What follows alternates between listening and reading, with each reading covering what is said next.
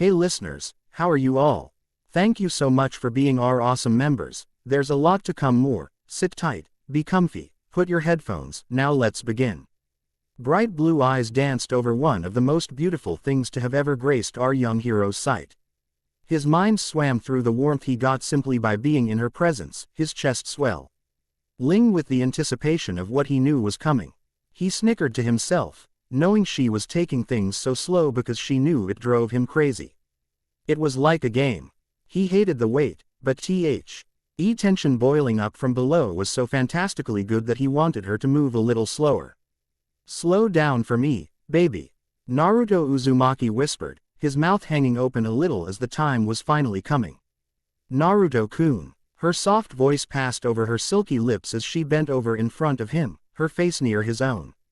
The blonde shinobi could literally see the steam between the two of them. Naruto-kun. You're so silly with that face, Ayame giggled, setting the bowl of ramen down before the teen, who laughed in turn. Ha, ha, I can't help how hungry I am, you know that, the tea. Ian admitted as he prepared to dig into the bowl before him. I know. But the way you were looking at me before I got here. I was starting to think you were going to, do something un-Naruto-like. Ayame surprised the ninja by sitting across from him, setting her elbows onto the surface so she could rest her chin in her hands. It was a little after 8 at night, and the Iraku ramen stand was barren save for their #1 customer. His stomach growled, but he couldn't bring himself to let loose his savage hunger on the food. Not with her looking at him like that.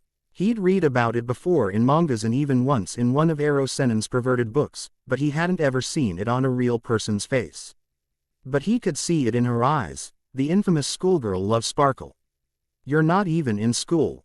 Naruto pointed at her, nearly knocking his bowl over. Are you?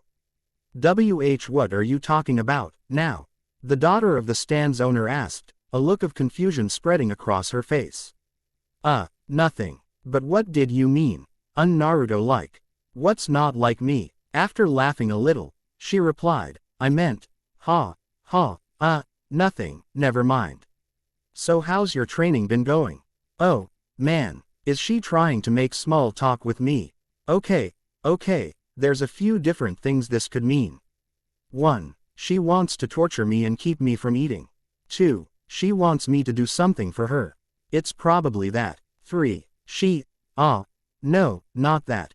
It's been great. I haven't seen Jiraiya in forever, so I've had to train alone, but that's alright. For now, you spend all day out by yourself. You're so dedicated, Naruto-kun.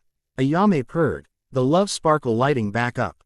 Going into his, yeah, I'm great, mode, he was of course oblivious to this. It's nothing for someone like me. After all, as future Hokage, I can't let a little thing like some time alone get me down. But what about your friend, Sakura? Doesn't she go to train with you?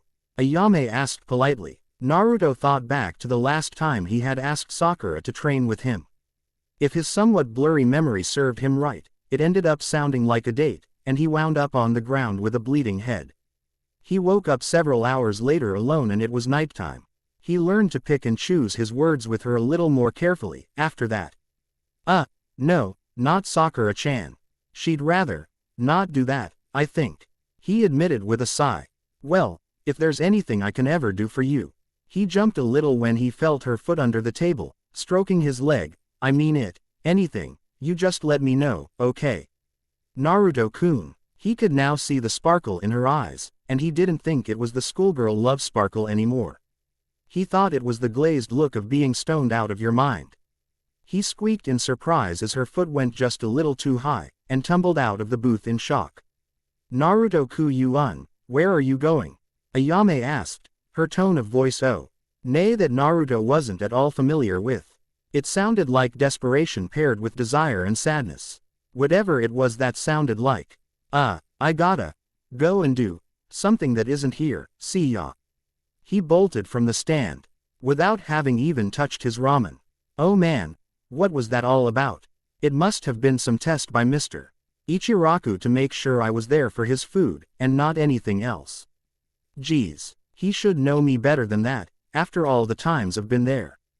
His thinking was interrupted by his stomach, which growled loud enough to surprise even him. He had forgot how hungry he was because of Ayame's little stunt. Great, now what am I gonna aya? His thought pattern broke a second time as a dark figure appeared before him, scaring the living hell out of him. He fell back with a shout, though he still drew a kunai out, and was ready to defend himself even from the ground. Still so shaky. What's Jiraiya been teaching you all this time? The voice was familiar, and the man offered a hand down to help Naruto up. Kakashi-sensei, it's just you. Don't surprise me like that, he shouted, sticking the knife back into his little bag. Relax, relax, actually, I guess I can understand why you'd be a little jumpy, the Junin admitted as he began to walk beside the teen, who was planning on making a straight line for his house. You can. Why's that? Well, I happened to see your little run-in with Ichiraku's daughter. Pretty funny, actually. You saw that? Naruto asked loudly, tripping over his own feet and stumbling sideways into a couple of garbage cans. Smooth, Kakashi commented. Yep, I saw it all right. Once I get these copied, everyone will see it, he said plainly, holding up a few pictures of their little meeting. There was an ECE side shot that showed Ayame's foot riding up a little high on him. WHWH what? Kakashi-sensei, how did you get those without me noticing? Why, you're kidding, right? You wouldn't do that, right? Nar. Yuto pulled himself out of the mess of garbage, and tried to swipe the photos from his old teacher. I'm a stealthy guy, Naruto, what can I say? And yes, I would copy these. Unless you come with me to see Tsunade, that is. The white-haired ninja stuck the photos back in his little bag, and changed directions, knowing full well that Naruto would be close behind. Old lady Hokage, what does she want with me? Is it a mission? The thought of a scandal with the ramen stand's daughter fell from his attention as he followed Kakashi. Well, sort of, yeah, sort of. That's not helpful. Is it a mission, or not? Well, sort of, Kakashi replied calmly, his tone nice and relaxed, just like always. Thoroughly pissed off, the teen crossed his arms and glared at the back of his teacher's head. Fine, be that way. Slowing down so that his former student could fall in stride with him, Kakashi looped an arm around the teen's shoulders. Okay, I will. Thanks for being so understanding, Naruto, he laughed. Like he didn't have a care in the world. Oh, and if Tsunade acts a little nicer than you're used to, just roll with it, okay? Well, here we are. Just like you asked, Kakashi spoke up, motioning from himself to the blonde beside him. They were in front of Tsunade's desk, in her dimly lit office. Tsunade's eye twitched a little as she replied, yes, I see that you're here. 2 hours later than I asked. You dumb ass. Don't be like that. He trailed off when he saw the fire burning in the Hokage's eyes. That meant it was time to shut up. Not that Naruto was particularly good at picking up on things like that. Hey, Grandma, we came over as soon as he found me. So is there a mission you wanted to give me, or what? He up and asked, his hands behind his neck, as he liked them. Kakashi half expected her to throw a brick at the stupid ninja, but the only thing that went his way was a warm smile and a few words, which was the other thing he half expected. Dawn. TBC and plan on sending you on any missions for quite some time, actually. K-kun. Did she just call me what I think she did? The teen found that, for once, he seemed unable to form words. Quote, but what we're about to tell you should help to clear some things up, for you, an energetic voice cut through the awkward silence that had fallen over the three in just a few seconds. The voice belonged to none other than Guy, the blue beast of Konoha. Beside him was his favorite pupil, the youthful Rock Lee. Both were decked out in their customary green spandex training suits. "An, what do you want to tell me?" He stuttered a little, looking at all of the faces around him. Lee, Guy, Kakashi, then two. Where'd old lady Tsunade go? He blurted out, the beautiful blonde no longer behind her desk. He whipped around, coming within an inch of the Hokage's chest, and freezing up. He was expecting a punch in the face, or a knee to the stomach, but what he got was a little better. Well, better is a matter of opinion. And Naruto wasn't sure what his opinion was, at the moment. The Hokage wrapped her arms around Naruto and pulled his face into her chest. She held him tight, rubbing her face in his hair and giggling a little. Naruto-kun, you're so dependable and hard-working. Have I ever told you how much I love that about you? And no. Can't. Breathe. Naruto struggled for life-saving air as he was smothered in the hug. Guy-sensei. Lee stammered, his eyes wide at the sight before him. Lee, don't look, it's not right. Guy replied, slapping his hand over Lee's own hands, which were clasped over his eyes. It's so much more serious than I thought it would be. To affect even Tsunade-sama. It truly is a most dangerous problem. The younger of the two in spandex exclaimed. I know, Lee, but with youth on our side, we will emerge victorious. How can we lose? The two began to laugh, teeth sparkling in the dim light of the office. Kakashi sighed, pulling out his perverted book and crossing the room to sit in Tsunade's chair. You've gotta be kidding me. It figures I'd be one of the people to deal with this. You two, see if you can pry her off of him long enough for an actual talk. The apparently bored Junin instructed the two in green, who lunged at the two with all of their strength. Several minutes later, Naruto was on the ground, hands over his head as he whimpered in fear. Lee and Guy were both sporting bruises and black eyes, but they had managed to pin Tsunade down after convincing her that Naruto liked it better when the girl couldn't move. He wasn't sure what they were saying at the moment, but he would soon find out. Naruto, I've got some good news, and I've got some bad news. Kakashi mumbled as he clapped his book shut, laying it down on the table. The good news, please. Naruto nearly shouted, jumping to his feet and clasping his hands together like he was ready to beg for it. Well, the good news is that you're gonna be a lot more popular around here. Quote. And what's the bad news? I want to have your babies, Naruto-kun. Tsunade exclaimed from the ground, the flush in her face not nearly as deep as those of the men in the room. Except for Kakashi, who seemed to think it a funny idea. I guess that's the bad news. No, wait, that is the bad news. A little reminiscent of your encounter with Ayame, no? He asked casually, like Tsunade hadn't just admitted wanting to bear Naruto's children. He waited for a response from Naruto, but was disappointed to find the boy unconscious and bleeding from his nose all over the place. He groaned, getting up from his seat, picking up the Hokage's glass of water from the desk. After pouring it out onto the teen's face, he waiting for the spluttering to stop before asking, are you gonna be alright? I can't talk to you about this if you aren't going to be awake for it. You're too ancient to be having babies, you old lady. Quit screwing with my head. The ninja exclaimed, rubbing his head with both hands, what the hell's going on? He turned to Kakashi for an answer, who motioned for him to calm down. If you'll be quiet and conscious for a minute, I'll tell you. Okay. Naruto nodded, but he was still shaking a little. Okay. Now, you may or may not have noticed this. Well, no, you've probably noticed it, but the ladies of Konoha have been treating you a little different. When Naruto raised a hand and opened his mouth, the Junin quickly cut him off. No, it's not because they finally see you for who you are. You're still basically a loser, to the majority of them. He felt a little pang of guilt for being so blunt with the young ninja, who hung his head in disappointment. Then what is it? Well, it happens to be the nine-tailed fox, actually. Demons have needs, too.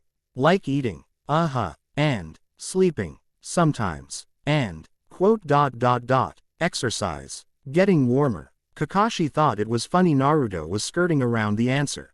He could just up and say it. But that would take the fun out of having his old pupil do so. Lee didn't see this as funny, and blurted out the answer. The nine-tailed fox wants doodles, Naruto. He shouted, his face red and his eyes wide. Doodles. Like, drawing. I could draw it something, I guess. Naruto mumbled, wondering where he could get some crayons. With a sigh that showed he could hardly believe the teen's cluelessness. Kakashi said, no, geez. The nine-tailed fox is ready to procreate, and is letting off an aura that women find irresistible. It only happens every few thousand years, but luckily enough. I mean, unfortunately, that time is now. It's attracting mates, you idiot. Mates. Whoa, hey, no thank you. I'm not ready to. His voice got real quiet as he said the last part, make love. Guy snorted a little, and even Kakashi snickered. Lee looked from one sensei to the other, wondering what was so funny about what Naruto just said. Tsunade opened her mouth, and would no doubt have said something inappropriate had Lee not clapped a hand over it. Don't laugh. This is a big problem. How am I supposed to deal with this? Baby making does not sound like a good idea, right now. You guys have gotta help me. Don't worry, we will. The copy ninja replied, rubbing the tear out of his one visible eye. Naruto could just imagine the big grin he had on under his mask. Even though it's hilarious on many levels, this is a serious issue that we have to focus on. We've all talked it over, and decided we can't simply send you away. No, Tsunade shouted, starting to squirm around under the grips of Lee and Guy. If you send him away, I'll break your necks and use your hollowed out skulls as fruit bowls. Yeah, so you're not leaving the village, Kakashi repeated. But Guy and I can't keep a constant eye on you because, honestly, we have things we have to do. So, you sound like you don't trust me. Do you honestly think I'd take advantage of anyone like that? He protested. If we weren't here right now, Tsunade would probably be on top of you within a few seconds. Now, do you honestly want me to believe that, A, you could get away from her, B, you'd even want to get away from her? I mean, come on, look at her, and see that you haven't had any impure thoughts ever, at all, about anyone. You can try all you want, but you're just another guy, when it comes down to it. Kakashi explained. Okay, fine, but if you guys can't protect me from raging female hormones, who will? He looked from one teacher to the next, and found that they were both pointing to Lee, who had an awkward smile on his face. What? Naruto shouted. He can't even land a date. He has no experience when it comes to getting women, so how's he supposed to understand them at all? He was conveniently overlooking the fact that he wanted to repel women, at the moment. My adorable student is the perfect candidate for this mission. Guy exclaimed, a light flicking to life out of nowhere, illuminating his eyes and setting off little sparkles nearby. He is a trustworthy ally and friend, who will do everything in his power to keep you saphados of women, everywhere. At least until we figure out how to stop the nine-tailed fox's mating aura. Kakashi pointed out, then you're free to make doodles with whoever you want. Stop calling it that, Naruto yelled, damn close to blowing a fuse. Lee will be staying with you in your home, too, to make sure no one sneaks in for a little visit at night. Since we can't keep you out of sight for certain blonde reasons, you'll just have to try and get by as best you can until we can figure this all out. If you can stay away from any girls and women, that would be helpful. Whatever you do, don't do anything to anyone. Kakashi pointed a stern finger at Naruto. You mean, with anyone, right? Sure, that's what I meant. And lastly, for God's sake, don't go anywhere without Lee. Lee, Guy shouted, I am counting on your youthfulness and morality to shine brighter than it ever has. Our good friend Naruto is in need of a true friend, and to keep youthful, one must have truly good friends. Do you understand? Yes, Guy-sensei. I will not let Naruto have doodles with anyone or anything, even himself. Lee shouted, saluting his teacher. Damn it, if any of you say that again, I'm going to break your face in. The troubled blonde ninja shouted, moving for the door. All right, Lee, on 3, let go of Hokage-sama, and then run with Naruto as though your lives depend on it. Do you Guy trailed off. When he saw that Lee had already rushed off after Naruto, leaving him and Kakashi alone with Tsunade, who was sitting back at her desk. Wait, what? It looks like when he isn't around, there's no difference with the women, at all. She's completely back to normal. Kakashi mumbled, staring at Tsunade in wonder. What are you idiots gawking at? Get out of here, I've got business to take care of. She pointed at the door for them to leave, and the two quickly obeyed. It's like she doesn't remember a thing. Guy whispered to his rival as they entered the hall. I wish I didn't remember any of this. I don't know whether to feel bad for Naruto, or want to kick his ass.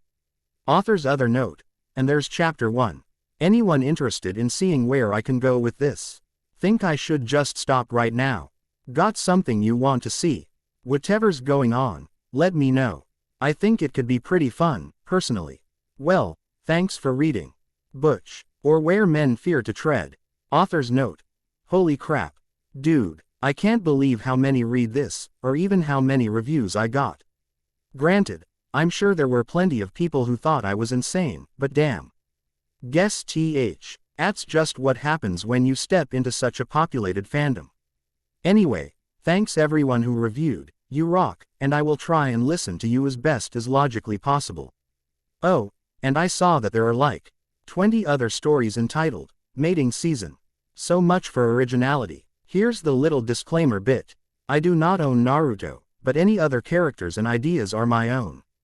Enjoy. Naruto flew back, scraping along the ground for several yards before flipping up onto his feet. He skid to a stop, lunging back with a shout, kunai drawn. His opponent was fast, and able to dodge nearly anything. Definitely had no problem dodging the blonde's attacks, that was for sure. Moving so fast it was as though they were a blur, the two dashed around the training grounds, sparks flying as knives connected. Knuckles cracking as punches landed.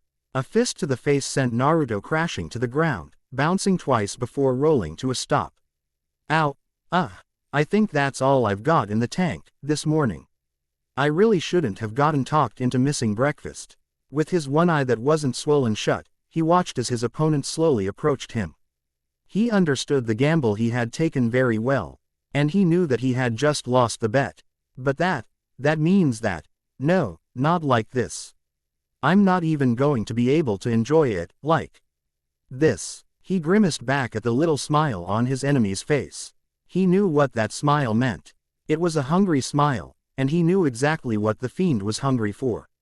Time to pay up what you owe. Now, the voice taunted a little. The smile all the more evident as the words came out. I'll never let you into my pants. Naruto groaned, trying to push himself up. He fell face first when his enemy smacked him in the back of the head, laughing. You don't have to say it like that, Naruto. Lee laughed, sitting beside his defeated training partner. After all, it was your idea to make the bet. Now you've lost, and lunch is on you. Break out that wallet, and let's go get something to eat. Even though he had to pay, the thought of food was enough to energize Naruto enough to stand up, and begin the walk towards the village. Don't forget, Lee called after his new roommate, as he hurried to catch up to him. When we start getting close to the village, you have to perform the girl technique. I know. I did it on the way here, didn't I? Come on, I'm starving to death. Shikamaru Nara sighed deeply, hands in his pockets as he made his way through the streets of Konoha. He knew today was going to be a crappy day. He had one of those sinking feelings in his stomach. After all, when Ino leaves you a note at your doorstep, asking to meet you for lunch, well, how else would a crappy day start? Thinking logically, there's no way she could possibly want to see me for anything other than to ask a favor, the gloomy ninja thought, rubbing the back of his head, but, why me? She couldn't have asked Choji, or someone else. The words of his father came fluttering back into his head, where he wished they weren't. Shikamaru, you're getting older, but you still haven't taken an interest in any girls. I'm honestly getting a little worried. His father looked him up and down, wishing he'd take his hands out of his pockets and take this more seriously. Worried about what? Shikamaru asked in return, perhaps a little quicker than he should have. Well, if you're not interested in women, there's only one other thing that it could be. Just stop talking, you're embarrassing me. And yourself. Look, I'm outta here, I'll be back later. He moved to leave, knowing his passive dad wouldn't stop him. Where are you going? Opening the door and glancing over his shoulder at his dad. He smirked. I'm gonna go play power tools with Choji, he admitted. I'll let you think about that. Of course he wasn't actually going to do anything with Choji, or his tool. Unless Ino had a mind to. Damn, no. What his old man had said must be bothering him more than he thought it was. Sure, Ino was easy on the eyes, but goddamn did she work a number on your ears. It was constant, just talk, and a lot of the time it was whining or bickering. Still, no, not still.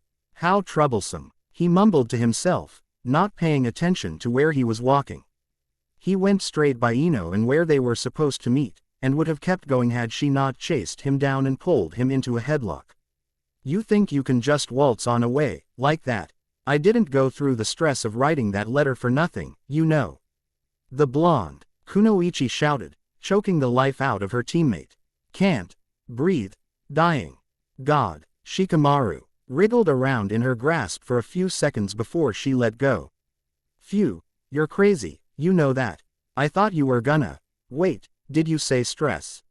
He broke off, giving her a quizzical look. Ino mumbled something, looking away to hide the tinge of color in her face. What was that? I said. It was tough to write that letter to you. She said, so quietly he almost didn't catch it.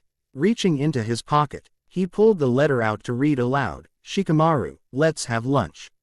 I'll see you by that curry place I like. Ino. He concluded the letter in a bland tone, looking at her like she was stupid. Hey, don't read that out loud. It's very personal. Ino grabbed the letter out of his hands, throwing him a pouting look. That's right, but quickly stopped when he saw the sad look in her eyes. Hey, I was just kidding. You don't need to get emotional about it. She turned to leave. I don't even know why I thought was a good idea, at all. Forget it. She would have stomped off. But a firm grasp on her wrist held her to the spot. Shikamaru pulled her around, and she stumbled up against him. He hadn't meant for her to be so close, but now that she was, he felt a little awkward. He looked down at her, seeing the slight glimmer of tears in her eyes. He felt a stab of guilt. Really, I'm sorry. I didn't mean to. He was slowly leaning down to her lips, and she was ready to let him have them.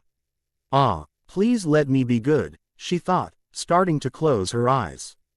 Before they closed completely, however, she felt a strange sensation like she'd never felt before. She felt herself convulse a little, and heat shot through her body like fire on oil.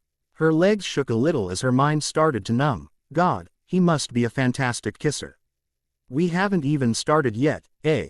I'm having an org. Her thoughts were cut short by the loud voice of Rock Lee.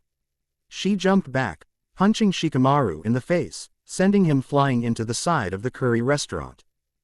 How dare you try and molest me like that? And in public, nonetheless, she shouted, hoping Lee hadn't misunderstood. She was rather relieved to find that the youthful ninja didn't even seem to know they were there. He was talking with the most beautiful blonde girl to have ever graced God's green earth. The two entered the curry restaurant, and Ino felt that it was her duty as a gossip to know everything possible about this girl. Without the girl seeing her, just yet, she scooped up the barely conscious Shikamaru, and threw him into an empty booth a safe distance from the girl and Lee, so she could observe her, them. That's what she meant. Naruto, decked out in a pink miniskirt and white tube top, couldn't help but think that he looked a little bit like a hooker. He had never gotten so many looks from guys, though, and that gave him a sick feeling of self-satisfaction.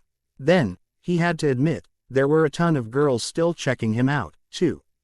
He assumed the only thing keeping them away was his sexy jutsu. Because Lady Love wasn't particularly popular in Konoha. Naruto, look at this, look at this.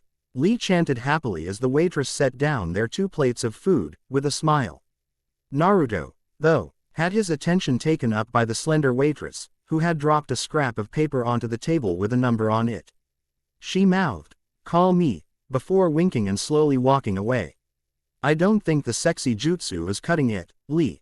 The blonde whisper yelled. Lee didn't appear to have heard him, though, over the sound of his scarfing down the plate of curry. "Hey, I'm serious. Look at all of the girls who followed us in here." Lee took a second to raise his head and scan the little restaurant. A second ago it had been nearly empty, but now they had a 2-hour wait, and had girls standing around outside waiting for a table. With a chuckle, Lee exclaimed, "They're just attracted to our youthfulness." Who wouldn't be? He flashed Naruto a thumbs up, and continued to work on his food. "Yeah, well, I'm gonna haul my youthfulness to the bathroom. I'll be right back." Naruto stood up, but Lee had him pause for a quiet reminder, "Don't forget to sit." With a shrug, the Londa pushed his way through to the ladies' restroom. Lee watched him go, but quickly continued to eat. He heard someone practically shout that they needed to use the restroom, too, but he didn't pay any attention to it. Relieved like no one's business that the bathroom was empty, he pulled open the door to one of the many stalls, and stepped inside. Making sure he locked it, He reached down to lower his boxers and expose his manhood. Sit down, Lee says. Ha, he might have to look like a girl, but he'd be damned before he succumbed to their way of life. As he stood there, letting nature take its course, he began to feel a dark sense of foreboding. It felt like, he couldn't explain it. If he tried to think up a word for the heavy feeling in the air, he'd have to say it was more like lust than anything else. But that was ridiculous. There's no way he'd be able to pick up on something like that, and who could possibly be lusting after him in the women's bathroom? A kunai jammed into the lower hinge of the door. The screws busting out as inhuman strength pried the door away from its rightful place. Scared half out of his mind, Naruto stopped what he was doing, whipping around to stare Ino in the face. The glint in her eyes was enough to let him know that he hadn't imagined that cloud of lust. He stuttered a couple of incomprehensible words, breaking out into a cold sweat. Ino had no idea what it was about this girl, but she could hardly even think at the moment. It was like she didn't even have control of herself. She wanted one thing, and only one thing. Granted, she wanted that one thing over, and over, and over again, but still, it was one thing. Her eyes wandered down low, and widened when she saw why the girl hadn't been sitting down to use the toilet. She looked from a girl's face, to a girl's chest, to a guy's baby maker, and then back to her face. Naruto jerked his boxers up, thinking his head was going to explode from all of the blood rushing around. He thought Ino was gonna freak out. But she actually seemed happy with this development. Ooh, kinky, she squealed, pushing Naruto down onto the toilet, and straddling his lap. Before he knew what was happening, he had a gorgeous blonde girl kissing him all over his neck and mouth, and he thought he was gonna black out and get raped in the stall. Wait, in a stall. He pushed Ino off of him, leaping out of the stall and rushing for the door. He stopped a couple of feet short, staring at the seals all over it. Oh no you don't, you little minx.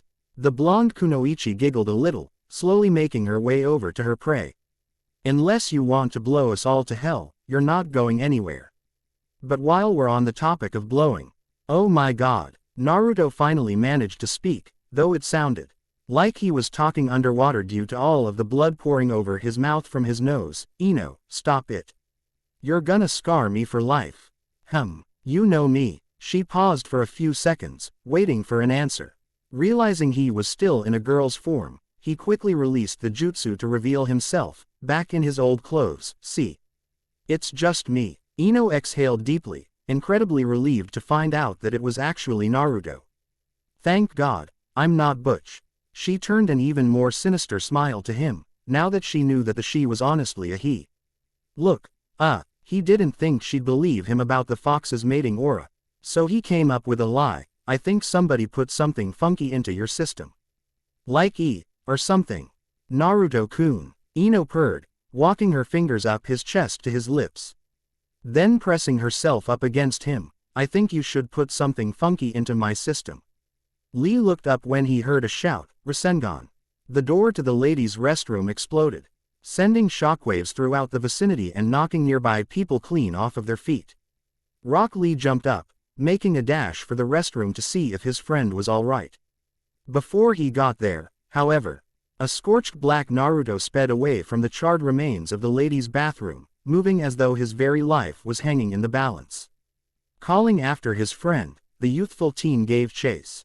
Naruto, what happened? It had been maybe 4 seconds, and they were already several hundred yards away from the establishment, though the blonde ninja showed no signs of slowing down.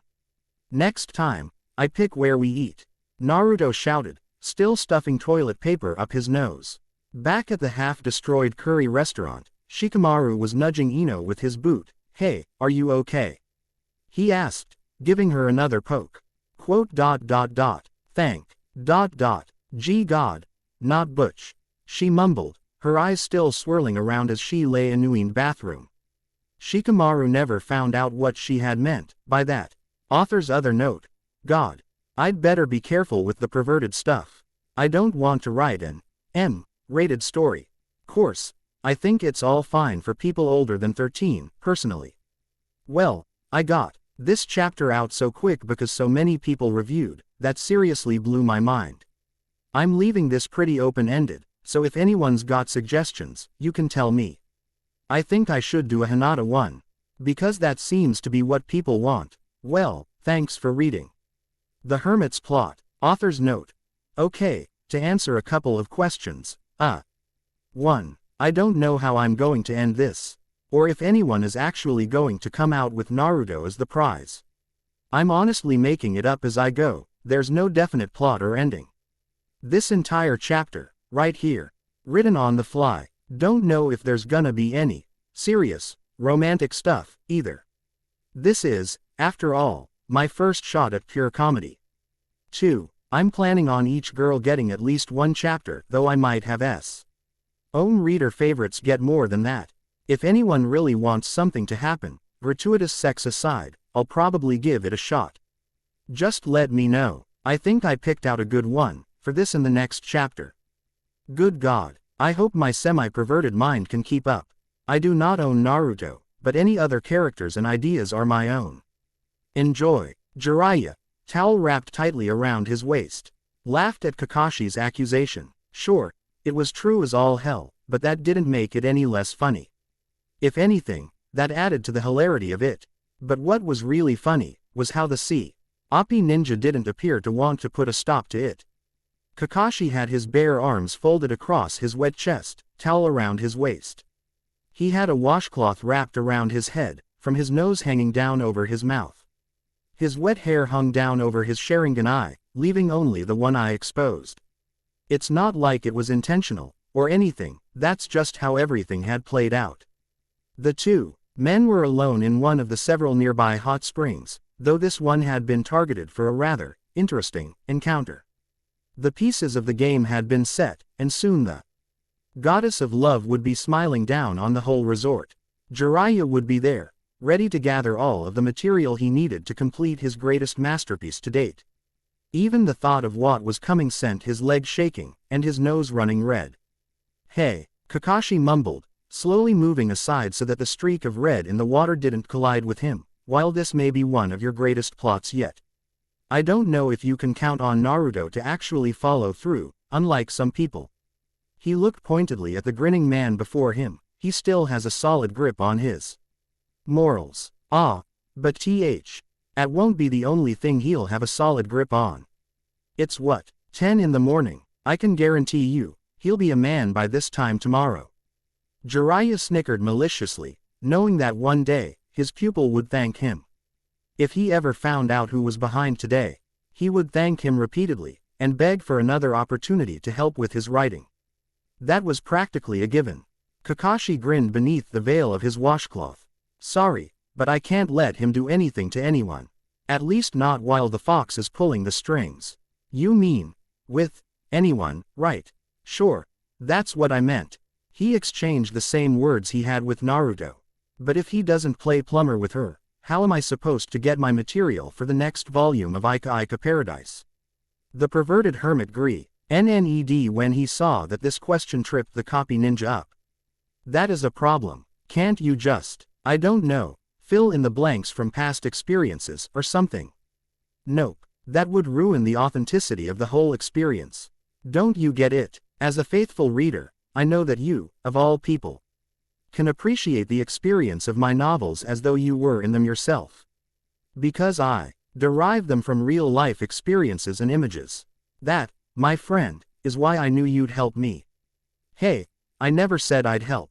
Actually, thinking about it, you won't need my help at all. It'll be possible for you to convince Tsunade to let Naruto leave the village, even if it's only for a single day. He can't leave without her permission, either, or he'll be labeled as a missing ninja. That wouldn't end pretty. Oh ho, ho, ho. You underestimate me. Jiraiya laughed, swinging over to slap Kakashi on the back. He's already on his way. With a frown, he turned to look the legendary man in the eyes. What did you do? He asked, suspicion riddling his voice. Don't be so worried. I had a nice sit down with our beloved Hokage, and after she tried to tear off my 5 most precious appendages, You mean your arms, legs, and head, right? Kakashi cut in. Well, not the head you're thinking about. He sighed when Kakashi lowered his head, fingers to the bridge of his nose. She's scary, we all know it. Anyway, she went a little psycho when I mentioned Naruto by name, but after a couple of minutes she settled back down, and I asked her in a more discreet way. She doesn't know he's coming here, does she?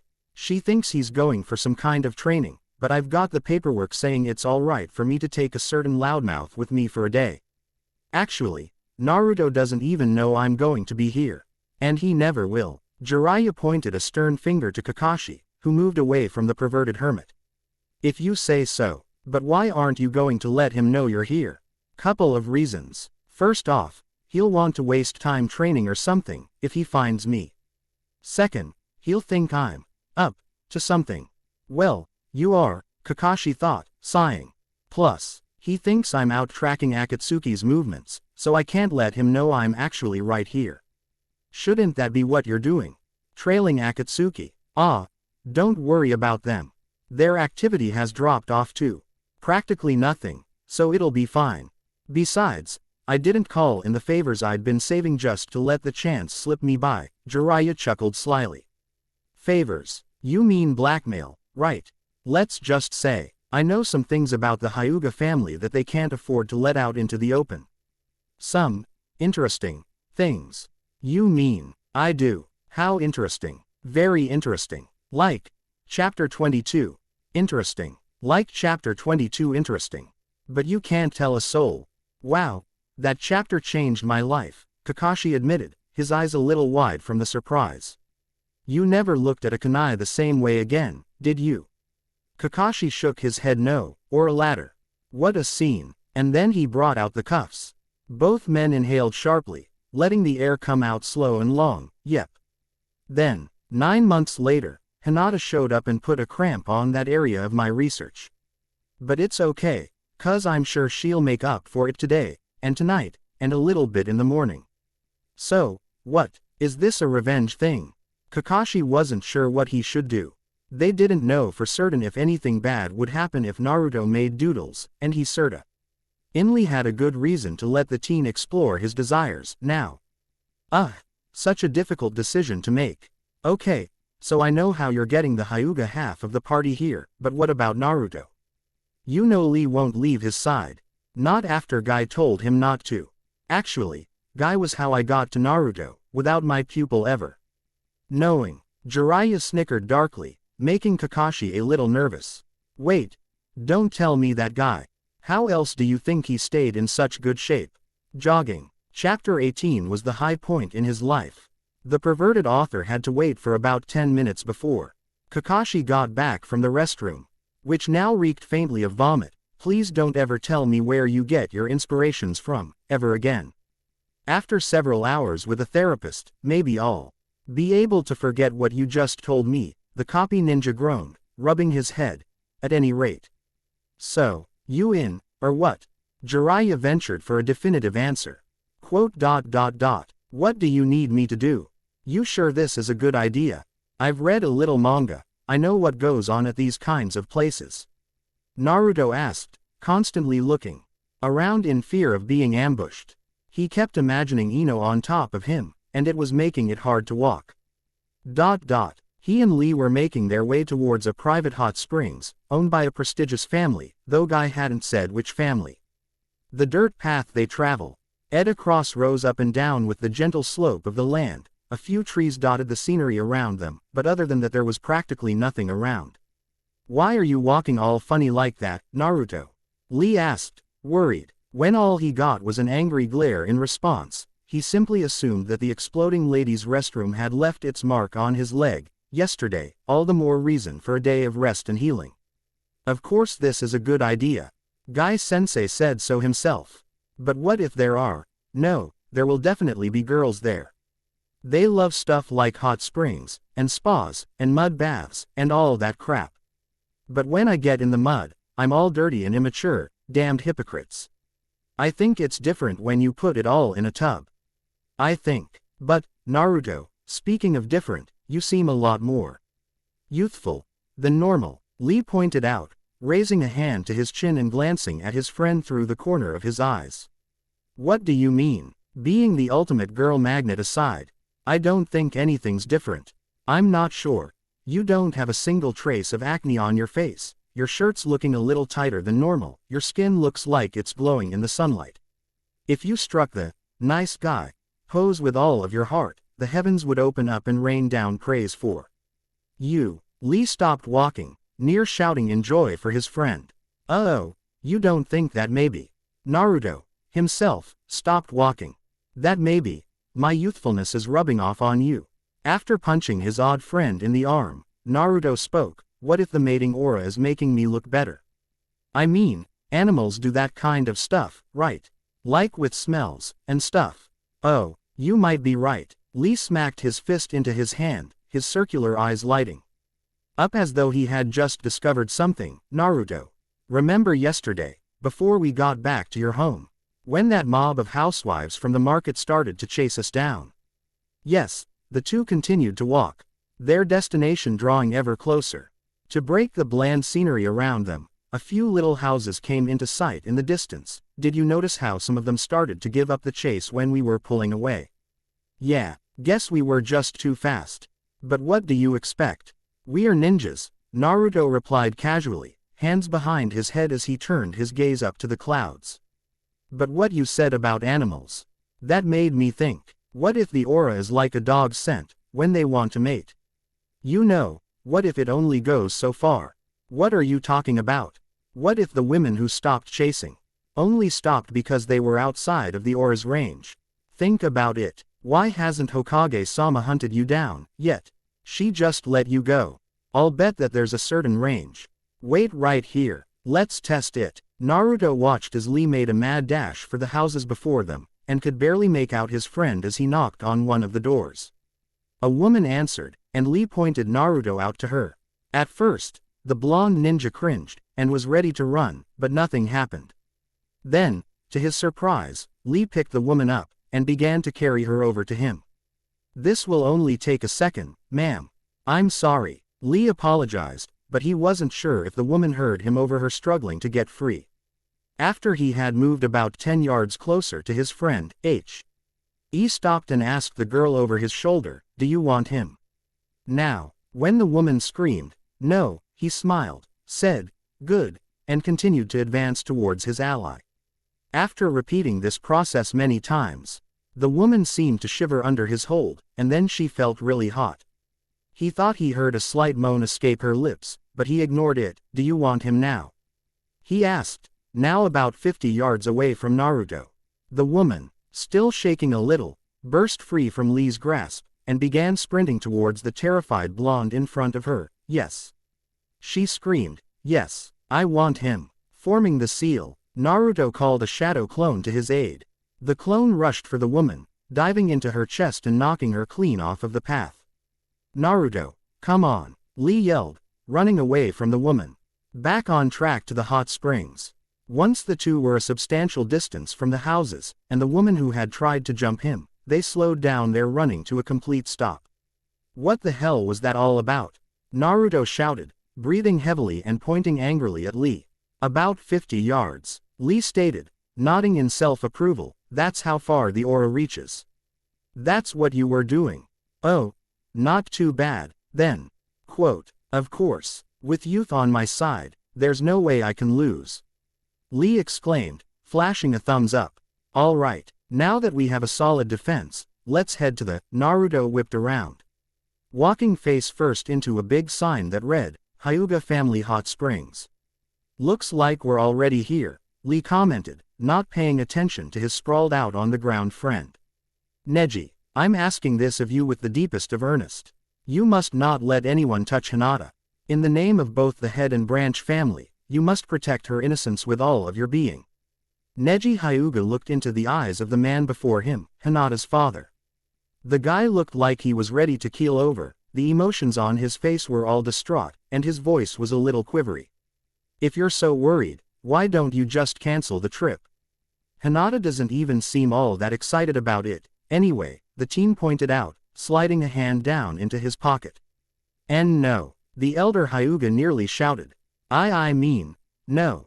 She has been training very hard as of late, and I feel that she must go and relax for a day, and a night, and some of the next morning. As he said these words, he paled in shades until he was as white as Lee's teeth. Quote. Are you sure? She could just rest here, if you'd prefer. I'm sure she wouldn't mind at all. This reservation you made so long ago only just got brought up, so she had to cancel plans of her own to make it. She could just do what she had planned on doing before. Don't be foolish, Neji. But more importantly, don't let Hinata be foolish. As he said this, he clasped both hands on Neji's shoulders, bringing his face up close to the teen's. Swear to me on your life. Swear to me that you will not leave Hinata alone with anyone. Oh okay, I won't. I gotta go. Now, she's waiting out front. With those words, Neji hurried out to meet with Hinata. With a sigh, the elder Hyuga watched his only hope leave. Damn you, Jiraiya. I don't know what you're up to, but if anything happens to Hinata, I wonder what that was all about. Neji whispered to himself, sitting at the end of a redwood bedframe. The room he and Hinata were sharing was like all of the other rooms the Springs had to offer. Dark blue carpeting and bed linens, exotic-looking potted plants, classy white love seat in front of a cozy fireplace. This place was good to go. Did you say something, Neji-kun? Hinata asked quietly, stepping into the room with nothing but her towel on. Just wondering what you'd like to do first, Hinata-sama. Let me change. I'll be ready in a second. With that, he entered the bathroom she had just exited to get undressed. Neji-kun wants to do things with me. I hope everything's alright, she thought, sitting where he had been a moment ago. She gasped a little as she felt an explosion of heat, and arched her back a little as she exhaled deeply. She had no idea what had caused that feeling. But she wanted to find out more than anything. Comply Neji. She left the room, following her gut to the source of that incredible feeling. Author's other note. Sorry, no fun sexual tension this time. This wound up being a bigger chapter than I thought it would, what with the plot holes I was filling up, so the comedy was kept to a minimum too, I know. But the next chapter will be all a boo. Hinata and her attempts at Naruto's innocence, so look forward to that. Thanks for reading. Why People Go to Hot Springs. Author's note. Sorry for not completing Hinata's turn in one chapter. It would have wound up being way too much for one sit, though, so I decided to split it into two. This one is about her, Naruto, and all those who would get in the way, though, so here you go. Damn, people are either going to hate this chapter or love it. I don't think there's an in-between when it comes to Hinata. I do not own Naruto, but any other characters and ideas are my own. Enjoy. The hairs on the back of Naruto's neck stood up on end, and he felt a cold shiver shoot down his spine. He, along with his trusty chastity belt known as Lee, was soaking in one of the many hot springs found on the base floor of the beautiful lodge. Something in the air, though, it was scaring him. It was like, he thought that it was like what he felt back in the curry restaurant's bathroom, right before Ino attacked him. But this was in another league of its own. If he wasn't sweating from the heat and steam from the springs, he would have been sweating buckets from the pure, unadulterated sexual tension in the air. Even Lee, who was generally blind to feelings such as the one in the air, froze up and looked around as though an enemy were approaching. Do you feel that? He asked in a hushed voice, his eyes slowly scanning the foggy area. All he saw were stones, doors, and steam. But I didn't see a single person inside, other than the old man in charge. I thought that we were the only ones here. Naruto whispered, backing into the center of the water, where he was least like to be taken by surprise. Lee did likewise, fists raised into his fighting stance.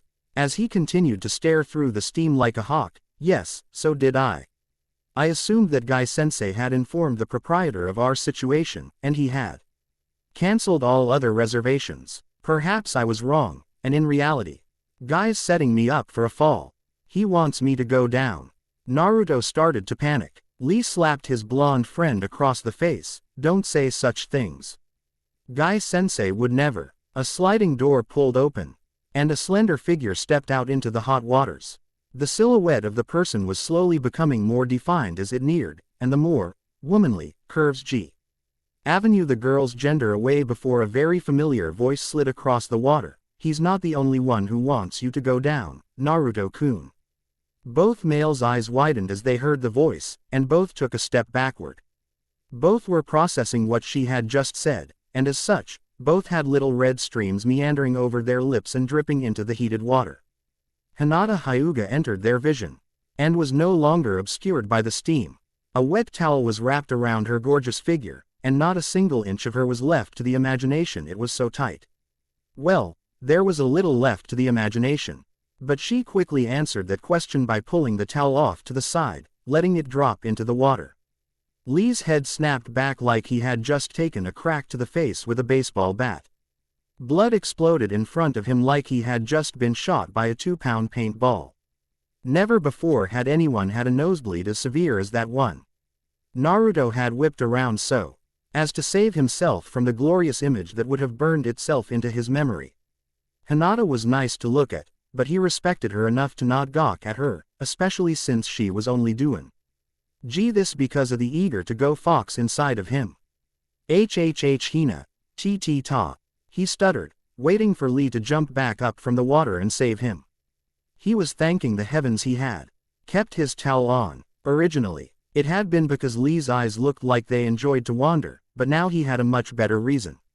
Or, maybe the other reason was better. His back still turned to his fellow genin.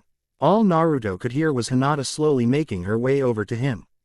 God, she was moving pretty slow. Ino had just jumped right on, ready to play cowgirl before he could even remember his own name. Without really meaning to, he found that he had turned to look at what was going on. Lee was on his back, floating on the surface of the water. He had a strange mixture of happiness and pain written across his face. He was out cold, and judging from the sheer amount of blood covering his body, he wasn't going to be getting up for a while. Naruto shivered in what he prayed was terror when he saw that Hinata was nowhere to be seen. Sliding her arms over his shoulders and placing her hands on his firm stomach, Hinata pulled into a hug from behind her blonde crush, Naruto-kun. "I've never been with a man before," she whispered, taking a playful nip at his ear as she did so. She didn't know why she was acting this way, but it felt so good she didn't even care, at this point. Naruto felt his knees go weak, and his head got fuzzy. She was so close, and more than willing to succumb to any desire he had. As he thought this, he wondered if he was gay when the first thing he thought of was having her make him some ramen. No, I need to say something, or I'm gonna end up making doodles with her in a bowl of ramen. So, you've been with a woman, then? He stuttered, his GTH slowly returning to him through his terrible response to her previous statement. If you want me to, Naruto-kun. She closed her eyes a little as she blushed a bit harder. I think I could convince Tenten to give it a try. She fell forward, Naruto no longer there to support her. How had he slipped away without her noticing? But the chase would make it all the better. She swept her towel up, covered herself and rushed off, following that wonderful feeling while calling out to her crush. Damn, Jiraiya shouted, pounding a fist onto the branch beside him. That would have been great. Perched up in a tree, binoculars and infrared technology clasped in his hands, the perverted hermit let out a deep sigh as he shook his head in disappointment, pulling the earpiece out. Ashi appeared beside his partner in crime, a little surprised at the willpower Naruto was displaying.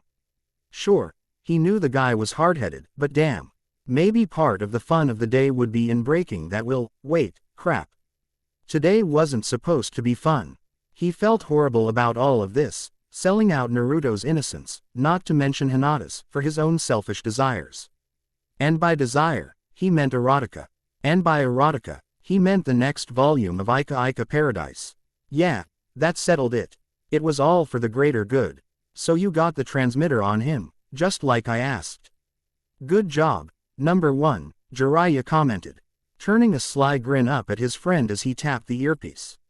Nothing I couldn't handle, stuck it in his hair while he was getting undressed. Luckily for me, you didn't teach him very much. The copy ninja stated bluntly, turning his attention to the hot spring as the door slid open a second time, this time the old innkeeper stepping out. You'd better take care of him. Oh, and do something about Lee, too. Then, once you take care of the other Hyuga, you'll have completed your mission. The lecherous Sanin stood up. I've gotta keep on the move to get the best view. Good luck. Kakashi flickered out of sight the same time as Jiraiya did. Now beside the innkeeper, who was asking out loud what all the noise was about. He delivered a quick jab to the neck, rendering the man unconscious. He laid him out on the wooden floor, then made his way over to Lee, who was beginning to stir from his blood loss-induced blackout. Kakashi, is that you? Lee groaned, slowly getting up on he dreaming. Here, take a puff of this, you'll feel better. The Junin handed his rival's apprentice the alcohol inhaler he had gotten from Anko. What a night that had been. What is it? Medicine. Well, it makes pain go away, and it's the best cure I can think of for ugly, so, sure. Lee lifted the inhaler to his mouth, and pushed the button in. His face flared up as the alcohol hit, and he raised a finger before saying, "Gee guy-sensei. I don't think you should see him anymore. He's bad for you." He fell face first, drunk out of his mind. Wait, what? Surely, he had misheard.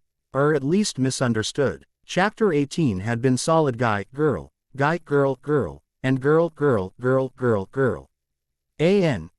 Don't get mad, ladies, I found that offensive, too. Enough to interrupt the story, sorry. Dragging Lee over to the innkeeper, Kakashi smirked a little. She showed me how to get enough in there to make even me a little tipsy. Even if you do go kinda psycho when you get a sip of the stuff. You definitely won't be going psycho, this time. He set the defeated Lee beside the innkeeper, and turned to walk away. He had gone a few steps before he wheeled around and bent down to grab Lee's hand. He set the youthful hand on the old man's bottom, and stepped back to look at the scene. He nodded in approval, snickering a little bit. You know, no matter how many times I see it done, it's always funny. Maybe today will be a fun day. It had been a little over 10 seconds since Naruto had fled the hot spring to seek refuge inside the lodge. He was darting around so fast that he was completely dry, and his towel was getting there. He could hear her only a few steps behind, though, so he never stopped moving. Speeding through the halls of the 5-story building, he knew that at some point or other, he would be able to get the 50 yards he needed in between the two of them. In fact, he had a great idea as to how to shake her loose. Kage Bunshin no Jutsu, he shouted, forming the seal. 3 copies popped into sight around him, and they all split up to take different paths down the 4-way intersection of the halls. Try and catch me, now. The 4 laughed, all while still running for dear life. Hinata, producing 3 kunai from God knows where, slashed at the throat of the Naruto that tried to dash past her, and the other 2 out to the sides and down the halls. One Naruto fell to the ground with a nice section of his throat ripped out, vanishing in a cloud of smoke. The other 2 took kunais to the back of the head, disappearing with a pleasant popping noise. The remaining Naruto, the real one, saw all of that happen as he looked over his shoulder, still pumping hard to get away. Oh my god, he shouted, tears leaking from his eyes. He wasn't sure if he was seeing bloodlust or just good old natural lust in her eyes. Naruto-kun, where are you going? She called after him. I want to. I can't hear you, I can't hear you.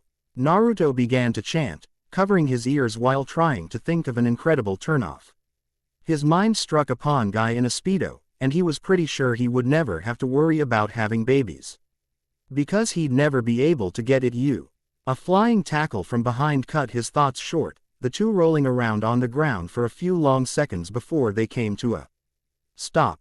Hinata perched on top of our unfortunately fortunate hero. Still a little dazed from the tackle, he didn't have time to push her off of him before she was working on the knot at his side to free him of the damnable towel. Hinata-sama, are you over here? What's with all of the? Neji, now wearing only a towel, turned the corner, not sure what he was going to find. Hinata had just run off without a word, and then he had heard all of these noises. It sounded like a chase, and he was half expecting a battle. What he saw, however, was something he never would have imagined. Naruto, what the hell do you think you're doing? Neji roared, stomping across the 15-foot gap between them. Neji, thank God, you've gotta. The helpless blonde ninja didn't get to finish his sentenk. Before an angry kick was directed to the side of his face. How dare you try and do such a thing to Hinata-sama? I'm ashamed of you, the male Hyuga spoke in a condescending tone, shaking his head. as he took Hinata's arm and lifted her off of Naruto. He wasn't really paying attention to the fact that she was the one on top. He turned his back to the lecherous shinobi, still grasping Hinata's arm. But it wasn't my fault. You expect me to believe that Hinata suddenly went sex-crazed and jumped you. If you really knew her, you would know that was one of the most ridiculous things you could ever say. HMPF, like. Sensei-like pupil. Ah, Neji, help me, clenching his fists in anger. Huh. Neji looked at his hands, which had a lack of Hinata's arm in them. He spun around, his eyes near, popping out of his head when he saw that his cousin was back on top of Naruto, doing her damned best to get the towel off. He couldn't believe it. Naruto was the one trying to stop her, not the other way around. Realizing Neji wasn't going to be a lot of help, the likely-to-be molested ninja formed a seal, creating a shadow clone to save him. The clone grabbed Hinata, jerking her off of Naruto, who scrambled to his feet and behind Neji. He watched in horror as Hinata broke free from the iron grip of his shadow ally, spinning around to throw a kick up between his legs. The clone didn't even get a chance to vanish. He took a gentle fist to the chest, and was sent flying across the room. He busted through the wall and flew out over some of the springs, disappearing before he made contact with the water.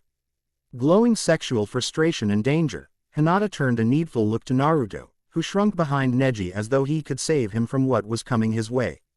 Jiraiya, from his new spot on the other side of the lodge, watched as the clone burst through the wall and plummeted on down. He opened his mouth. Holy she. Hinata-sama, what is the meaning of this?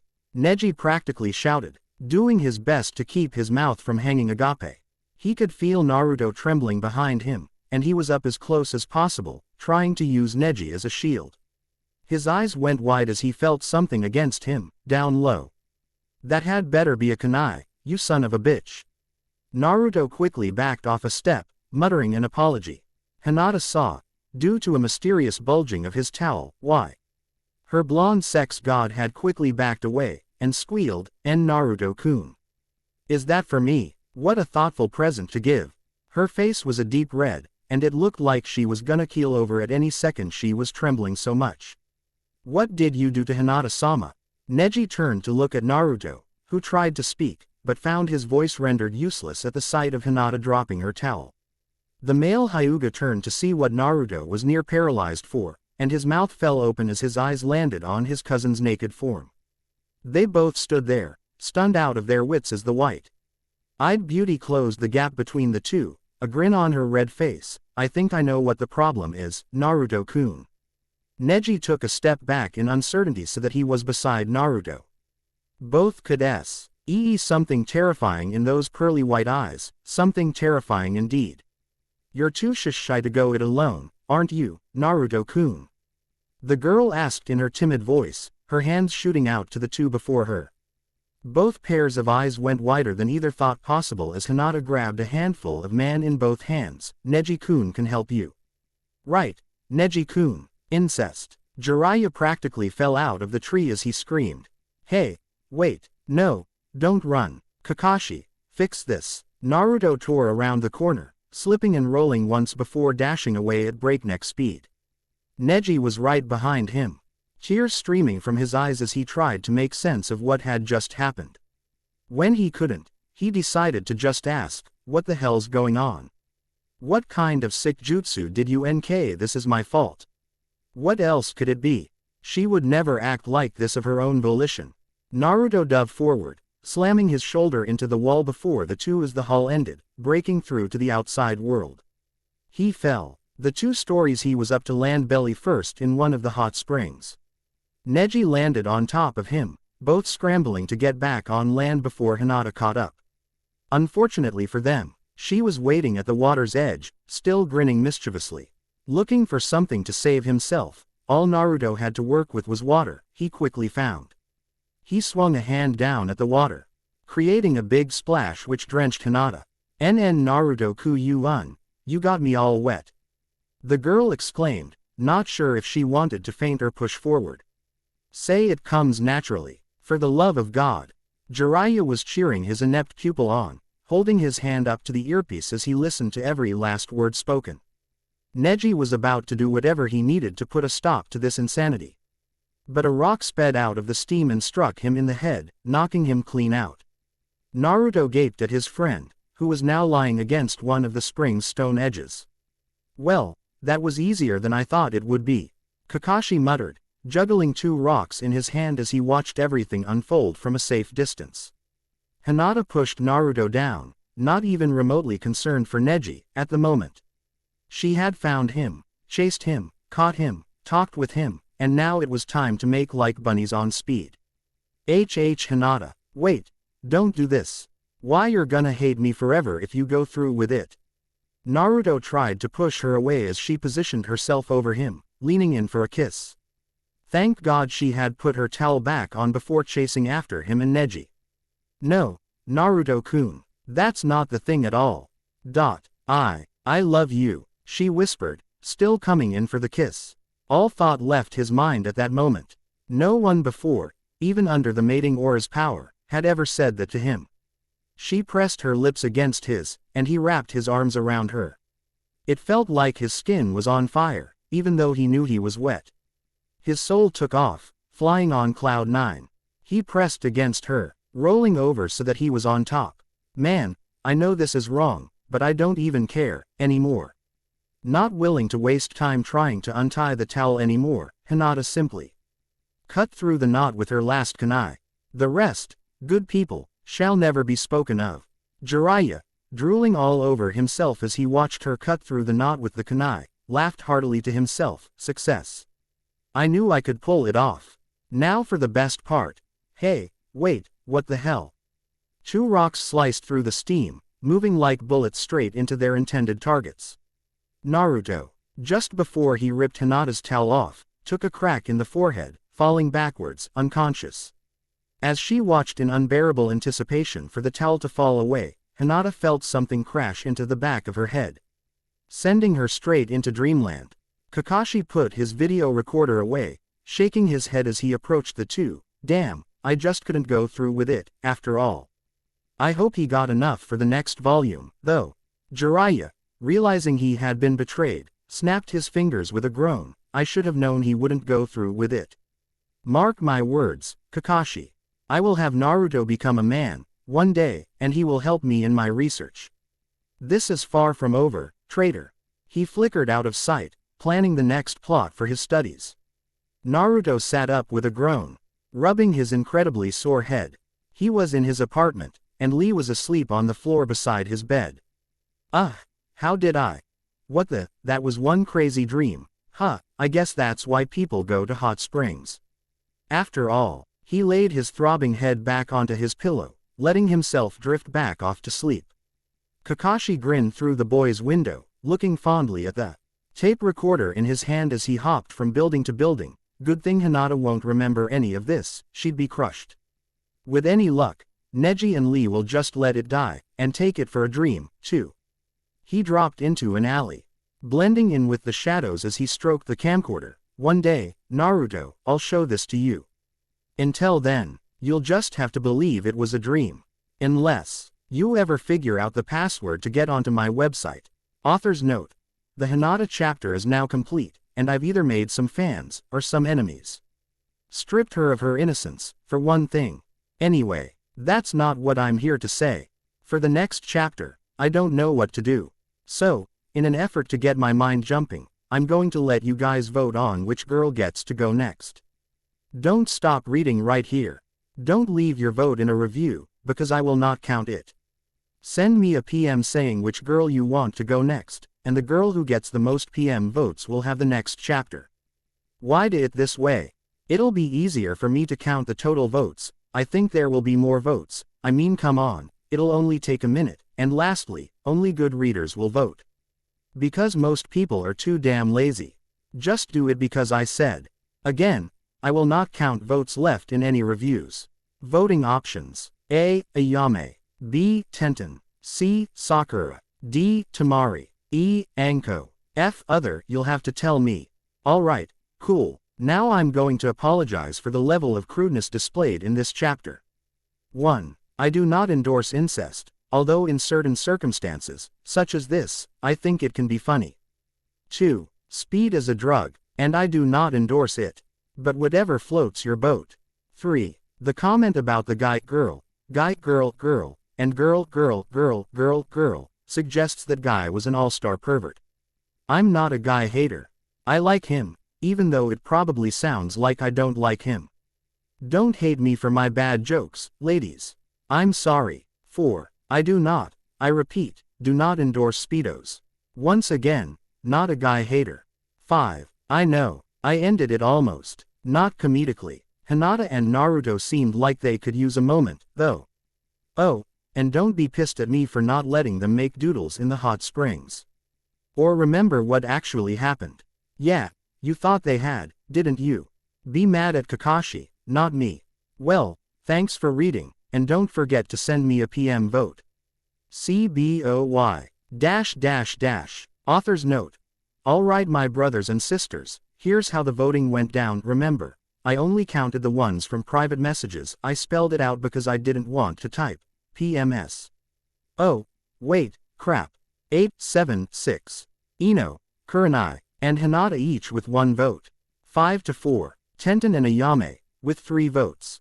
Ayame did better than I thought she would. 3. Sakura, with 4 votes. This is good, as she'd probably make a good finale. 2 to 1. Yeah, we have a tie. I keep getting votes every day or two which either ties these two up, or puts one ahead until the next vote comes in. The cutoff line of my patience has been reached, however. So I will be the deciding vote between Temari and Anko, each of who have 8 votes. I vote for, well, I wanted to use Temari, at first, but I think Anko sounds better, so I choose Anko. I'll also be handling Tenten in this one, for those who care. Should be a good time. Before I get to the Anko-esque goodness. It's okay, you don't have to read the rest of the author's note if you don't want. Go ahead and start the chapter, it's just a thank you. I want to thank everyone here for putting this in over 10 different C2s, for having 50 plus people put this in their favorites, for over 100 reviews. And for 10,000 hits. Not to mention having over 100 people put this on their alerts. You guys kick ass, or rock, whichever you prefer. I do not own Naruto. But any other characters and ideas are my own. Enjoy. Hinata. No. You're doing it wrong. Lee sat up, rubbing the sleep out of his eyes as he looked around for the voice that had disturbed his sleep. You've gotta blow it more, first. Our favorite green spandex-wearing friend felt himself tremble a little as he heard those words, and realized docking in his sleep. Maybe sleeping on the floor beside the teen's bed wasn't all that great of an idea, after all. Not if he was going to be having those kinds of dreams. He looked over to the clock. It was already 7. The sun was coming up, he now noticed. What had happened yesterday that had him exhausted? And what was going on with his throbbing head? He felt like he had, but that was impossible. He didn't drink alcohol. If you want the juice, you gotta suck the. Hinata, you're so cute. Lee's eyes widened a little as his mind fell into the forbidden zone, and he shot up while shouting, Naruto. That's too youthful. Startled, Naruto tumbled out of the bed and fell at his guard's feet. Hey. He grumbled loudly, why did you do that? I was having a really good dream, too. It was too good, Naruto. How can you expect to save your chastity if you act like that in your sleep?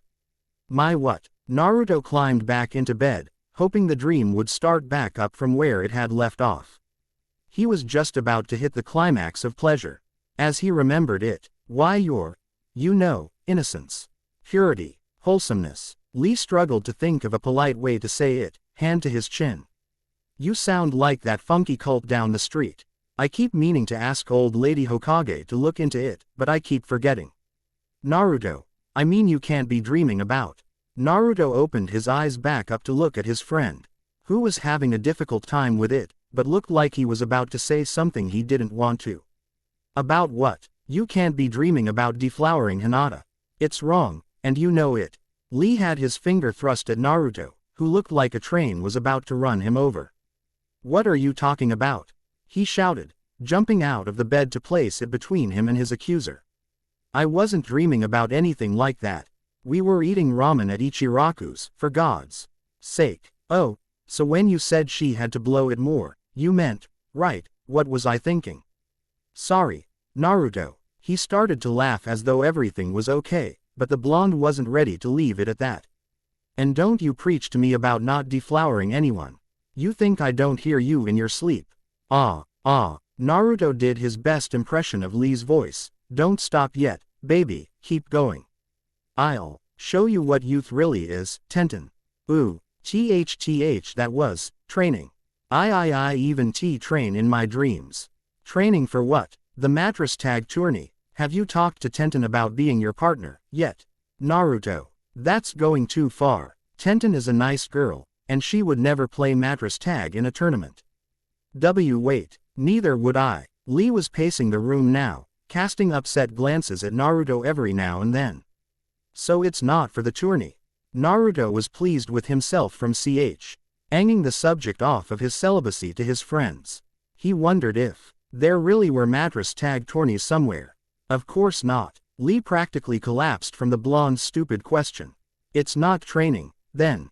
It's just for fun. Exact. No. The point is, why were you dreaming about Hinata, anyway? We haven't even seen her in weeks. The bob-haired ninja asked quietly. That's a good question. Unknown to the two of them, only yesterday they had come very close to committing various misdeeds with the Hyuga girl. Subconsciously, Naruto's memory was kicking into overtime to create a very pleasant dream with the girl, that would have ended up being the greatest dream of his young life. The contents of said dream will be left unspoken, as is fitting such private things. Do you think maybe I want to see her? Even if that is it, you can't.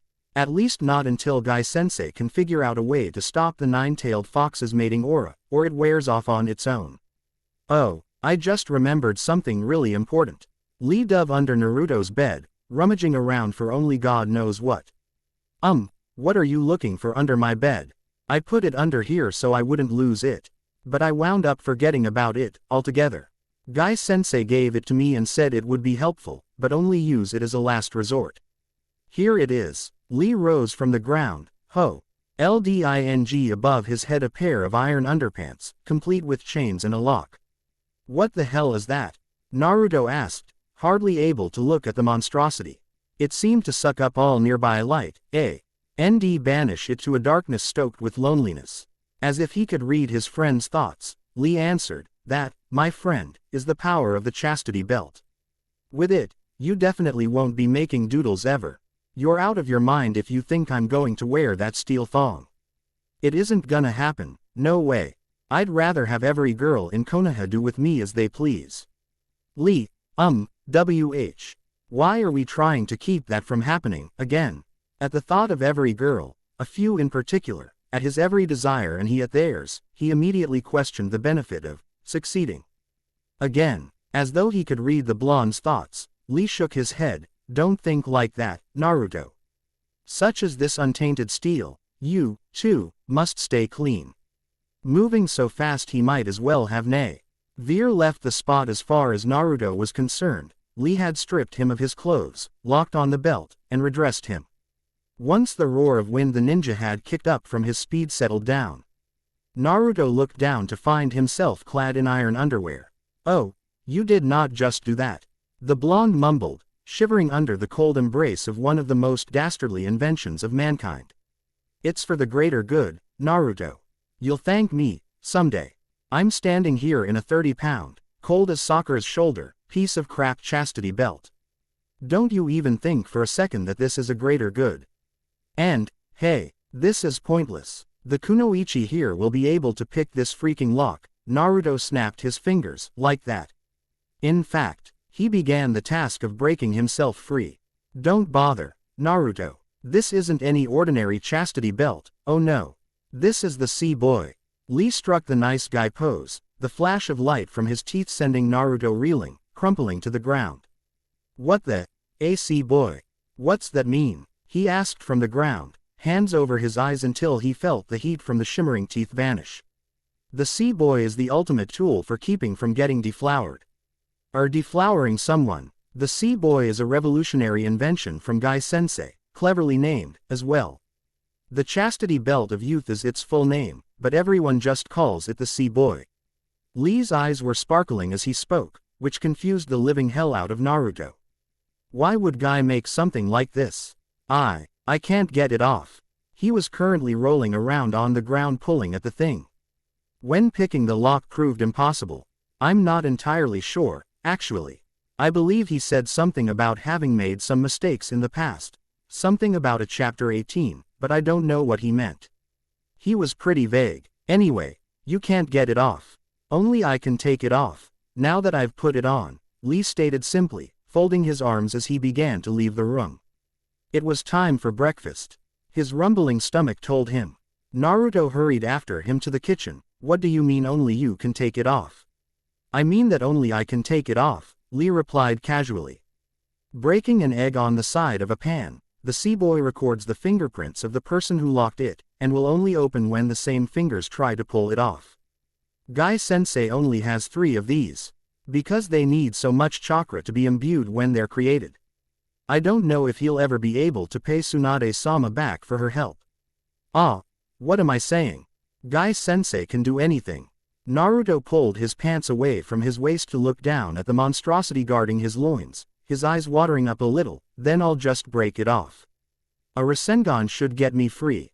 Before he summoned the shadow clone to give him a hand with the technique, Lee shook his head with a little chuckle. Naruto, it just isn't that SKE ordinary metal, but there's enough concentrated chakra in the sea-boy to blow up half of Konoha. It's virtually indestructible, as expected of Guy-sensei. But how am I gonna go to the bathroom with this thing on? Naruto asked, banging his head on the counter.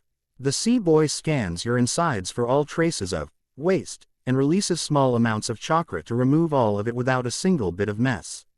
It's actually very useful when you're training. Lee, let the egg yolk fall from the cracked shell and into the pan. Naruto listened as the egg hissed in the pan, a large frown crawling across his unhappy face. I want to die.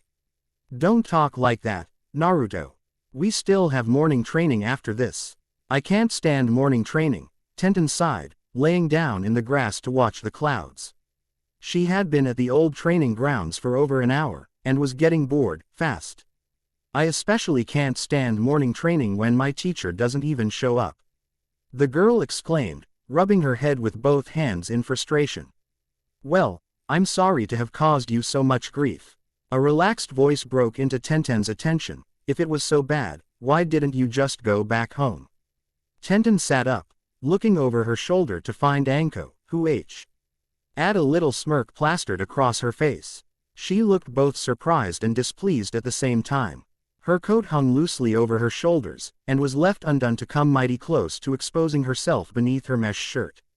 Are you kidding me? Kurenai-sensei would be pretty mad if I backed out of the training session she set up, with you. She says you know your way around weapons better than she does. And that there's a thing or two for you to show me. I might not want to be here, but I'd much rather deal with you than an angry Kurenai-sensei. Anko laughed a little, raising a hand to her mouth. And you think I want to be here? I'm only doing this because I owed the lady a favor. A keep your damn mouth shut favor. So don't think you've got it any worse than me, 'cause I don't want to hear it. The two glared at each other for a few painfully long seconds. Tenten was doing her best to stand her ground against the intimidating woman whom she hadn't been exposed to much beyond the Chunin exams. Which hadn't left her with the greatest impression. Still, something about her was as scary as hell, and that's why she ended up losing the staring contest. Alright, let's start, the girl sighed, rubbing her arms to make the goosebumps go away as she stood up. That's what I thought. Alright, so what toys are you packing? Anko asked airily, taking her temporary pupil's spot in the grass. The weapons I brought are.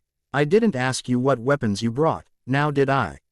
We've gotten off on the wrong foot, which may or may not be my fault. Who's to say? I say, Tenten thought bitterly. So, to show you that I can be a fun person and maybe even like an older sister, I'm going to train you in something. Well, I suppose it could involve weapons. Actually, if done right, it's best that way. Anko reached into her coat's pocket, a wide grin spreading across her face as she pulled out the object she was thinking of. Tenten looked at the odd thing held before her. She hadn't seen anything like it before, and wasn't sure what to make of it. It was odd, to say the least. So, Ten-chan, can you tell me what this is? Anko asked, holding back the snickers as she waved the object back and forth. Purple pickle, the younger girl asked quietly, rubbing the back of her neck. It doesn't look all that fun, to me, for a toy. But, hey, we're supposed to be training with weapons. Oh, I can assure you it is a very fun toy, little sister. As far as it being a weapon, well, let's just say that it can render certain targets unable to move, if used properly. It's called a. She trailed off, looking around for the sound of a distant disturbance. What is that? I don't know, but you were making the purple weapon sound pretty good. Keep going, Tenten urged, sitting down to listen. Well, like I was saying, the real problem you're going to have with using this tool is in keeping your target, typically a female although there are some special cases, quiet. That's why we use one of my other favorite tools, Anko, from out of another pocket, pulled out a roll of duct tape, to keep them quiet. It's also handy for keeping them still. I see, Tenten muttered, writing down what Anko was saying as she nodded a little bit. She had to raise her voice to get over the sound of the disturbance, which neither one was too sure of the source. It's best used as a means of interrogation, when outright violence isn't an option. I think that the only way for you to learn to use this handy toy is if I demonstrate it on you. Anko's lips curled into a sneer as she pulled a length of duct tape out, eyeing the pretty girl before her in a manner that had the girl trembling a little. Are you sure that's a good idea? I mean, you could just, explain it to me. That should be fine. Tenten stuttered a little as she began to back away, staring into the frightening eyes that were looking her over.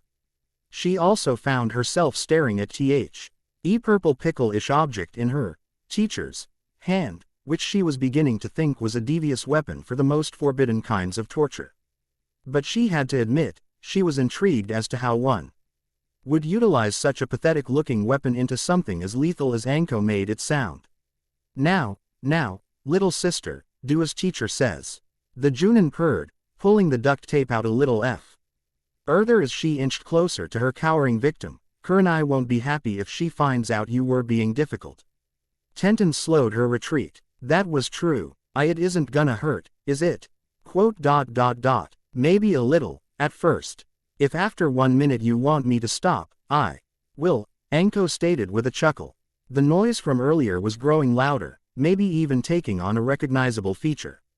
Both GIRLs felt a little shiver shoot through their bodies, followed by a flash of heat which made both gasp a little as the pleasure pulsed through their very veins. Ooh, and we haven't even started yet.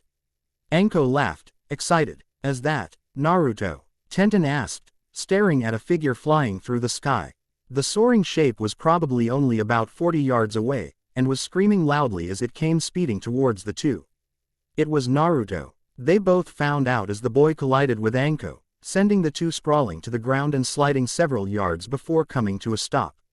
Naruto groaned loudly, rubbing the back of his head as he pushed himself up into a sitting position. That Lee, taking sparring way too serious, again. Oh, sorry for knocking you down, like that. The blonde froze, goosebumps shooting up all over as he saw who he had flown into. She was in a sitting position, about 2 feet away from him, looking at him really hard, a grin spread across her lips. You should be sorry for knocking me down. Naruto-kun, I'll forgive you if you knock me up, this time. The Junin whispered, starting the short crawl over to Naruto, who was shaking in his 30-pound chastity belt. The troublesomely alluring teen turned to try and scramble away from the woman, but only managed to plant his face firmly in Tenten's chest, who squealed as he did. Naruto-kun. That's so forward of you. She wrapped her arms around his head and pulled him in as hard as she could, leaning back so as to pull him on top of her. The wind was forced out of him as she wrapped her legs around him, pulling him in even harder. Right here, with her watching. The girl spoke breathlessly, releasing Naruto's head so she could get at his lips with her own. A task that she found to be both impressively easy and immensely satisfying.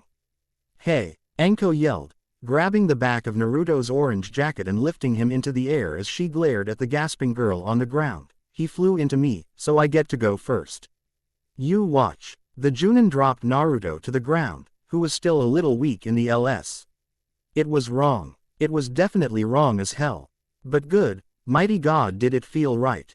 Before Anko could pounce on top of what might be the most alluring sex toy of all time disguised as a teenage blonde, she felt the air currents around her shift, and her arm shot up over her should. To catch a kick aimed at the side of her head.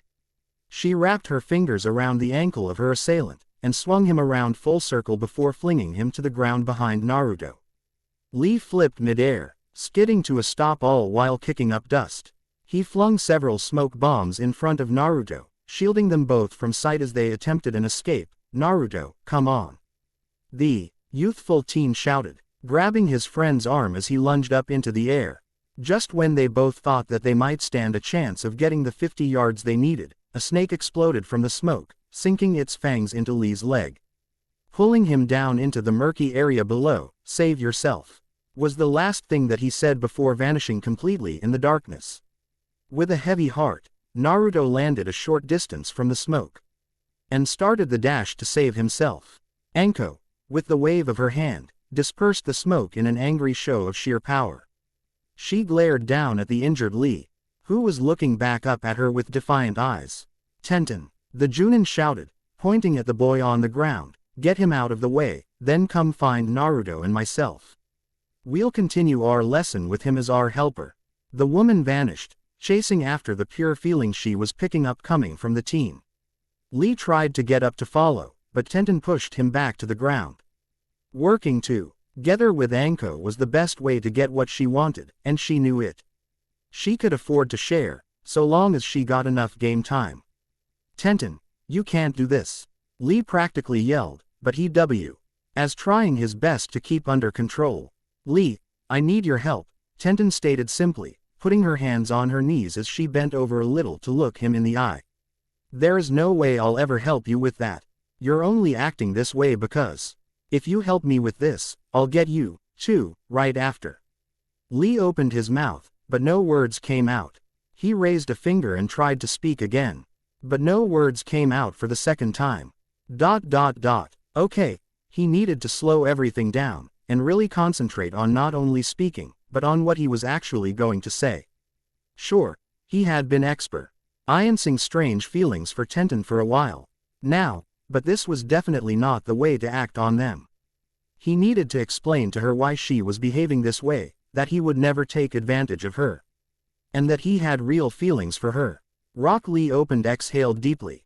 He was now poised, and knew what he needed to say. Tenten, me first, and then I'll help you get Naruto. Wait, damn it, that wasn't right. That's not what he meant to say, at all. All right, get those pants off, Tenten shouted, dropping to her knees as she began working on his clothes. He didn't know if it was because it was Tenten, or because of his amazing youthfulness, or whatever else, but suddenly rationality had gone right out the door.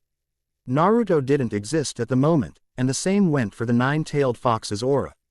In a flash, his clothes were on the ground beside him, and he was hastily working on Tenten's shirt. She brushed his arms aside, however, backing up a little. That's when everything fell apart. Fell apart magnificently. Problem number 1. Lee, what is that thing? Lee looked down to find that he wasn't quite undressed all the way, and his head practically exploded when he saw what he was wearing. Guy-sensei had 3 of his incredible inventions.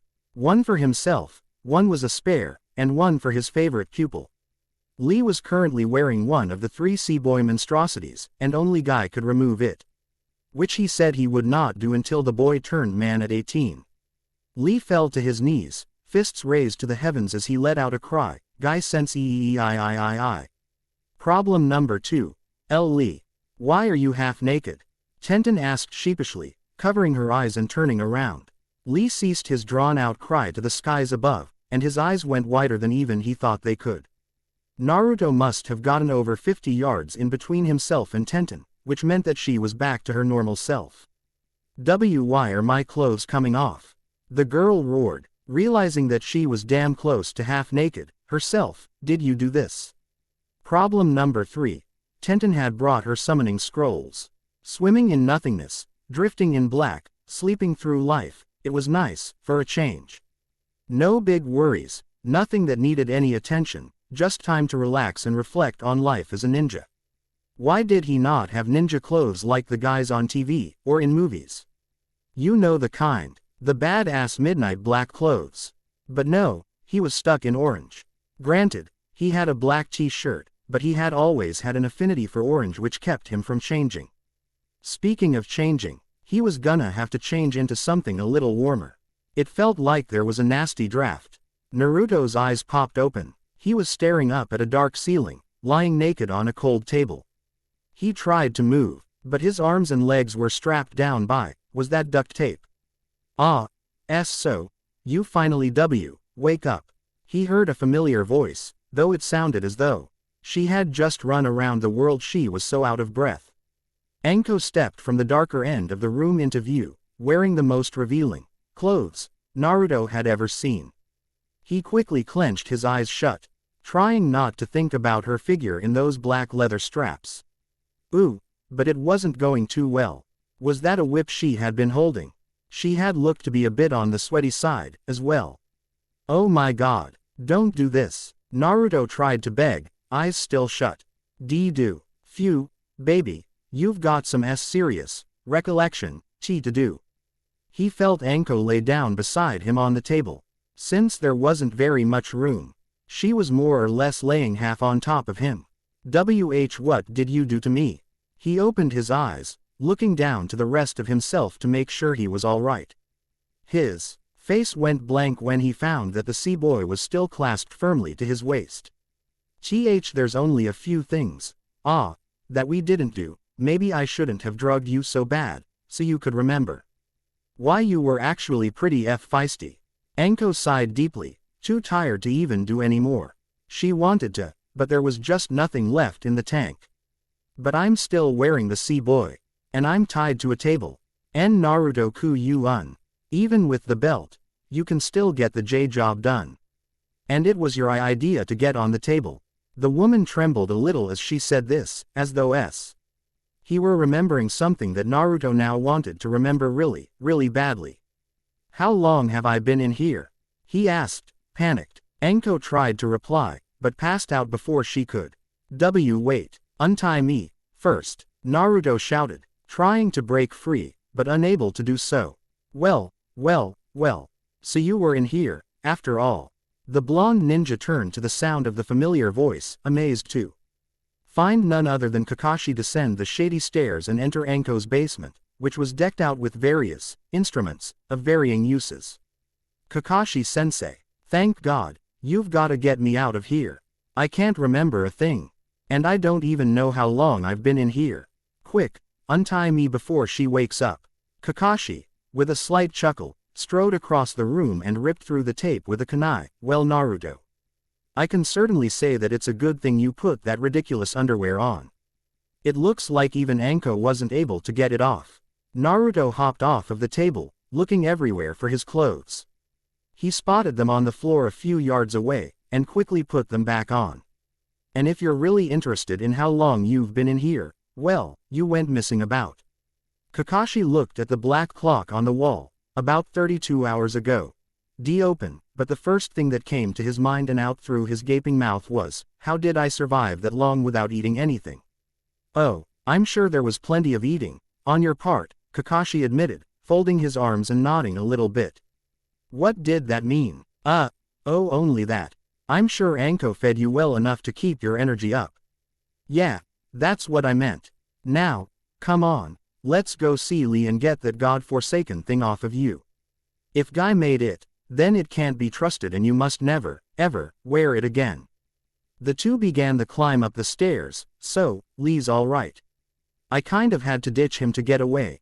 Not that it worked all that well. Naruto was trying his best to remember what had happened during those 32 hours with Anko, but he just couldn't. He hoped he would, one day. Actually, Lee had a mix-up of sorts with Tenten, and he's been in the hospital ever since we found him. That's how we found out you were missing, actually. If you knew that I was missing because of Anko, why couldn't you find me sooner? Naruto yelled, throwing open the door at the top of the stairs. Anko is a tricky person. She has a lot of hiding places like this one that we don't know about. Anyway, get back to your house and all. Bring Lee over later to get that thing off of you, Kak. Ashi waved goodbye to Naruto as the teen hurried to the safety of his home. Plus, if I had busted in 10 minutes after you had gone missing, I wouldn't have gotten all of that great footage, the copy ninja grinned wide. Cradling his video camera in his arm, damn, I'm gonna have to up the rate for my site, with this bad boy. Author's other note. Sorry for the long delay in between chapters, for this one. The votes kept switching people out, so I had a hard time getting a real idea going.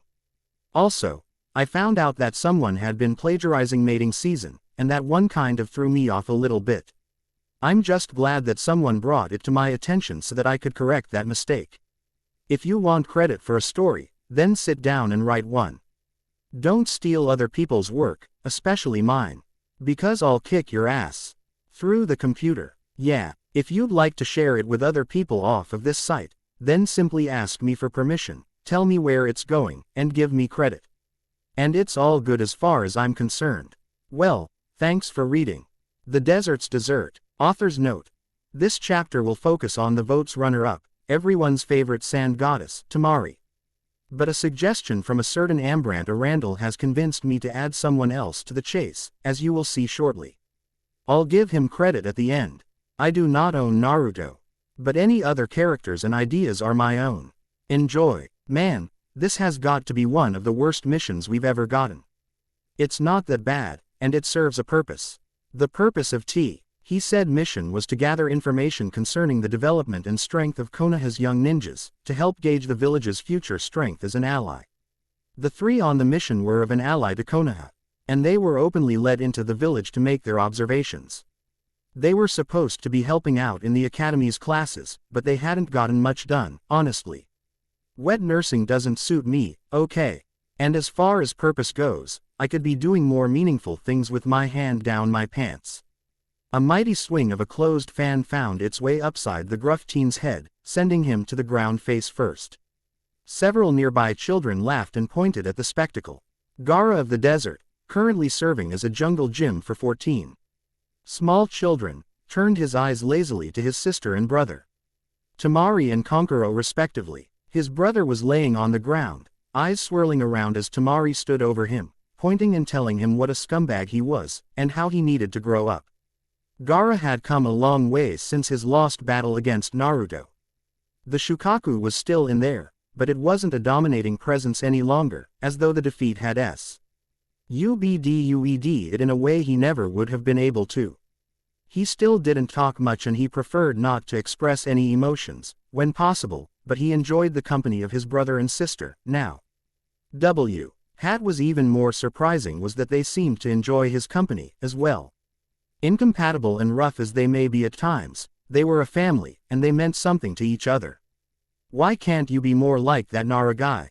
Temari shut up, quickly realizing she may have said too much, just then. Konkuro, ignoring the fountain of blood that was his head, popped up with a gigantic grin spread from ear to ear. Is that why you were so insistent on us being the team sent for this crack mission? Because of that GU. This time, the edge of her fan wasn't directed at his head, rather, it found its way up between his legs. The sheer force of the attack as it connected with her brother sent shockwaves throughout the school building, knocking several little children to their behinds. Konkuro's eyes practically popped out of his head as he was lifted into the air and slammed into the ceiling before flipping and coming down headfirst.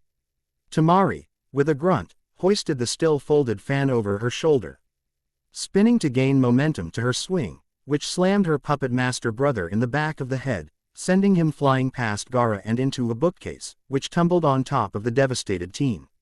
Of course that's not why I wanted to be the team. Temari fumed, pointing at the mess of books which concealed her no doubt unconscious sibling. I just wanted to get out of the desert, for a change. Gaara was staring at her, eyes a little wide, though he said nothing. He wondered if he had used to be as scary as her. There was no way in hell he was going to point out, just then, that her face was burning a lucid scarlet. Iruka Yumino crossed the room, laying a hand on the angry blonde's shoulder. Hey, you're not setting a very good example for the kids, now. He oceaned over to one of the little girl students, who promptly thrust her leg up between a boy's legs, finding home in his most sensitive of areas. Before the boy even had time to yelp, the girl had hung a book into his head and sent him sprawling to the ground. I'm sure that kid was just a scumbag, trying to cop a feel. Temari laughed nervously. Iruka raised an eyebrow, looking over to the bow. Who was limping away and crying for his mom. The sand ninja hung her head low. Sorry about that, she muttered. Just try and be a little less impulsive, alright? I'm sure Shikamaru will be happy to see you, too. I'm not here for him. Temari shouting, mere seconds before Iruka was sent barreling through the wall and out into the playground. Shikamaru sneezed, startling Ino, who was current hanging on his arm as the two made their way down the street.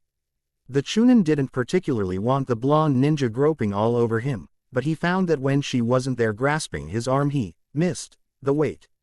Yeah, that was it. Anything else would simply be far too troublesome. Did you hear about what happened with Tenten and Lee? Ino asked with a snicker, bumping Shikamaru with her shoulder.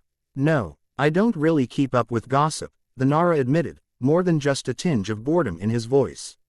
Well, you're going to, now. Why would I start? It's not like anything's changed, or anything like that. Right. Ino didn't reply right away. His bored attitude paired with his less than choice words hurt a little bit. Well, she knew it wasn't going to be easy from the get-go. But she was going to break the lazy genius from his almost antisocial ways, even if it killed her. Yeah, things have changed. Now that Sasuke-kun is out of the picture, I've got to mold you into a better man. So I at least have some alternative. Shikamaru raised a finger as he spoke. Several things about what you just said. 1. Sasuke didn't like gossip, either. 2. I am a better man than Sasuke was. 3. I'm nobody's consolation prize. 4. We're at about my choice. 6. Ino swung around in front of him, planting a kiss on his lips. After a few seconds, she stepped back to look into his surprised eyes. You're cutest when you're not talking. Sasuke did a lot of not talking, too. That's why it's cute. Ino grinned a little as she admitted that. Before she could take her place at Shikamaru's side, a blast of wind collided with her, sending her spiraling into the air and down the street. Shikamaru called out after her, lunging after the blonde with all of his strength and speed. He dove, arms outstretched as he managed to get beneath the girl in time. He caught her just before she hit the ground. The Chunin got a mouthful of dirt as he slid face first along the ground. It was weird. He was expecting to be a little sore from the landing, but he felt perfectly fine. Also, the dirt in his mouth felt a little grittier than it should have. Are you okay? He asked weakly, spitting some of the ground out to the side. Why yeah, what happened? Ino asked loudly, looking around as she sat in her friend's arms. We're floating. Huh. The Chunin looked up, and sure enough, they were a few inches above the ground. Hovering on a blanket of sand. That's what was in his mouth, and why he wasn't winded from the landing. He glanced over his shoulder, not surprised to find Gaara, and his massive gourd of sand. The sand was sucked back into the gourd, letting the two drop the few inches back to the ground with a soft thud. The two friends watched as Temari hurried over to them. Gaara and Konkuro following slowly after her. I'm so sorry, I didn't see you guys there. The blonde sand ninja exclaimed, fastening her fan onto her back as she knelt down beside the two. She asked a glance at the weak girl that had just kissed her man. Hussy, she thought bitterly. Her man, being the man she definitely was not here to see. Shikamaru hopped up, helping Ino back to her feet at the same time. You should be more careful. That was reckless to use that jutsu in the village, like that. But, still, it's good to see you again. Konkuro, who was now beside his sister, snickered. To himself as he caught the little flash of red cross Temari's cheeks. Gaara was on her other side, doing quite well in remaining emotionless, though he had a request to make. Why you two? And that was it. Words had effectively flown from her mind, and all she could do was stare at him while her face steadily grew redder. Konkuro had his hands on his knees and was hunched over a little, doing his best to keep from laughing right then and there in front of them. His eyes were watering up, though, and his chest was convulsing a little from holding it in. He loved Temari, but seeing her so vexed was like an orgasm for his hilarity radar. As though he could feel the tension, though he made no sign of it, Gaara broke through the silence, opening his mouth to speak. A rare feat, but it happened occasionally. Where is Uzumaki? Shikamaru seemed a little taken aback at the question, or maybe at the fact that he had just been addressed by the intimidating redhead. I haven't seen him lately. I guess he's at his house. Take me there. I want to see him. Shikamaru failed to notice the vein throbbing in Temari's forehead as Ino wrapped her arm around his own before he replied, it's troublesome. But I guess we could pay the guy a visit. I haven't seen him in a while, like I said, so sure. Temari latched her arm around Shikamaru's free arm, and flashed him a smile. You're so nice to help us out. Thanks. Shikamaru returned the smile, though a little awkwardly, and began to take the group of sand ninjas to Naruto's place. He turned his eyes up to the clouds, completely oblivious to the nasty looks the girls on either side of him were exchanging. Today's gonna be a good day, Kankuro thought, wiping a tear away. And with this, I banish thee to the darkest depths of hell. Naruto shouted, throwing the sea boy with all of his might into the darkest darkness that he had seen in quite a while. Believe me you, folks, Naruto had seen dark. Lee watched as his friend Tuz said the sea boy into a trunk at the foot of his bed, locking it in with several other things that Naruto had no desire to have. The blonde teen brought his hand before him in prayer, closing his eyes, and may you never darken my loins again. Foul demon, don't you think you're taking it a little too far? Lee asked, raising an eyebrow at the blonde before leaving to do 2,000 push-ups while watching television. I think I took it too far with Anko, even with that god-forsaken bear trap on. Never again. I feel dirty just thinking about it. It's good to be dirty, Naruto. Working UPA sweat and getting down in the mud is a true sign of youthfulness. Lee stated, starting his push-ups. Oh, there was sweat. I wouldn't be surprised if we did something in mud, too, and then took a bath, or something, it must have been. 26. Horrible. 27, 28, 29. Yeah, horrible. So, what happened between you and Tenten? Exactly. Naruto started to rub his arms, as though there was this kind of invisible film of filth coating him. He was feeling like he needed to bathe. Again. For the 6th time since coming home, the day before. Lee had only been back in the apartment for the last hour or so. Though he acted as though he had no injuries at all. The bandages the majority of his body was sporting said otherwise, though. 47. Naruto. 52. In my moment of weakness, I tried to succumb to the fruits of the flesh. Lee shouted, tears pouring from his eyes. Fruits. Like she was a cherry. Like she was a perfect, ripe little cherry to be plucked right then and there. 142, 143, 144. The youthful teen was doing his push-ups at a dangerous speed, now. I'm not sure if cherry was the best choice for this particular subject. Naruto admitted somewhat uneasily. Why? 188, 189, 190. I hate to burst your cherry there, Captain, but strawberries are a lot more sensual. You should have gone with that, the blonde laughed, and Lee joined in. You're right, Naruto. Strawberries are more sensual. What was I thinking? Cherries. 231, 232, 233. For some reason unknown to either one, they both felt real dirty now. Lee still had to do his push-ups before anything else, though. Naruto, meanwhile, was free to do whatever. I think I'm gonna take another shower, Lee. He mumbled, wondering what on earth he had said that made him feel so nasty. See, here we are, Shikamaru spoke blandly, tilting his head towards the apartments as they drew ever closer. Only about 50 yards to go, conveniently enough. The chunin in between the two girls had to stop walking. Altogether when both girls tensed up simultaneously, nearly jerking his arms out of their sockets. Kankuro noticed this, and saw that even Gaara lost his footing, and nearly fell. He tensed up as well, wondering if there was some sort of presence they were feeling that he hadn't picked up on.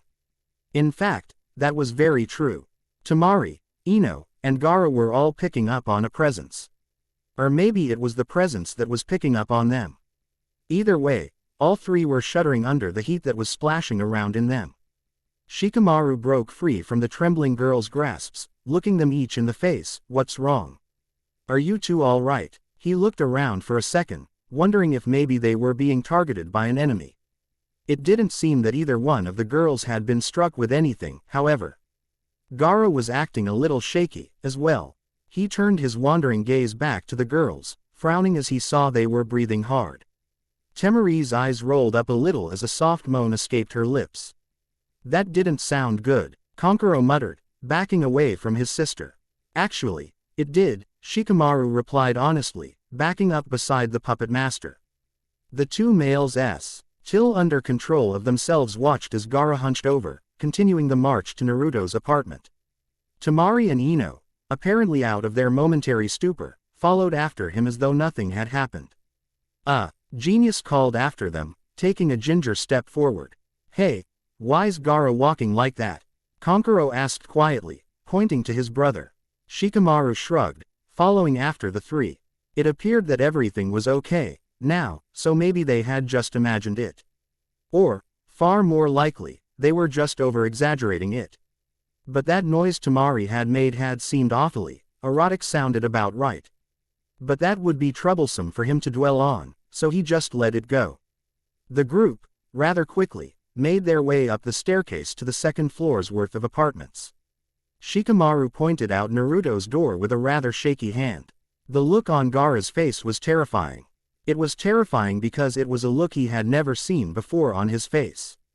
It was a look of happiness and excitement. It took him almost 10 entire seconds to get Kankuro to take another step, so shocked was the brother. Gaara, still hunched over for mysterious reasons, banged on Naruto's door.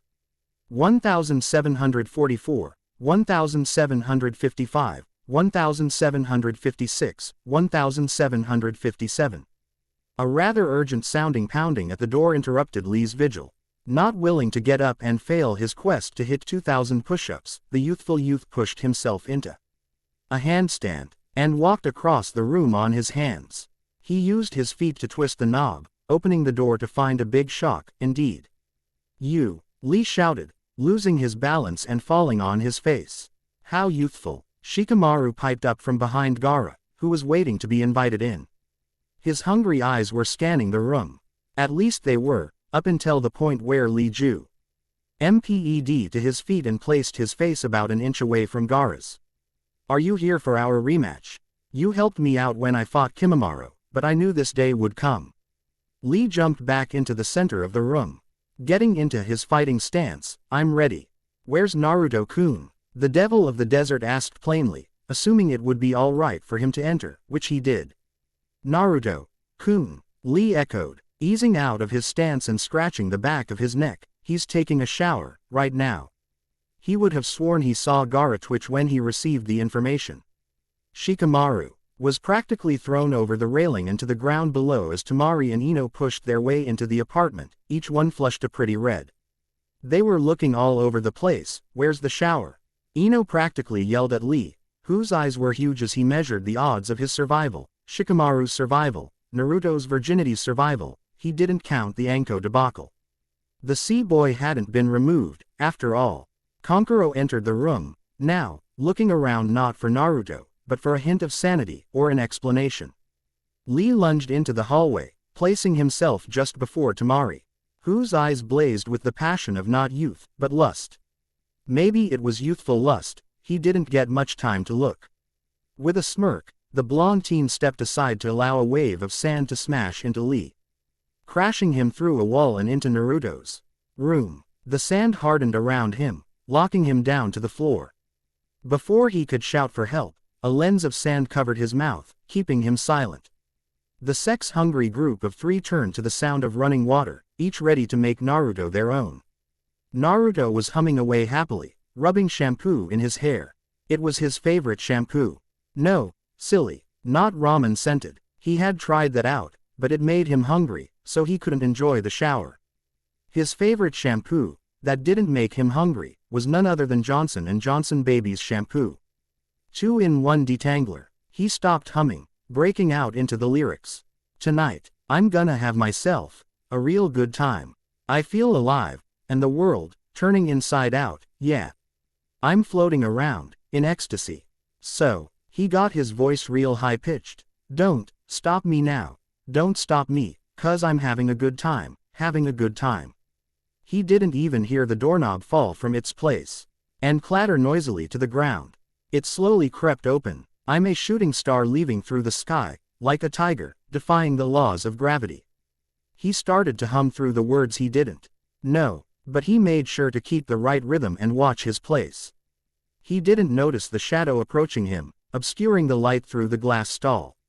I want to make a supersonic woman of you, he exclaimed, pointing to the bottle of Johnson's baby shampoo, throwing it a happy smile. Man, things were going his way. He loved the shower. I love Johnson and Johnson shampoo, too, he admitted, grabbing the bottle and lobbing it up and down. How about you send that Johnson my way, sailor? A voice came from beside him. Not really thinking about it, Naruto lobbed the bottle to the side to the as yet unidentified voice. There ya go. That's not what I meant, big boy. Naruto opened his mouth to reply, but froze up before he could get the words out. Without moving, he turned his gaze to the corner of his eyes, and was stunned to find Temari standing just outside the shower, wearing nothing save for a towel. And it wasn't a big towel, either. Hand cloth was probably more accurate, since that's what it was. She was holding it up to her chest, and it didn't quite make it all the way down to her waist, so. She smirked mischievously as she saw his eyes wander a bit to the south, and stepped into the shower. Naruto tore his eyes off of Temari's gorgeous figure, looking frantically for a way out. Damn this tiny shower stall. Damn it to hell. There was nowhere for him to go. Nowhere to go but through me, sailor, which is the general idea. Time to dock ship in Temari Harbor, lover. She thrust herself up against Naruto, locking him into the hottest kiss of his young life. He could live to be 1,000 years old, but nothing would top that moment, he wagered. A beautiful, shapely, completely willing girl had him pressed against his bathroom wall, in his shower. She wasn't surprised at all when she felt him react in a rather male-like fashion. WHWH, what AA or why you doing H here? Naruto stammered, breaking free from the kiss. He was reaching for the faucets to turn the hot water cold, hopefully saving himself. Temari saw his hand, and didn't like where it was going. Namely, not to her. She grabbed his arm, and forcefully redirected his open hand to her chest. Why am I here, Naruto-kun? Well, I'm here too. Lee's eyes shot in the direction of the bathroom as a long and loud scream echoed through the village. It was Naruto. No, his youth was being compromised. If only the green-clothed teen could get free, he could save his blonde friend from a fate worse than the death of his virginity. Which was, ironically enough, the death of his virginity. Shikamaru and Konkuro both looked in the direction of the scream, as well. The Chunin was currently down on one knee, holding up Ino, who had used her mind-body transfer jutsu on Gaara in an attempt to stop him from getting to Naruto before she did. Konkuro had nothing stopping him, though, so he rushed for the bathroom. Hey, he's my man, you creepy little bastard. He's not interested in your unlikely yaoi pairing, that squealing girls around the world would kill to see. So back off, biatch. Mental Ino shouted at Mental Gaara, who looked back at her like she was insane. Please, just don't let me do anything with that blonde idiot. Mental Gaara pleaded with Mental Ino, dropping to his imaginary knees. What, seriously, I don't want any part of that. Any part of it, you hear me? I don't know what it is, but a lot of people seem to want me to be gay, and I just don't roll like that. They're always bugging me about it, and I'm just like, look, there aren't any girls I'm interested in right now. Okay, chill, and they're all like, yeah, he's a total queer. I am not a homosexual. Mental Ino was staring at the confessing Mental Gaara as he looked up at her from his position on his knees. She had never heard him talk this much, before. Actually, had she ever heard him use a full sentence? You know what's the most freaking insane part of all? Think I am gay, think I have a thing for the Hyuga girl. What the hell? I've met her, like, once. She got her ass kicked, too. I saw her bleeding all over the place. Think that turns me on? Hell no, it doesn't. I might have some issues. But goddamn, what do people think about me, honestly? Stop fantasizing about me and her, or me and some guy. Are you okay? Yeah. Sorry. That's been building up for a while, now. Alright, so if you're not gay, then what the hell's your problem? It's the Shukaku, the demon in you, right? Mental Gaara nodded, rising back to his feet. It's a she. Oh, she. Ino shook violently in Shikamaru's arms as though she had just been hit with a club, or something. She groaned a little, her eyes swirling around as she muttered something about gay sex. It's always gotta be lesbian this or gay that with you, doesn't it? Just like back at the restaurant. The Chunin mumbled, shaking his head. Gaara stood up, looking around for a few seconds before making his way to the bathroom. Konkuro burst into the bathroom, his jaw hanging agape when he saw what he saw. What he saw was something he wished he had not seen, and by seeing it, he had seen something that would keep him from seeing his sister the same way he used to see her ever again. Ever again. He felt a vein explode in his head, and he passed out. Gaara had watched all of that unfold from behind his brother. He hoped he'd be alright, but there were more important things to do, first. Sand erupted from the gourd, busting through the shower stall and the walls, carrying with it Naruto. The blonde ninja, still uncomfortably naked, was propelled up over the village by the sand, and thrown a pretty impressive distance to land in the nearby forests. As this was happening, however, Gaara was vanishing in wisps of sand to stay within close range of his target. Temari, Naruto now too far away for the aura to affect her, looked around, wondering where the hell she was. The sky suddenly got dark, setting her on guard. She stood up, hopping up onto the edge of the ruined wall to look out in the direction of the expanding darkness. Red chakra was filling up the dark sky, roughly taking the shape of the nine-tailed fox.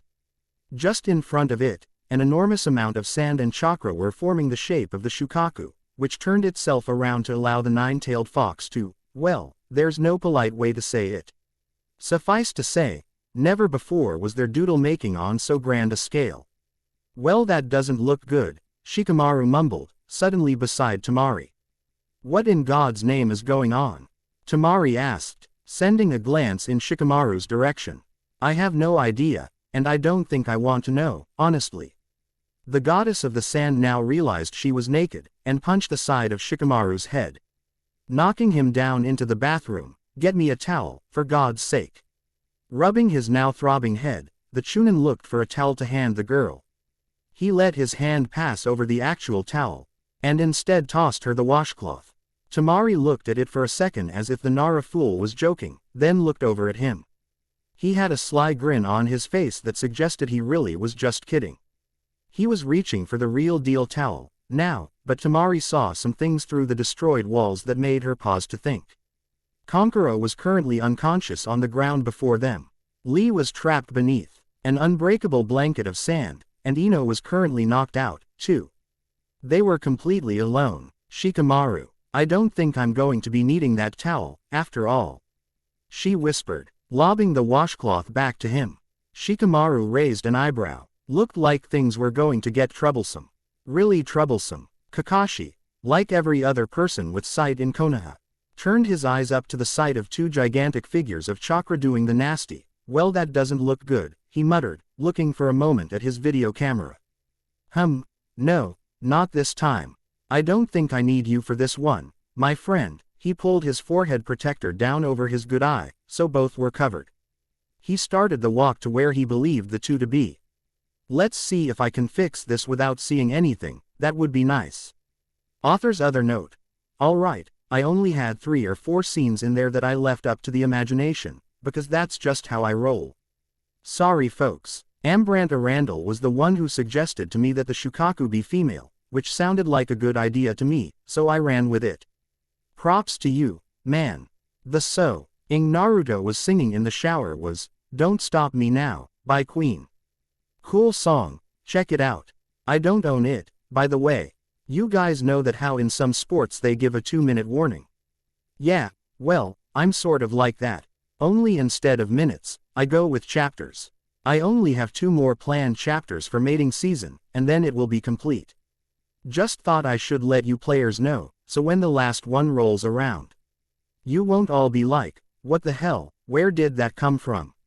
The next chapter will be on Sakura, and the final chapter will be, well, You'll just have to see, I guess. Well, thanks for reading. To succeed at failing. Author's note. I do not own Naruto, but any other characters and ideas are my own. Enjoy. Ow. What was that? Ow. It was a kind of pain he had never experienced before. Ow. What the hell? He squirmed a little, but that only made it hurt more. Ow. Naruto shouted, arching up to raise his back from the bed he was on. Groaning in pain at the strange throbbing he was experiencing. Ow is right, Kakashi muttered weakly from somewhere else in the room. Naruto, keeping his back from touching the bed, looked around the unfamiliar room. Everything was white, and it reeked of sterile death. He was currently on a white bed with thin blue sheets. Are we in a hospital? He asked softly, still looking around. Correct. Tell him what he's won, Johnny. Kakashi replied bitterly, veiled by a white curtain which separated the two. Johnny. Johnson. Johnson and Johnson. Temari attacked me while I was in the shower. What happened? Naruto grabbed the curtain beside him and jerked it aside to find that his white-haired sensei was covered in bandages and lying in a hospital bed, himself. You mean you don't remember? The Junin asked incredulously, leaning forward a little to stare into Naruto's eyes. The blonde shook his head, eyes wide as he waited for the news to hit. I remember coming real close to going the whole way with Temari. But then something nailed me from behind, and I blacked out. Kakashi folded his arms, letting his chin droop down to his chest as though he were going deep into thought. Funny that you'd say that. Nailed from behind. So, you were unconscious for everything that happened after that. Naruto nodded, eyes growing a little wider. Why? Tell me what happened after that. Why is my butt sore? The copy ninja turned a very solemn look to Naruto, who cringed, even though he needed to hear the truth. He wasn't going to have another Anko disaster, not able to remember. What had happened during those 32 hours? I think it's better, if you never know what happened after you were thrown from the bathroom. No, you have to tell me. I have to know what I did. I need to know why you're hurt, too. Kakashi opened his eyes again, casting the blonde a serious look through the corner of his eye. Why I'm hurt? I'm hurt, Naruto, because I intervened and put a stop to the insanity.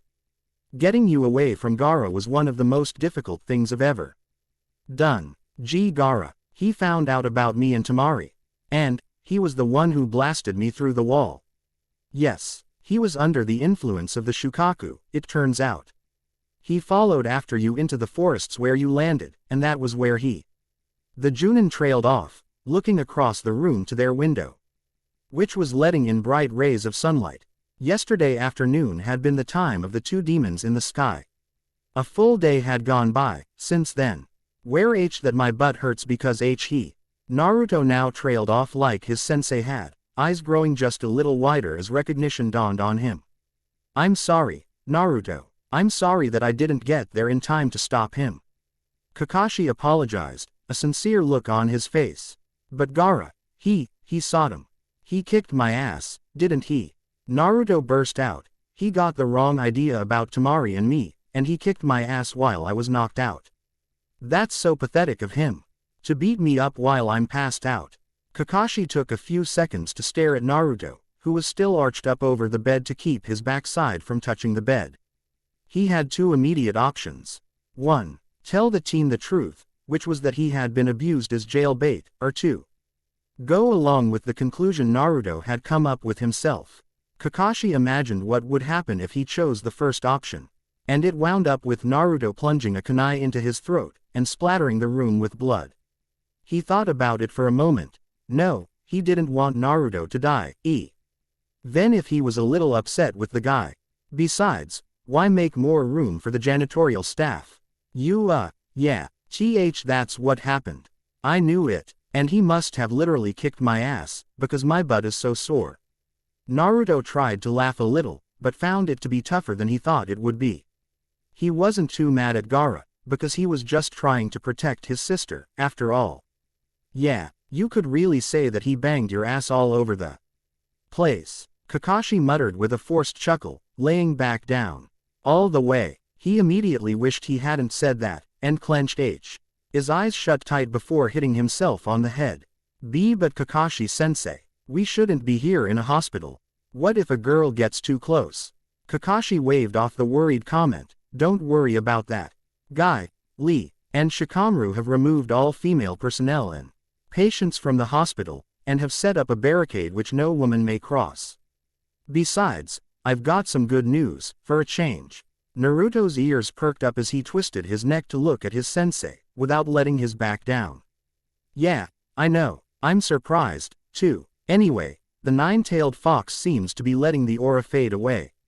Meaning that women are going to start being less attracted to you as time passes. He assumed that the aura was fading because the fox had gotten some action with the raccoon the other day, and that had sated its hunger for fun. I'd say that within a couple of days, everything will be back to normal. Naruto thought he heard someone swearing outside the window, but he ignored it. Really? That's great. Wait, that is great, right? Well, you were the greatest babe magnet in existence for about a week, but you still managed to retain your virginity, the copy ninja pointed out with a grin. That means we succeeded in the mission, though, right? If you consider the past week of your life a success, then I don't even want to know what you would call a failure. But you still stay away from all girls until every last trace of the aura is gone. Just because you can see the light at the end of the tunnel doesn't mean you'll necessarily make it through. I want to make it through, right? Do you want to succeed? Of course. Then no. I consider your succeeding the mission the equivalent of your failing at life. I know what I would do if I were in your shoes. I would fail the mission spectacularly, that's what I would do. But by failing, I would be succeeding in something much, much more gratifying than the good job I would get for fulfilling the mission. Do you understand? Kakashi was rubbing the back of his head, imagining how differently everything would have worked out had he been the one with the aura. No. Whatever. Forget it. Let's just relax.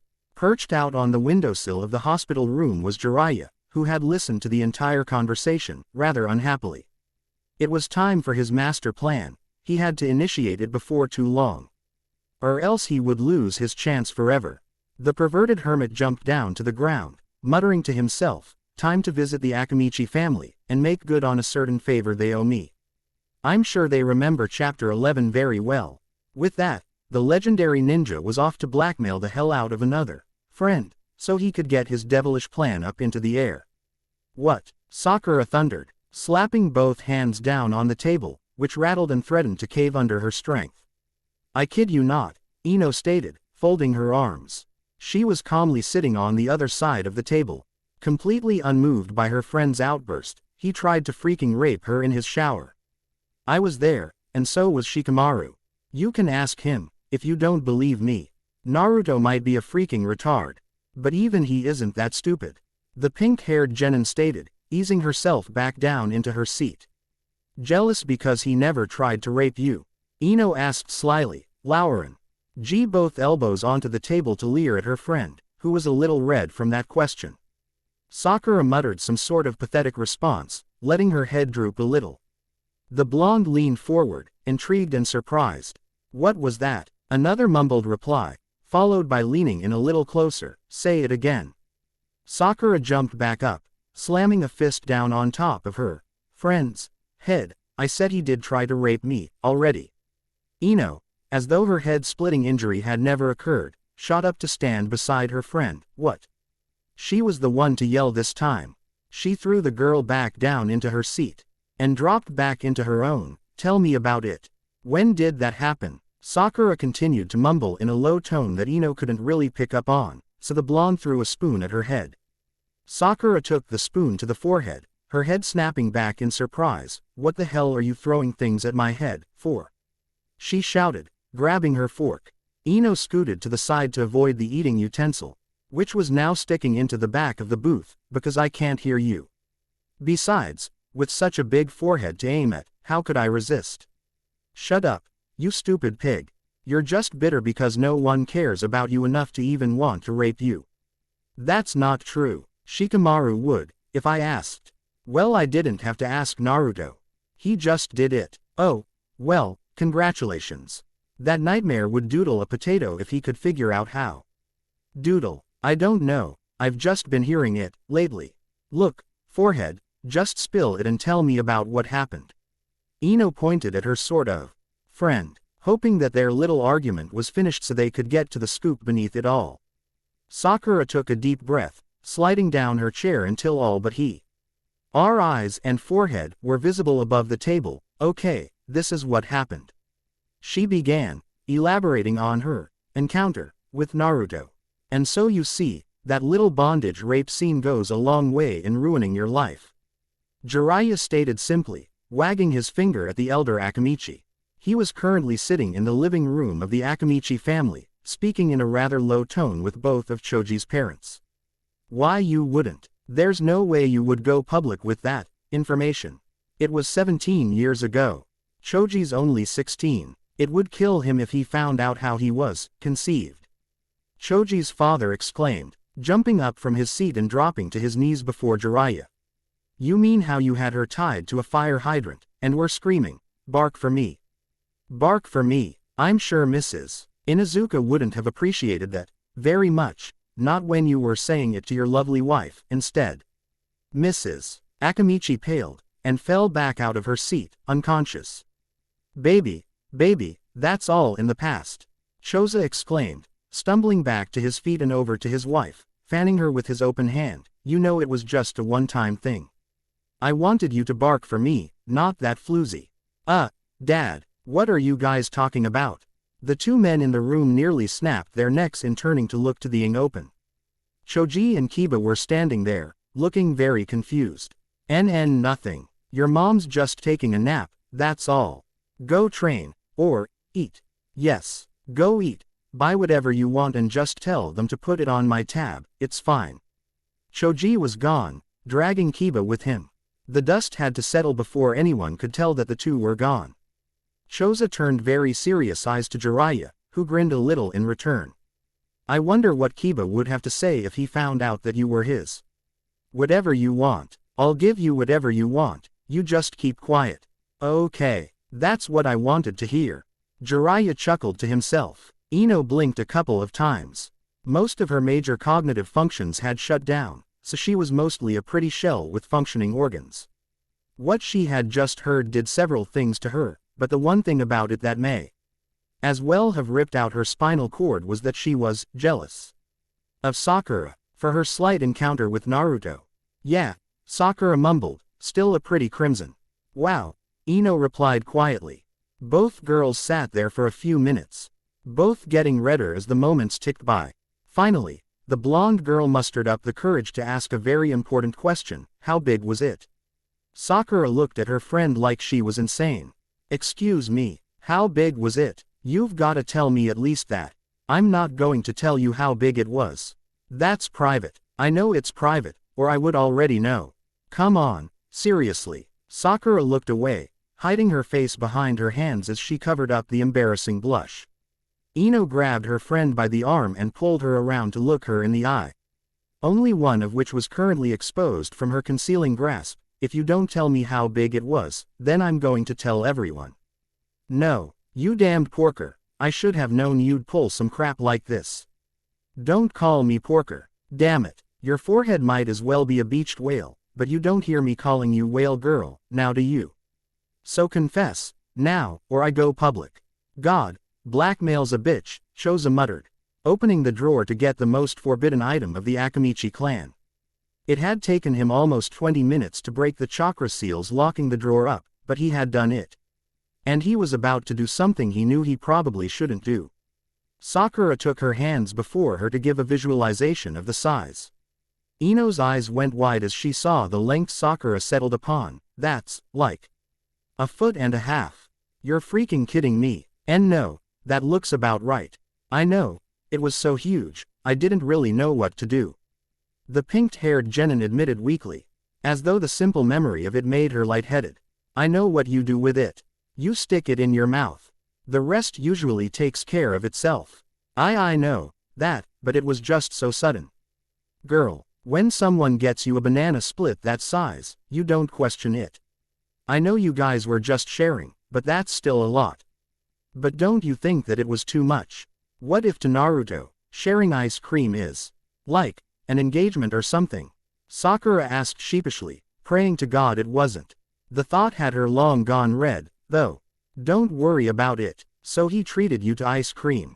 Big flipping deal. She still was wondering why the hell she wanted it to have been her, though. Maybe she just couldn't stand the thought of Sakura getting someone without any competition. Sasuke had always been a pretty nice battlefield. I guess you're right. You do know that your definition of rape is a little bit off, right? The blonde asked, tilting her head to the side a little. It is. I thought that an unwanted advance was a pretty accurate definition. Then, what did he do to Temari in the shower? Ino leaned across the table, and Sakura did as well. They met halfway, and the blonde whispered what she had meant by rape earlier. Sakura's eyes went so wide that her pupils practically disappeared. I'm gonna kill him. She screamed, rushing out door and towards the hospital where he was currently being held. Naruto had some hurt coming his way, and it was some bad hurt. Author's other note. I decided to split Sakura's chapter into 2 chapters, like I did for Hinata's. That way, she can get a lot of game time. Let's face it, of all Naruto female characters, those 2 are the 2 that most people want to see, right? So this was mostly a setup chapter for the next one. Like Hinata had. So the next chapter will not be the final chapter, like I originally thought. Chapter count will hit 9, unless something goes wrong and I die, or something. Well, thanks for reading. The color pink. Author's note. I do not own Naruto, but any other characters and ideas are my own. Enjoy. So you see, that's why we don. Chi talked to Anko about her weekend with Kurenai. Do you understand? Kakashi asked simply, raising an eyebrow to Naruto in waiting for a response. The teen's mouth was hanging open rather comically, and a strand of drool was dangling around beneath his chin. Yeah, that's what I was like. Anyway, that's how Kurenai gets Anko to do things, now and then. I think the latest thing was to have her train Tenten, or something like that. I guess it's not really my problem, is it? The copy ninja flipped open his favorite little orange book, easing his head back into his pillow. The 2 were still in the hospital. In an attempt to make small talk, they had found themselves on the topic of Anko, which Kakashi felt the need to expound upon in whatever manner that came first. So, Naruto now knew why never to go on a weekend trip with anyone. Especially not Anko or Kurenai. At least not without the ungodly presence known as the Sea Boy. He never would have expected Kurenai to be that way. He suddenly found himself worrying about her team's safety. You okay? The Junin asked quietly, his eyes wandering from his pages to find Naruto had yet to close his agape mouth. Hinata's so innocent, though. The teen mumbled, more to himself than Kakashi. Yeah, give it time. Why, you're kidding, right? Of course. You know, unless I'm not. That's not funny. I'd better go make sure she's alright. Naruto hopped out of bed, moving for the door. Why the sudden desire to protect Hinata? Kakashi asked, a little grin forming beneath his mask. It's not a need. I want to protect all of my friends. Naruto shouted in response, wheeling around so the Junin could see his panicked eyes. Funny, you didn't mention Kiba or Shino. Anyway, don't worry about it.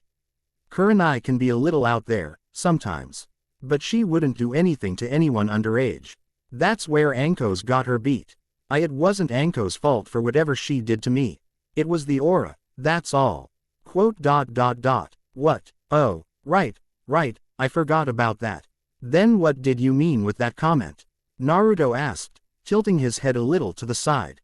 Kakashi took a few seconds to stare blankly at Naruto, blinking once or twice before speaking. What comment? No, don't do that. What did Anko do? I think the question is more of who, than what, and more, didn't, than did. Kakashi mumbled, rubbing the back of his neck. Naruto dropped to his knees, scratching through his hair with both hands in confused frustration. When the hell did everything get so messed up? He shouted, lowering his forehead to the ground. Hey, things aren't that bad. In fact, I know something I can tell you that will fix everything.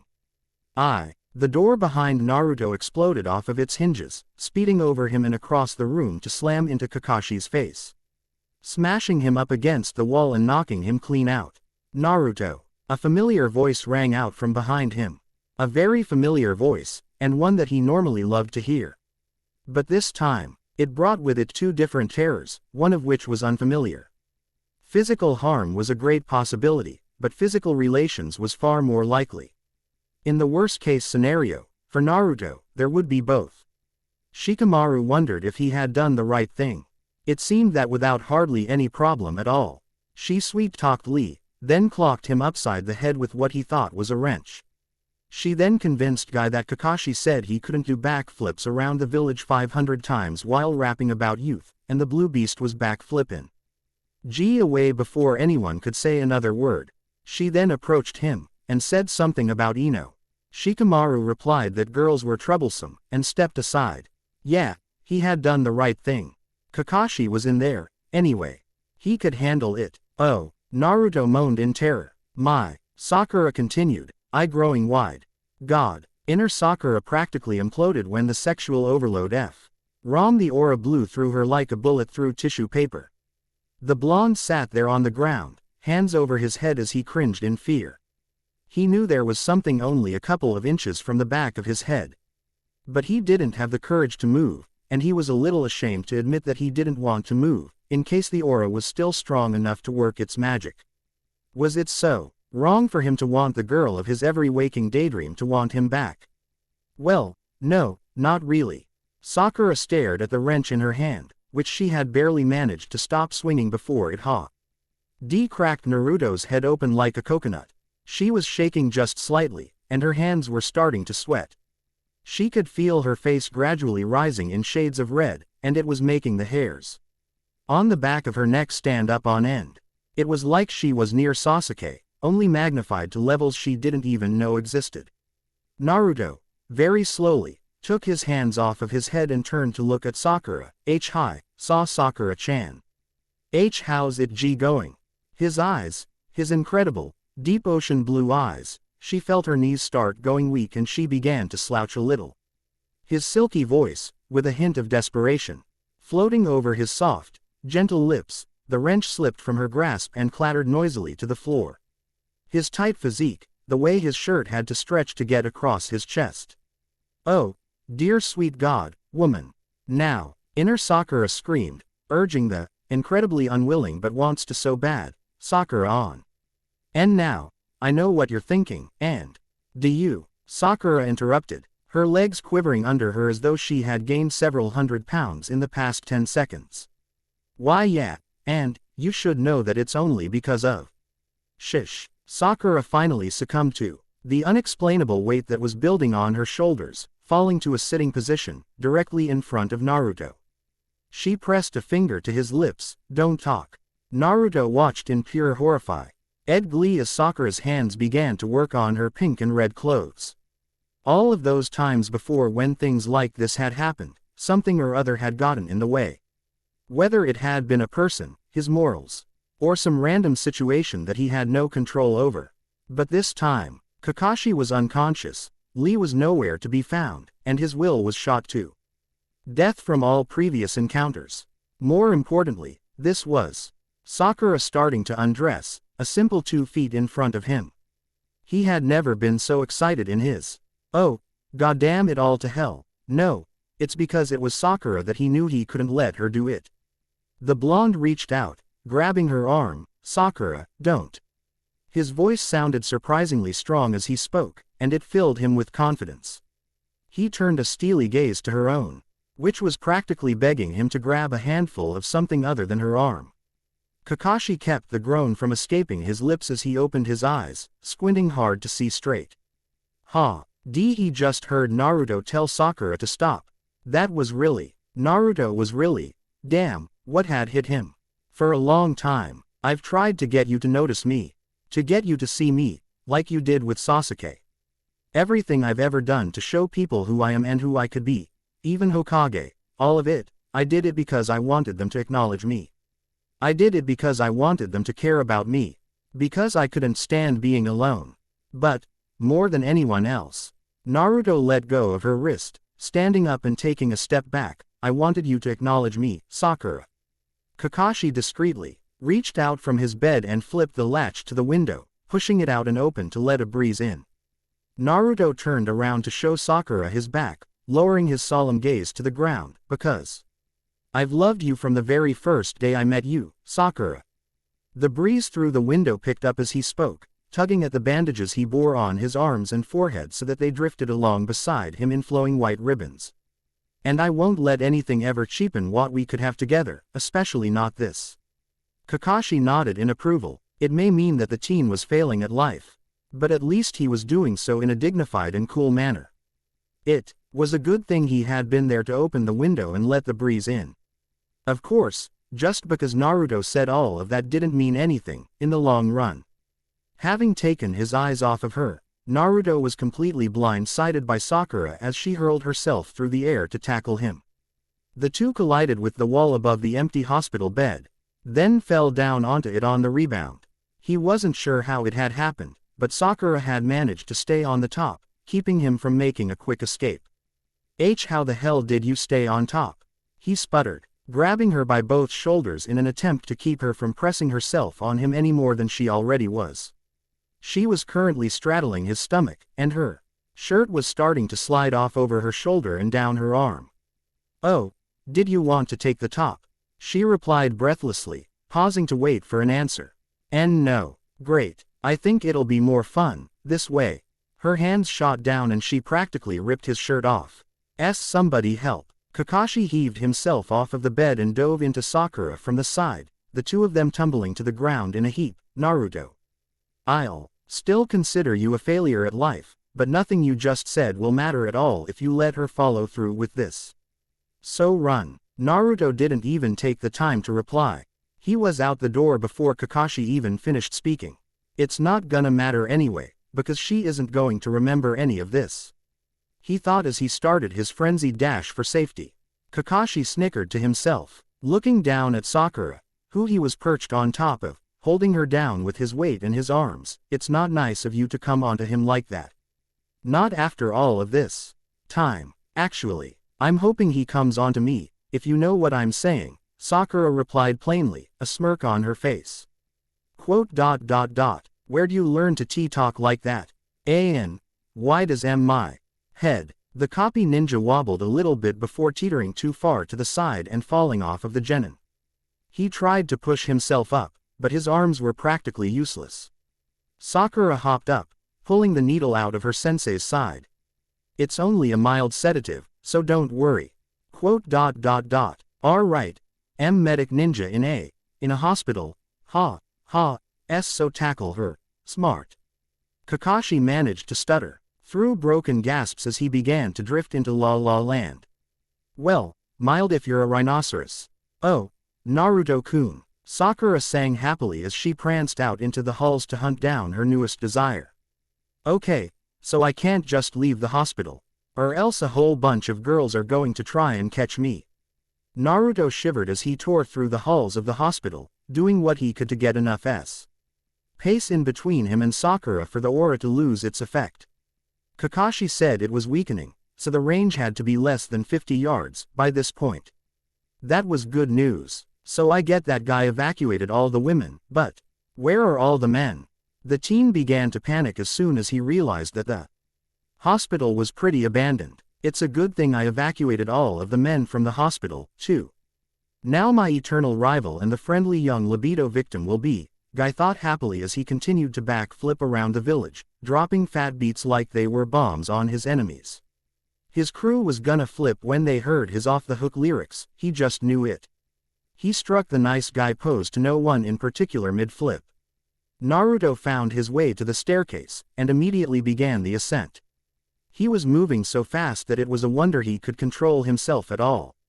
He burst out onto the 4th floor, and practically broke his ankles in trying to stop when he spotted Sakura at the end of the corridor.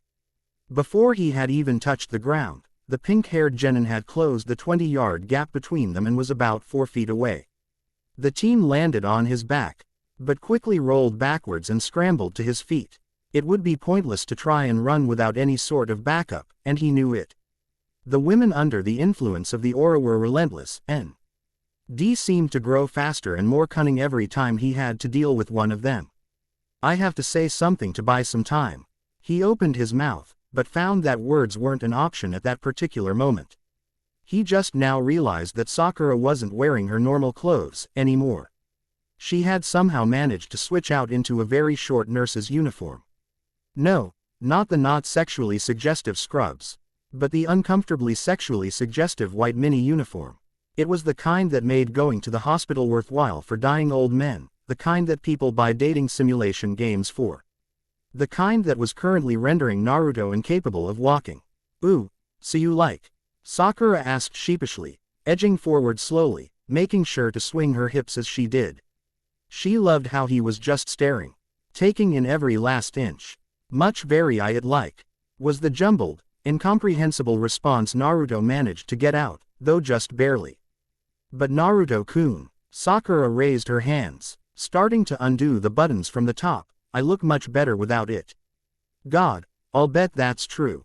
And no, wait, must say something to change the subject. Naruto, gathering inhuman for a male willpower, opened his mouth and said the first thing he could think of, which just so happened to be a very legitimate question: why is your hair pink? He practically shouted, closing his eyes and clenching his fists. That's like asking why Hinata's eyes are white, Sakura replied calmly, still working on those buttons. We were about 4 down, which left only 3 to undo. Naruto took a peek and was pleasantly surprised to find she wasn't wearing anything beneath the nurse's outfit. You just don't question it. Besides, my hair isn't the pink you need to concern yourself with, Naruto-kun. Before you could say, wet dreams for life, Naruto had summoned a shadow clone for backup, Rasengan. He shouted loud enough that people over a mile away wondered what exactly that noise was. The floor beneath them exploded under the whirlpool of chakra known as the Rasengan, and the two dropped down a floor. In the confusion of the dust and debris, Naruto hoped he could make his escape. He was sorely mistaken, however, and when the word "sore" is used, it applies most directly to the blonde's head.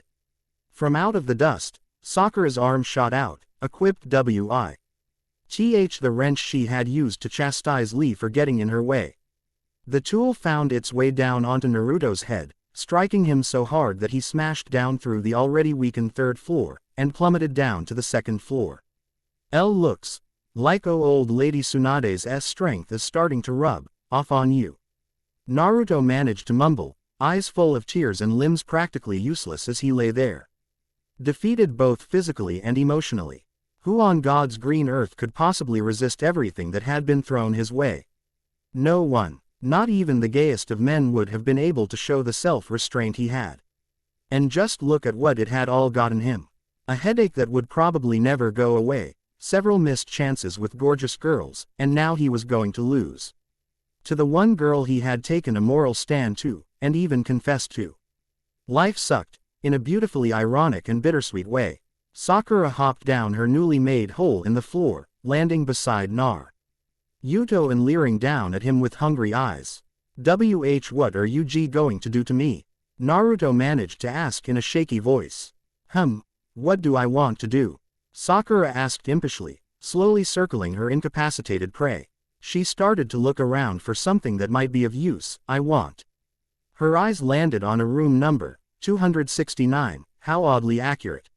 She squealed, grabbing the teen by his black shirt and dragging him into the room.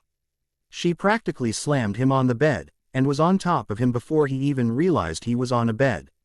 Using most of the strength he had in his bruised and tired body, Naruto tried to push Sakura off of him, but it was proving to be a fruitless battle.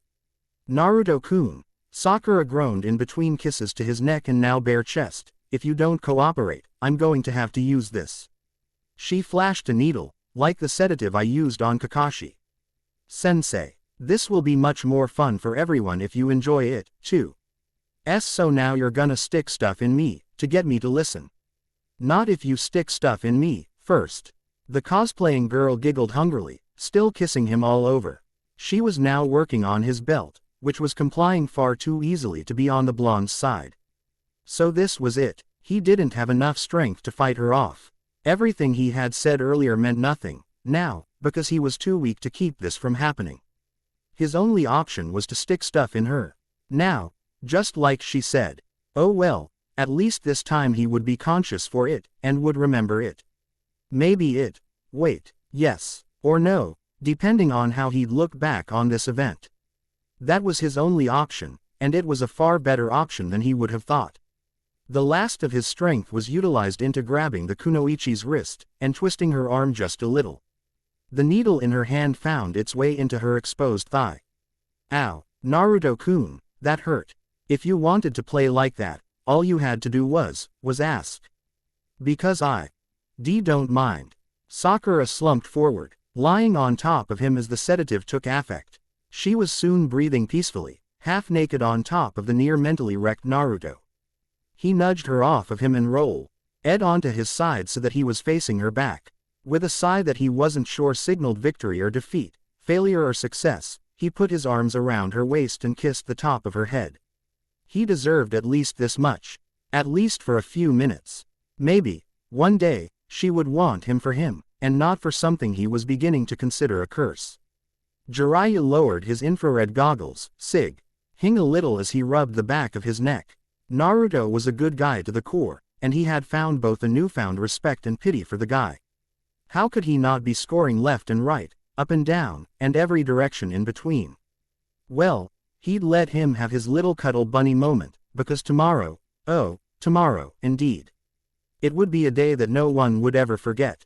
Well, maybe the women would, but no man in the surrounding miles would ever forget, and he would have enough research compiled to write 1,000 volumes of Ika Ika Paradise. Oh yes, tomorrow, indeed. Author's other note. Well, ladies and gentlemen, it's been a fun ride, but the next chapter will be the final chapter in mating season. Jiraiya's ultimate plan, which will actually be much simpler than probably all of you were thinking, will be unleashed, and I'll try and send this story out in a blaze. I hope you all enjoyed this chapter as much as I enjoyed writing it. Thanks for reading. Perverted Hermit's pervert plan revealed. Author's note. I'm sorry, this is not the end. I intended for it to be the end, but it would be way too much, and it can stand on its own as an introductory chapter to the real deal finale. I know, I suck at I said. I don't like going back on what I said, but it's better this way. I wanted to stop on 9 for Nine-Tailed Fox, but oh well. At the very least, you'll leave this chapter with knowledge of Jiraiya's plan. I do not own Naruto, but any other characters and ideas are my own. Enjoy. Asuma, summoning all of his strength in the process, managed to pull Kurenai back far enough that Naruto didn't need to find out what she wanted to do with the item she had requested of Lee. He couldn't fathom what on earth she could have possibly wanted it for. Especially if she had been under the influence of the aura. Looks like it's about 10 yards, now. The Junin stated, wiping the blood from his lip on his sleeve. His hand dipped down into his pocket to fish out a cigarette. Lee nodded in approval at his method of testing the aura's range as it was put to use for the second time, this time showing without a doubt that the aura really was in recession. The four of them were outside of Naruto's apartment, on the loamy dirt road which sat before the teen's home. It was a nice day, not a hint of a cloud or molestation to be found or worried about. What did I say? I didn't do anything bad, did I? Kurenai asked sheepishly, hardly able to believe the fact that she had almost accosted Naruto. Naruto, of all people. Asuma Modi, one to his busted lip while wiping the blood away, again, as it continued to ooze from the gash he was granted. Courtesy of her elbow. He was currently wondering why the hell they had used Kurenai for the test, and not some old lady.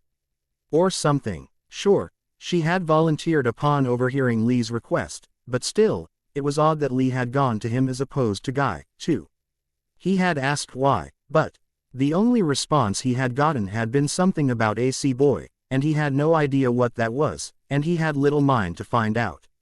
Kurenai waved off Asuma's negligible wound, turning her eyes to Naruto, who flashed her a big grin and shook his head. Nope, not a thing. All I need to do now is wait around at home until it's finally done with. He laughed as he spun around, hurrying up the set of stairs to his door. Lee shortly after him. Asuma and Kurenai turned to leave as well, both relieved at the knowledge that the entire mating aura ordeal was about to blow over without any serious complications. Naruto had proven himself to be an upstanding individual, having resisted something that most would be incapable of. They both had a newfound respect for him. As the two slowly left Naruto's residence behind them, Kurenai became increasingly more aware of the fact that Asuma was sending her glances out of the corner of his eye. After nearly a minute of her wondering why he was looking at her like that, she finally asked, "What's the problem?" Asuma stiffened up, redirecting his eyes directly ahead of him, his cigarette almost toppling out of his mouth. "Nothing." Naruto started to unlock his door, looking over his shoulder to ask Lee, "Hey, what did Kurenai want with a hamster, anyway?" Lee shrugged. "I was going to ask you. She went on a weekend trip with Anko, though, so I'll bet it was something weird." He popped his door open, his jaw practically hitting the floor when he saw who was in his room. He swung his arm up to point at the familiar face, practically screaming, "The perverted hermit." Jiraiya jumped across the room, punching Naruto on top of the head before speaking, "I've told you a million times to stop calling me that." Not bothering to get up from the floor, Naruto asked, "What the hell are you doing here? I thought you were too busy with Akatsuki to train with me. It just so happens that their movements have come to a total stall, and I had some free time on my hands. I thought to myself, wouldn't it be nice to see my energetic pupil again, so here I am." "You mean, youthful," Lee stated, entering the small apartment. Naruto is brimming with the energy of youth. "So I can understand why you would incorrectly label him as energetic, when you should be referring to him as youthful." "Wow," Jiraiya mumbled, returning to his spot on the tiny couch Naruto owned. "Thank you for clearing that one up, kid. I was really concerned with which adjective best describes Naruto. That's great. Now I know." Lee, unable to detect sarcasm, struck the nice guy pose before dropping to the floor and starting his daily regiment of several thousand push-ups. "What's that smell?" the blonde muttered, pushing himself to a sitting position, still in his own doorway. "Well, Kakashi told me about your situation, so I thought I'd swing by with some lunch too." "No way," Naruto shouted, jumping up and holding his hands out in front of him, as if to shield himself from the perverted intentions of his sensei. "I am not going to do anything you say for food. I've come way too far to fail now that I'm almost safe. You do realize that by succeeding in the mission, you're failing at life, though, right?" the perverted hermit asked seriously, his eyes narrowed into thin lines that made him look almost comical. "Yeah, already covered that with Kakashi-sensei. That hypocritical bastard." "What?" Jiraiya snapped his fingers, looking away. It's nothing, it's nothing." Of course, it was most definitely not nothing. He was, at the moment, recalling a certain Hyuga about to take the plunge at a certain hot springs before a certain rock thrown by a certain Junin knocked her out. Hearing about this verbal swing of opinions on Kakashi's part had him certainly pissed. "Whatever. I can't go out and get food, so it's still a good thing you brought some," Naruto exclaimed, digging through the brown paper bag sitting on his counter. "I got you the ramen with the egg in it. I thought that's what you liked, so it's in there. I'll get you seconds if you're not about to say, if you finish all of it, then don't say anything," the blonde stated seriously, pausing his rummaging to send a grim glare to Jiraiya, who sighed. The perverted hermit stood up, stretching his arms up over his head as he successfully pulled off a yawn. "Well, I guess I can't convince you to play things the way I would, so I guess there's no helping it. I'll have to find my research material elsewhere. It's too bad. I would have been able to train you a lot sooner if I could find the data I needed. I guess there's no helping it." He slowly made his way for the door, waiting for Naruto to stop him. "Yep, too bad," was the only response he got. "Damn, I thought you'd cave at that point. Is there really no persuading you?" "Wait, why should I have to persuade you? You're not, not straight, right?" "Of course I'm not straight," Naruto exclaimed, plopping down on his couch with the plastic bowl containing the ramen before him. "I just have morals." "Well, there's morals, and then there's stupidity, Naruto. I'll let you think about that." Jiraiya opened the door, but paused to ask over his shoulder, "What's going on with your bathroom? It looks like it's been sandblasted, and there's a big hole in the wall." 1004, 1005, 1006. "You don't want to know," Lee answered in between push-ups. "One last thing. You still don't do that whole, finish the whole meal in a couple of bites, thing, do you? Jiraiya was slowly closing the door. Now. You still don't do that finish the whole night in a couple of seconds thing, do you? Naruto retorted, waiting to see what Jiraiya would say. All he got was a gaping mouth and wide eyes as the door quietly clicked shut. I'll take that as a yes, Naruto concluded. 1072, 1073, 1074. What did that mean, Naruto? Lee asked, not slowing his youthful push-up speed. I don't know, the blonde admitted. Slapping his hands together in anticipation for the glorious-smelling food, Kakashi-sensei told me that when the perverted hermit got on my nerves. Whatever it meant, it shut him up, at least. Honestly, if he isn't going to help train me or something, geez, wasting my time. Jiraiya snickered sinisterly, running at full speed down the streets of Konoha to get away front and to safety. Moving at superhuman speeds, the perverted hermit had gotten halfway across the village and into his base of operations in under 4 seconds. He descended down the concealed hatch and into the dark lair of his even darker plans. He had surmised that Naruto probably still inhaled his food, and judging from the smart-ass comment he had gotten prior to his hasty escape, he had been right. That was good, very good. It meant that Naruto wouldn't catch the subtle flavor of the secret ingredient to the ramen in time, having already ingested all of it, in all of its chakra-enhancing goodness. Genma, Jiraiya called out down the inky black corridor as he traversed through it, I trust you've got everything operational. The grunt he heard from the end of the darkness signaled a yes. As the perverted hermit stepped into the soft glow of countless television screens, he exhaled deeply as a great feeling of accomplishment washed over him.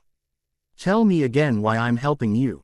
Genma muttered weakly, the needle in his mouth bouncing up and down with the motions of his tongue. Because Shizune would be terribly embarrassed if these were to leak. Jiraiya FL. Asked Genma the photos he had snapped of the two Junins expressing their feelings for one another in a rather adult-like manner. The expressing was taking place beside a hot spring, in a public venue, unfortunately for Genma. This is why Jiraiya had been able to utilize his voyeuristic talents so masterfully, meaning he had pictures with several different angles. Yeah, now I remember. So they're all up and running. All 2,000 of them. The Junin swung his arm in a wide semicircle to indicate the massive underground room they were in, which was completely filled with screens depicting all of Konoha. I can hardly believe that we set all of this up, and in one night. God, I'm tired. Suck it up, because it's all about to pay off, big time. Jiraiya stuffed the pictures back into his bag, careful to clasp it closed to keep Genma's hands off. There's no noise, though, so you'll just have to deal without it. Oh, I took care of that. Jiraiya slapped on a headset. I planted a bug in Naruto's hair, cleverly disguising it as a punch. He's none the wiser, and I get to hear everything. Really thought this one through, haven't you, you sick twisted son of a bitch? Genma muttered through clenched teeth. Of course, I've coerced the Akamichi into giving me their most potent chakra-enhancing pill of all, the white honey pill. Honey's not white, the Junin stated quietly, rubbing the back of his neck. The red pepper pill grants chakra increase of 100-fold. The downside is that it typically ends in death for the person who consumes it. The white honey pill, however, grants 1,000 times the user's chakra, and no one has ever survived it. Jiraiya laughed maniacally as he stated this. And you put that thing in Naruto's food. He's gonna die. But there's a loophole. I saw when the nine-tailed fox and the Shukaku were in the sky together. It's no coincidence that the aura is fading away after that event. The nine-tailed fox releases incredible amounts of chakra when it mates. And since the users of the chakra-enhancing pills typically die because their bodies just can't handle all of the chakra. You're saying that he'll die if he doesn't have sex. To release the chakra, he has to let the nine-tailed fox make doodles. The needle in Genma's mouth slipped out and fell to the ground. Exactly. But with 1,000 times Naruto's chakra, he'll have to make doodles with almost every girl in the village to get rid of enough chakra before it tears his body apart. I heard that the aura's range was 10 yards, but with this boost it should go up to 10,000 yards. Which means there won't be any escape. The perverted hermit resumed his laughing as the ground beneath them began to tremble. Genma turned wide eyes to the screen showing Naruto's apartment, stunned to find the entire complex being consumed in blue waves of chakra. The image of the nine-tailed fox in the background, glowing a fearsome crimson, told him all he needed to know. Naruto had eaten the ramen. And Jiraiya's plan was now underway. Author's other note. Brilliant, yes. There will be no escape, and Naruto now must die, find another way to release Chakra at a rate faster than what Jiraiya hopes, or simply give into what's been building this entire story. Everyone's going to play a part in the finale, even the guys. They must save the innocents. The women they love, respect, are related to. All-out insanity shall ensue, and I hope you'll be there to see it. Once again, I apologize for, I think, false advertising. Sort of fits, and sorry for the long update time. I didn't want an 8,000+ word chapter. I'll do better with this next one. Thanks for reading. Coming to an end part 1. Author's note. Okay, you know what? My quarter just ended, and the weather is crappy. This is the final stretch of mating season, but I want to approach it a little differently than I originally did. When was it? 3 or 4 nights ago. Whatever. I'm going to upload a new chapter every 2 nights until I finish Jiraiya's plan, at which point I should have exhausted every little joke and idea I have for this story. This way, I can write a little more and have something to do while the weather sucks. If people get pissed because of this and want to cause me physical harm, I wish you the best of luck in doing so. I don't think anyone should, however, because it means there will be a bit more to peruse, and I can explore, poorly chosen word, every last bloody facet to this. Besides, this means you get to read a little more every 2 nights. Starting now as opposed to a few chapters worth in one sitting only God knows when. It will be done in 4 to 6 nights, maybe 8, I'm not sure. Yes, I am an indecisive little ponce, thank you for noticing. I do not own Naruto. But any other characters and ideas are my own. Enjoy. Kakashi paused to look over his shoulder. He felt an incredible power explode into existence. It was Lee. Nothing he had ever felt before in his life. Nothing could compare to the sheer energy in the air. But just as quickly as it had appeared, it vanished. He would have sworn the ground beneath him quivered in the wake of the awe-inspiring strength that had just seconds ago echoed throughout existence, silencing crying babies and making old men tear up. What the hell was that? The copy ninja couldn't help but ask aloud, looking around a little bit as if the confused people around him could give him some sort of an answer. He was met with equally puzzled looks, though what happened next gave him some sort of an idea of what was happening. So, Shikamaru looked from Ino to Temari, wondering how in the hell life got so complicated that he had this kind of problem on his plate. Other guys would kill to be in this situation, but Shikamaru would kill those guys to be out of it. Why couldn't one girl have feelings for him? Just one. She didn't have to be a beauty queen like either of these two. She didn't even need some sort of special quality or trait.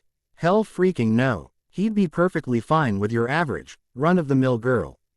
But no, he was cursed to being the target of 2, count them. 2 different gorgeous girls' affections.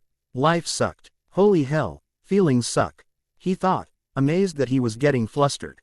Well, Ino asked impatiently, ready to knock both of them out and be done with it. At the very least, she could drag Shikamaru away afterward to either A. tie him up and throw him in a river, B. hide him from Temari, because if she can't have him, herself, then nobody else is going to, or C. do what she wants with the guy, then move on. Or to his place, because she loves him. God damn it, feelings suck. Ino shouted at herself mentally. What's the problem? It should be an easy choice. Temari was getting impatient, too. God, just comparing the 2 of them should make it clear who he should pick. Not only did they aren't physically, but anyone could tell that they were very different inside, too. Geez, she was getting ready to knock the 2 of them out and be done with it. At the very least, she could drag Shikamaru away or ward to either A. tie him up and abandon him in the desert, B. hide him from Ino, because if she can't have him, herself, then nobody else is going to, or C. do what she wants with the guy, then move on. Or to his place, because she loves him. Son of a bitch, feelings suck. Temari growled inwardly. The ground beneath the 3 trembled slightly, a wave of power washing over them. It was odd, and somewhat beautiful. In a very unattractive and hypocritical sense of the word, anyway. Before he knew what was happening, Shikamaru was gazing at two flushed beauties, barely audible O's passing over their lips as their eyes sort of glazed over. He was thrown to the ground so viciously as they dashed by that he honest to God bounced.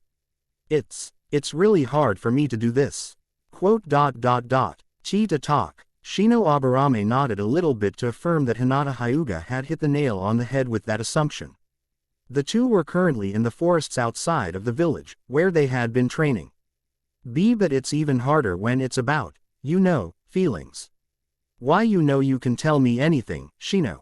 After all, we're teammates, and we need to be honest with each other. Hinata gave him a friendly smile and set her hand on his knee. That alone was one of the more forward things Hinata had ever done in her life that she can recall, and it made Shino's palms start to sweat a little bit. He wanted desperately to say the first thing that had come to his mind, which was that he wanted her to take the team out of teammates, but he just couldn't see himself doing it. For a long while, now, he had tried to ignore the thoughts he had been having of her, believing that she had some sort of affection for Naruto. The harder he tried to bottle these thoughts and feelings up, however, the harder they became to bottle up and forget. Her touch alone was making him start to sweat nervously, and words were about to fall out as even an option. His throat was so dry. Using all of his willpower, he brought his eyes up to face hers, opened his mouth, and froze. Hinata was trembling a little bit, her face was red, and a thin stream of blood was working its way down onto her upper lip. Before he could even say, "I want to be your love bug," his cleverly invented line, he was knocked violently onto his side only to watch as Hinata made a mad dash for the village. I can't do any more. Please, stop. Oh, you want me to stop? Do you really? I told you I would when you wanted me to. Why yes. Stop. Are you sure? No, don't stop. Don't ever stop. Iruka Yumino's fist was poised to knock on Anko's door, but he found that knocking seemed like one of the worst ideas he had ever had. Rather, listening intently with his ear pressed to the door sounded better. Much better. Neji Hyuga was in front of him, ear pressed to the door in a similar fashion. He was doused by a shot of blood when Tenten let out a scream, which signified that she had either A. felt something really good, B. felt something bad but really liked it, or C. she was hurt. Neji, fearing that option C might be the one, as is the case with most guys who worry about a girl, kicked the door down and stormed Anko's apartment. What he saw will forever change his opinion of both girls, whether it be for the better or worse shall be left for each individual person to decide for themselves. Whichever way his opinion of them was swayed, the opinion he held of himself was body slammed by an eyeful of completely innocent training between two female ninjas. What the hell? What are you knocking my door down for, you spaz? Anko barked, coming up out of her fighting stance, the tonfas she held in her hands now directed at Neji, as opposed to their original target, Tenten. Why is there blood all over your head? Are you okay? Tenten asked, rushing to his side. She left her two tonfa where she had been standing, a few feet away from Anko. All of Anko's meager belongings had been shoved aside to give them enough room to train. The Junin had insisted on them doing it at her place so no one would have to know that she was training someone. Everyone would want a CE of that action if the information were to leak. Unfortunately for her, however, Iruka had been eyeing her for a while now, and had seen her bring Tenten to her place for the training session. Neji had bumped into him in searching for Tenten, so the two had temporarily joined forces in an attempt to confront the women. The rest is 45-second-old history. Actually, the guys said in unison. We were kinda hoping you'd want to grab a cup of coffee, or something. The two girls stared at the two guys, both noticing a slight trembling beneath their feet. They began to sweat just slightly, their faces taking on an impressive crimson shade just before their eyes glazed over. Look at that. She's blushing, and lost for words. That look in her eyes must be the fabled schoolgirl love sparkle, too. I am just too much. Neji held back a grin, as he had grown very proficient at doing so over the years, as he patted himself on the back just hard enough to knock himself over. Really hard. In fact, So hard that he hit his head on the floor, and sent Tenten sprinting out the busted door and down the street. Anko was shortly after, having barreled by Iruka so fast that he found himself thrown up against the wall. As he slid down onto the floor, he couldn't help but think, was it really such a bad offer? Akamaru, you stop that, right now. The dog, however, was far too involved at the moment to heed Kiba's orders, and only quickened his actions. Akamaru, I'm serious. You get off that dog, right now. Kiba Inuzuka roared, finger aimed at his dog and the dog beneath his dog. They were all outside in Kiba's backyard, smack in the middle of what was proving to be yet another day of trying to keep Akamaru from making a decision he would most likely regret later. After all, that's what friends were for. Right, Akamaru, I've seen that dog with other dogs. She's screwing around behind your back. Or, other dogs are screwing around behind her back. Or, she's, you know what. You stop because I told you to. Akamaru looked at Kiba like he was insane, not stopping his movement at all. In fact, it looked like he was kicking it up a notch, much to Kiba's chagrin. Before the owner could stomp over and force his dog off of the neighborhood floozy, his sister practically tore the door off of its hinges in her rush to escape the house and speed off towards the village. Hana, what is it? Kiba called after his unresponsive sister. With a groan, he followed after her. If there was trouble, he was going to be a part of it. As he moved to follow the same path of his sister, his mom rushed by him, pushing him to the ground as she passed.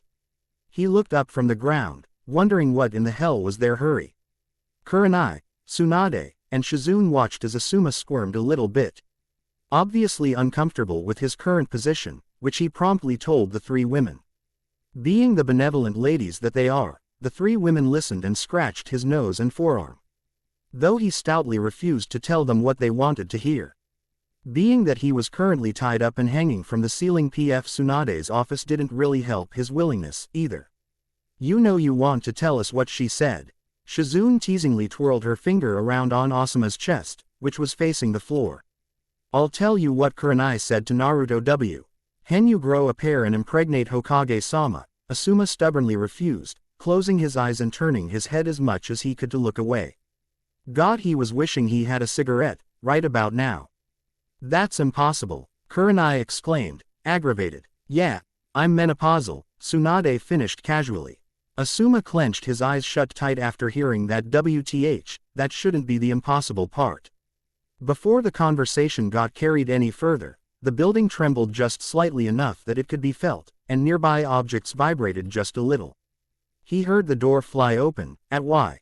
Asuma opened his eyes to find that he was quite alone in the room. Hey.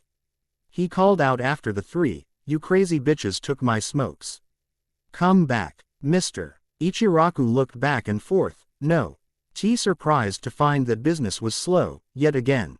The only customer they had, at the moment, was the pink-haired girl that Naruto loved to daydream about. Wow, he never thought he'd have to us. Pink hair, as a way to identify someone, especially to himself. Shrugging the thought off, the owner of the stand that Naruto loved so much continued to go about his cooking business, leaving the socializing with the customer up to Ayame.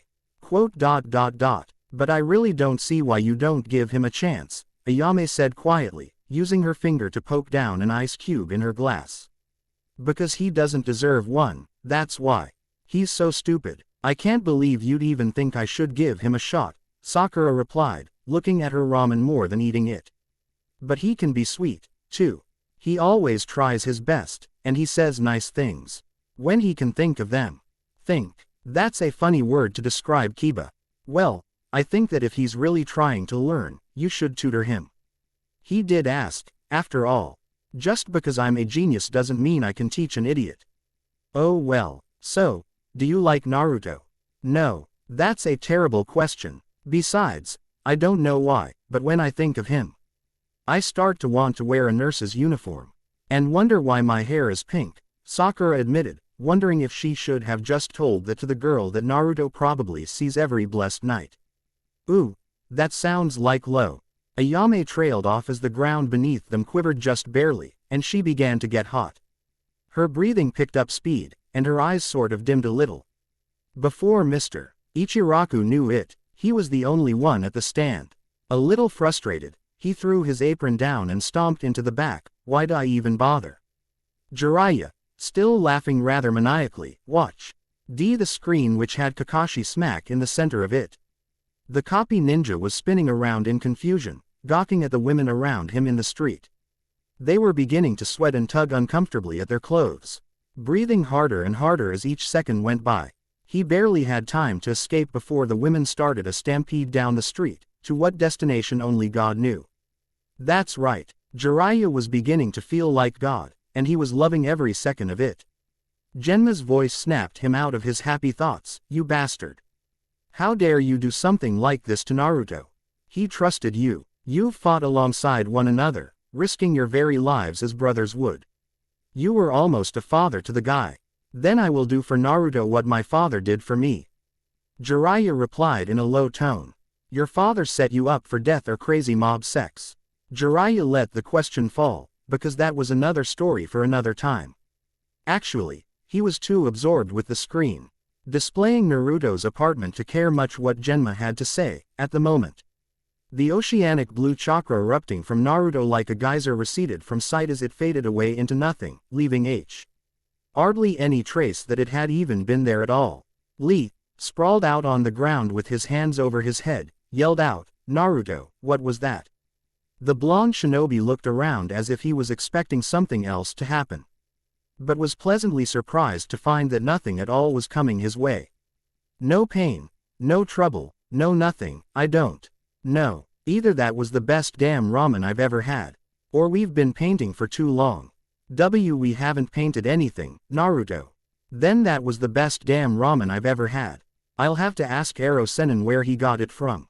Actually, there's a flavor in there that I can't quite place. He began to work his tongue around in his mouth as though it might help him figure it out, sort of like honey. That's weird.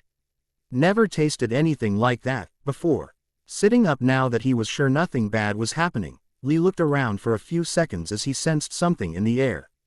But what, Naruto, do you feel that? The blonde stopped talking to himself, also beginning to feel something in the air. He had felt it before, but it couldn't be that. There was no way, because no woman would willingly come within 10 yards of his apartment. Oh, ouch. Naruto whispered to himself after thinking that, my pride.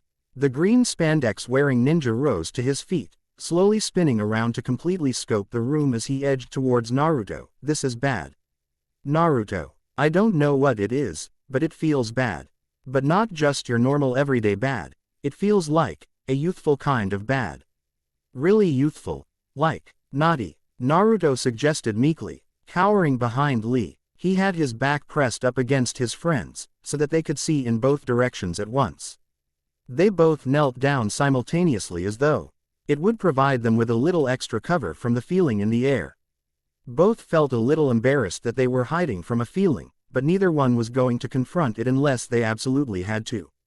The bobbed-haired ninja's eyes widened as his gaze caught the little bit of ramen juice in Naruto's near-empty plastic bowl. It was vibrating as though something were approaching. It was barely visible, but it was very gradually growing stronger and more noticeable. When the feeling took on the form of noise, that's when the two both began to panic. Go get the sea boy, Naruto yelled, curling up into a ball to help shield himself from what was coming. You get it, Lee shouted in response, I'll hold off the women. He ran over to the door, flinging it open. Naruto would have sworn that even Lee's clothes paled as soon as that door had opened, and he saw what the blonde would soon discover to be an ocean of stampeding female hormones. Not the kind that men are typically afraid and even try to avoid of, but the kind that scared Naruto, and rightly so. And Naruto, my friend, you really should get your sea boy. The youthful ninja could almost feel the youth bine sucked out of him as the throng of women grew ever closer, the dust clouds they were kicking up blotting out the very sun.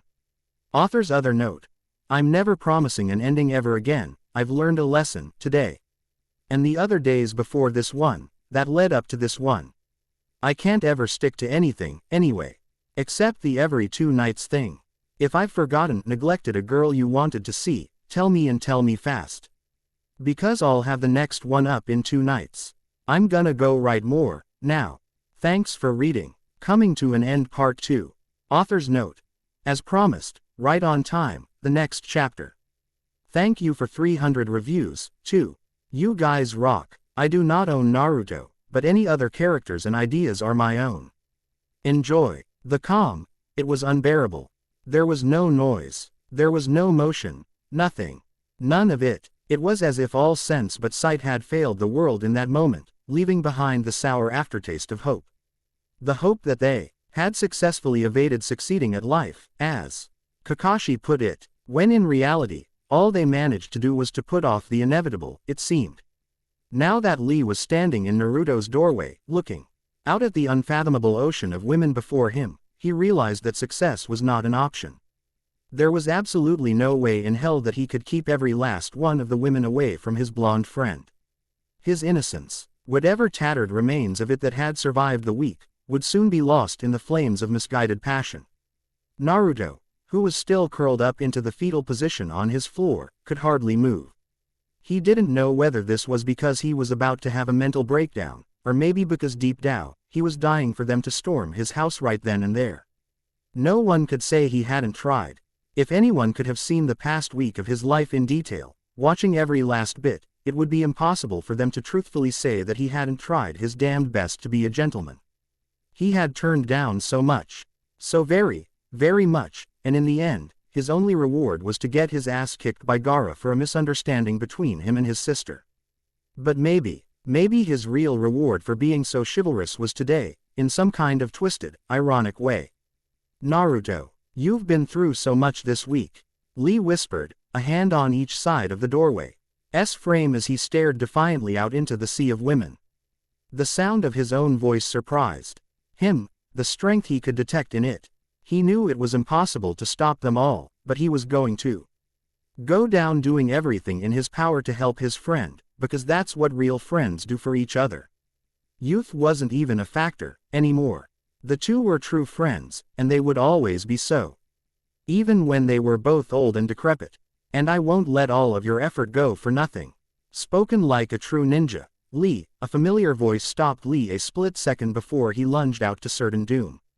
Both teens felt that sour taste of lost hope blossom into the sweet honey-flavored goodness known as renewed hope when that blessed voice touched their ears. Naruto even managed to stir slightly from his fetal position, turning his head to look at who he knew would be his savior if anyone was capable of it. Kakashi flashed into appearance in the center of Naruto's apartment, a slight grimace apparent on his stern face. Kakashi-sensei, you gotta do something. The blonde pleaded with his old sensei, I've never needed your help so bad. Naruto, I know, there's no way you can take care of every woman out there. And I don't think any sane person could expect you to. The copy ninja rushed to Lee's side, looking out at the swarm of estrogen below. Why are they just waiting out there? Lee ventured to ask, still holding fast to his spot between the door's frame. It's the calm before the storm, Lee, and there's probably only going to be a minute, 2 minutes of it tops. They all know there's nowhere to go. Every woman of childbearing maturity from every village within an approximate distance of 5 miles is either around this apartment, or on her way here at breakneck speed. They know that he's screwed. Kakashi shook his head slowly from side to side, not even cracking a grin at his poorly designed pun. It's never stopped them before now. They just kept freaking attacking me. Sakura-chan hit me in the head with a wrench so hard that I busted through a hospital floor, for God's sake. Naruto sprung to his feet. Now you're telling me that they're all just standing out there, waiting. Waiting for what, kid? The copy ninja whispered, motioning for the blonde to come to his side. I think you need to see this to appreciate the severity of the situation. Somewhat nervously, Naruto did as he was told, although he did so quite slowly. He stuck his head out to get a look, and was greeted by clothes being thrown up into the air in celebration of his appearance. Screams of desire and need pierced through the village like a kid's finger through the icing of a cake at a birthday party. That means it pierced through it smooth, but noticeably. The three ninja jumped back into the center of the room, all three thoroughly afraid for what was going to happen. Lee reached over and tugged the bra off of Naruto's head. Why are all of these women after me, now? I thought that the aura was going away. Before the women went completely nymphomaniacal for you a minute ago, there was a huge explosion of power. You had to have felt it. Lee nodded so hard that the Junin feared the youthful teen's eyebrows were going to rip right off his face. We did. It was the ramen. He swung his accusatory finger down at the plastic bowl, which sat there. Never before did a ninja feel he could place the blame for a bad situation on a bowl with a little ramen juice left in it more than Lee did at that moment. What do you mean? Kakashi asked gently, kneeling down and scooping the bowl up to get a little sniff of it. Quote. No way. You'd better be wrong, Lee, or I'm. God damn it, you're right, Naruto screamed, kicking his sofa so hard. It swung up into the air and across the room into a wall. Kakashi looked to Lee, who promptly explained, Jiraiya-sama showed up and brought this lunch for Naruto. He must have put something in it. There's only one thing that could give such an enormous chakra boost, but there's no way that he would give such a thing to Naruto, is there? The copy ninja mused quietly, setting the bowl back down gently on the table. Oh, there is, you backstabbing fool. Jiraiya laughed, tapping his headset with 2 fingers as he skipped around in a circle in a rather girlish fashion. Genma watched as he did this, beginning to wonder just how sane Jiraiya actually was. If he did, that's the only thing I can think of that would have such an effect on anyone.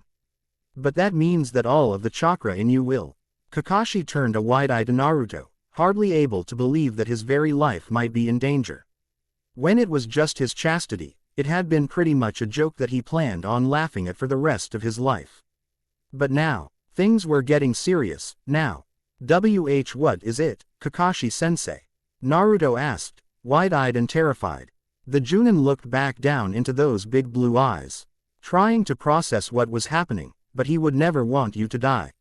What are you talking about? Lee asked, beginning to fear the women's approach, as they were starting to grow louder. Quote. That's it. That night, when the 2 demons were in the sky, all of that chakra that was released, he must have seen it. He knows that the only way but that's going too far. Kakashi looked like he was ready to hit the bottle and drink himself to sleep. In fact, there was a high probability of that happening in the near future, he suspected. Kakashi, they're getting restless.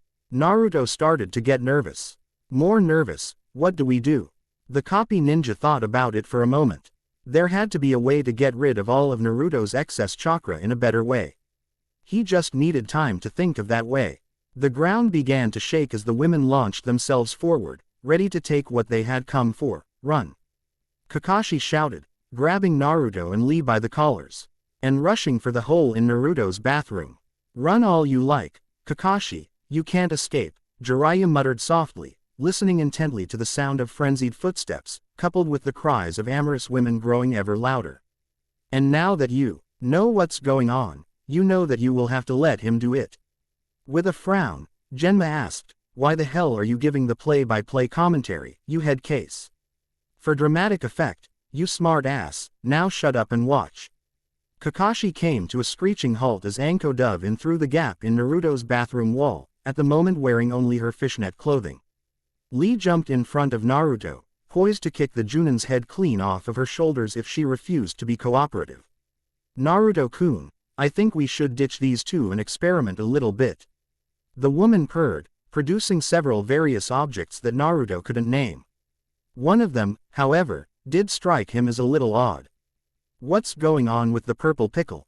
He asked, tilting his head to the side a little, as though that was going to help him figure out what it was. Well, I'm so very glad you asked. You see, Lee's arm shot out, catching her by the wrist before she could demonstrate what that particular tool was for. Naruto. Now Lee was cut off as the chunk of purple plastic was thrust deep into his mouth just a split second before he was kicked in the side so hard that he was sent crashing through the remaining good wall in the bathroom. Spoke. Kakashi couldn't help but ask, did you seriously just stick that in his mouth? I didn't have had to if Naruto-kun would have done me the favor, first. Now, come here baby. Anko lunged forward, a simple 4 inches away from making contact with her target before she was blown away by a jet of water exploding from Naruto's showerhead. The water had taken on the form of a dragon as it went, Kakashi's jutsu stopping her just in time. Come on, she's not the worst of things. Kakashi shouted, not surprised when the entire apartment complex began to waver and groan under the sudden rush of new weight. The two jumped out through the gap in the wall and over the pulsating mass of screaming women, clearing a large gap to land safely on the roof of the next building as they did. They hadn't even moved 2 feet before Tsunade and Shizune were standing before them, both eyeing Naruto like he was a chunk of raw meat and they were starving animals. Yeah, definitely not the worst of it, Kakashi mumbled, looking around frantically for some sort of hope. Naruto-kun, the two women spoke in unison, inching forward as they loosened their clothes. I think it's about time we show you a fun new spin on the game, Doctor. Before anything else could be done or said, weapons rained down all over the group of four like a springtime shower gone horribly wrong. Tsunade and Shizune jumped back to safety, granting Naruto just a little more breathing space. Kakashi and his blonde pupil looked up to the source of the attack, both a little disheartened to find Tenten dropping down from the sky. They turned to make a dash to the side, but Sakura and Ino had just jumped up onto the roof, both looking rather pleased with the situation. We never could share Sasuke, Sakura admitted softly, knocking fists with Ino as the two started towards the doomed blonde. But we won't make that mistake with you, Naruto-kun. Ino finished, sliding her arm sleeves off. The two increasingly cornered males spun to try and flee to their other side, but were met by a rather unpleasant sight in two Inuzuka family members. Hiba's mother and sister were growling in what could have easily been mistaken for anger. It was more like they were telling the other women to back the hell off, but no one was going to listen. The sky filled up with several figures as Anbu members took to the air, having found their target. The floor nearby broke apart as Hinata powered her way through the stone and jumped up onto the roof. She spun, thrusting her foot up into Tenten's stomach before the girl could land, sending her flying up into the air and into an Anbu member. She then sent a palm speeding into Hana's face, sending the daughter sprawling down onto the mother, both tumbling over the side of the building. Not slowing down at all, the typically meek Hyuga whipped around, flinging two kunais in the direction of Sakura and Ino, who dove aside to dodge them. You bitches back the hell off, Hinata screamed, adjusting her stance to pull off her greatest move, the protection of the 8 trigrams 64 palms. Her movements so fast that not a single eye there could follow them. Chakra blades began shooting down members of Anbu at a rate that no one originally thought possible. Tsunade and Shizune were both struck, and sent stumbling back over the side of the building. Ino and Sakura were hit in similar fashions, but were plowed down through the roof and into the groaning structure.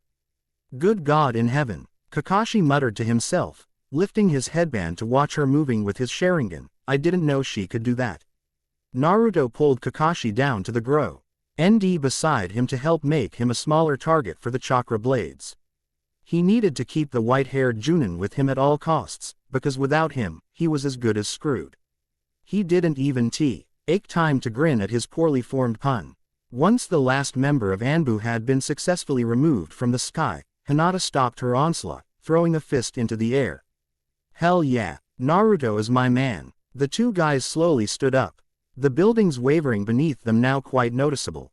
Hinata dashed across the short distance between herself and Naruto, and jumped up into the air, wrapping her arms and legs around him as she locked him into the deepest kiss he had ever had. Tamari in the shower didn't even compare. He stood there, arms waving around frantically at his sides as his eyes shot to Kakashi for help. He tried to say, Kakashi-sensei, help me, but it came out muffled and a little wet. I don't know, I think she kinda deserves you. After that, the copy ninja admitted, rubbing the back of his neck as he watched the two go at it. Naruto muffled another cry for help, at which point Kakashi stepped forward, deciding he had better do something. Hinata was too nice foe. Are it to be her that Naruto uses to release all of the chakra? Well, at least bam.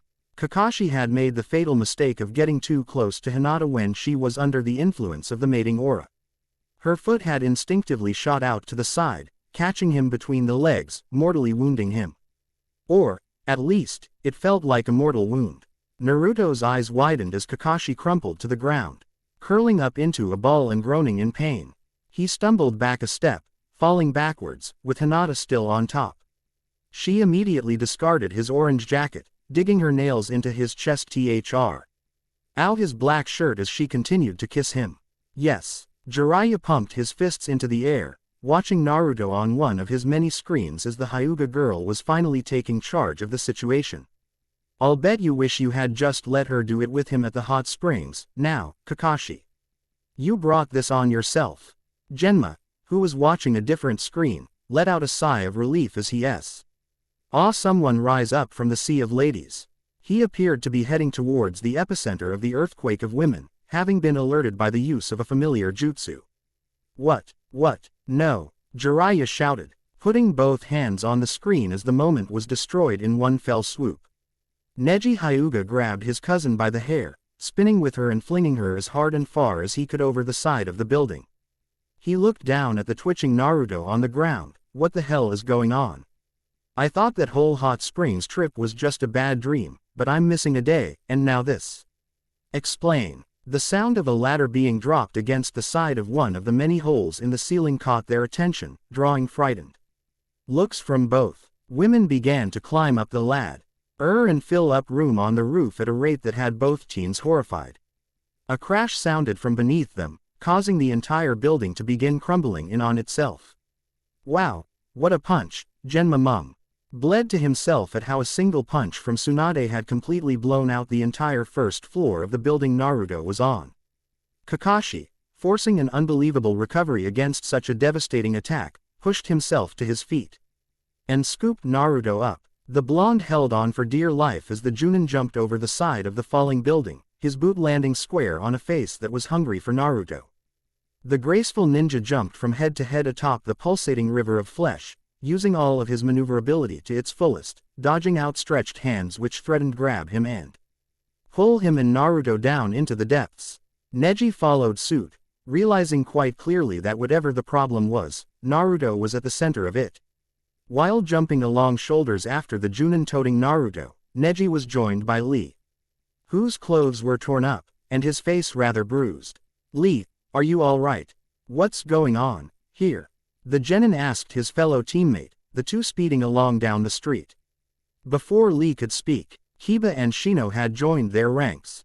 What the hell? Kiba shouted, making sure to stomp rather hard on the top of someone's head as he hurried to keep up with the other three. An explanation would be good. Shino echoed Kiba's sensation would be really good. Actually, the final person to join their little group was Shikamaru, and he was looking thoroughly displeased with how the day was turning out. Jiraiya was rubbing his hands through his hair in frustration as he watched Kakashi jump from person to person, somehow managing to stay above the swarm.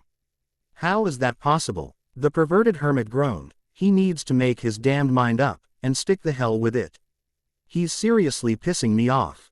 But you've gotta give him credit for sticking his neck out like that for the kid.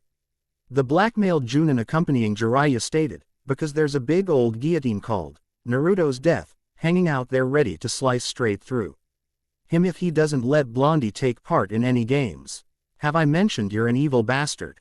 We've been over it, ha. Jiraiya pointed to one of the screens as Kakashi's ankle was grabbed, and he was pulled down into the abyss.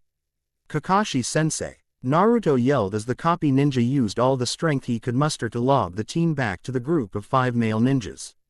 Lee managed to grab a hold of him and stay above the flow of people, though just barely. I'm trusting his fate to you 5. Kakashi yelled, slowly being absorbed into the mass. Whatever happens to him is up to you to decide, because I can't do it. This is an S-class mission. He was momentarily cut off as an elbow bashed into his forehead, sending him down even faster. Protect Naruto from all of this, or find an awesome way for him to go down. That pun was intentional. Shikamaru wasn't sure if he was hearing the Junin correctly or not. He was acting like this was a game, for God's sake. Whatever you decide, I'll buy you at least a little time. Whatever you do, don't look. Kakashi formed a quick seal, slamming his fist to the ground. A wave of chakra pulsed through the earth beneath him, sending all of the women within 10 feet of him to the ground. Hey! All you women, he shouted, standing tall amongst the little breathing space he had given himself. No way, Kiba muttered as all of the women who could hear him turned to look. The 5 ninjas, Naruto in tow, jumped up from the crowd and onto yet another building. They all started to leave, knowing that time was in short supply. Kakashi lowered his head a little, closing his eyes as he slowly brought his hand up to his face. Just like it had for Naruto back in the hospital to accentuate the moment, a slight breeze picked up at just the right moment to complete his ultimate sacrifice. He was glad that none of the women would remember any of this. Genma, Jiraiya shouted, "Don't look." In one quick motion, Kakashi had grabbed his mask, and had flung it into the air. The women closest to him were hit the hardest. Massive blood loss occurred in the form of nosebleeds, and most were knocked utterly unconscious by the sheer perfection that had been unleashed upon them. Totally overloading their senses, the women who weren't instantly floored by the exposure of Kakashi's inhumanly gorgeous face were so awed by it, that the name, Naruto, meant nothing to them. Mating aura be damned, every female who had seen his face flew to him like bees to a flower. It was time to pollinate like nobody's business. "Oh, holy shit," Genma spoke aloud, his voice cracking as he did. "You looked, didn't you?" Jiraiya asked, bending over just slightly. "I think I just had an orgasm," was the shaky response that was given. "It's to be expected, from Kakashi. There's a reason he wears that mask all the time, Genma. Now you know that." The perverted hermit started to hobble off somewhere. Where are you going?" "I need to change, real quick." Jiraiya had been watching, unfortunately, as well. They didn't know exactly what Kakashi had done, but several hundreds of females no longer seemed interested in Naruto, which was a good thing. They were currently stripping and dog-piling together in a mass mound of human flesh on top of the Junin, who was no doubt lost forever to them beneath the immorality. Shikamaru looked over his shoulder as they jumped from building to building, not surprised to find several ninjas following them. He knew some of them, and knew that they were in serious trouble. He was rather embarrassed to find Temari and Ino among the ranks of female pursuers. Hold on, was that his mom? Oh, hell no, that was Choji's mom, too. Ino's mom, all three of them. That was just ridiculous. The nine-tailed fox needed to learn some boundaries. Shino and Neji were both cursing inside at the fact that Hinata was after them, both upset for their own reason. Neji didn't like it because Hinata was family, and he was currently trying to come to grips with the fact that Hinata had recently grabbed hold of his manhood back at the springs. Not cool. Shino was upset because his confession had been ruined by this event. But he felt a little better that he knew it wasn't because of him that she had run away. Wait a second, was that his mom? Oh, there was about to be a problem. Hiba was incredibly pissed at Naruto, right now. He had the ultimate booty call going for him, right now, and yet here he was. Running like a little wuss. He was going to make sure that Naruto made good use of this aura like a man. Hold the phone. That was his mom and sister chasing them. Son of a bitch. He was so angry and conflicted he could hardly even see straight. Lee was currently downtrodden by the fact that Tenten and Sakura were among the ranks of those chasing them. He still had his good friend slung over his shoulder, and was definitely not going to let him fall prey to the sex-crazed ladies in pursuit. But, at the same time, he was sad that the girls he cared for were after someone else. Being caught up in the throes of youthfulness, as they all were now, could be difficult at times. What the, was that his mom? You guys, Lee shouted above the sound of the screaming surrounding them through their flight, we cannot let anything happen. Hell no, the other ninjas replied in unison. There was no way that as long as they had breath in their bodies that they were going to let Naruto do anything with the women after them. Little did they know, Naruto's very life depended on them letting that very thing they swore to prevent happen. Author's other note. Yeah, Kakashi rocks. You all know it, too. But now it's up to these 5 brave ninjas to prevent the unthinkable from happening. Can they do it? Will Naruto be okay?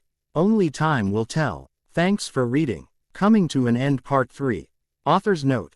Some of you have mentioned the Lee's mom joke, telling me that Lee is, in fact, an orphan. An oversight on my part, or something I was just poking fun at. Well, because I would not poke fun at orphans, it was clearly an oversight by me. But looking back at it, I was just vague enough that it can pass as a simple mistake on Lee's part, and not mine. He never thought for certain, that's my mom. Good God. So I'm saved by a loophole.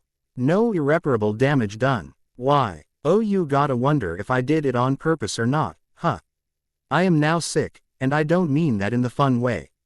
I mean I'm seriously sick, and feel like crap. This may or may not affect my writing speed quality. So if there isn't an update in 2 days after this one, you know why. By the way, I am not sexist. You'll get it later. I do not own Naruto, but any other characters and ideas are my own. Enjoy. I know I was unconscious for the majority of the event, but I'm pretty sure something pretty psychotic happened. Pretty sure. 2 solitary male figures stood high up on a tree's branch, looking out at the village of Konoha in the state of disaster it currently found itself in. The 2 were 2 of the desert's finest, Gaara and Konkuro. Temeri's in there, Gaara stated in a low tone, bah. Rely audible over the sound of the stampeding women, coupled with their high-pitched squealing. With a little groan that meant, I know she's in there, the puppet master sent a glance down at his brother. The gourd-toting ninja was at the momentless paper seals, protecting him from Naruto's demon's chakra, and forcing his own personal demon into submission, bottling up any of the urges it may have as a result of the aura. He looked like he was wearing all white, there were so many stuck to him. A few seconds passed as the 2 watched in awe at the number of girls flooding the village. Never before had either seen so many women in one place before. The streets were clogged so bad that people could hardly even move, shoulder to shoulder, waist to waist.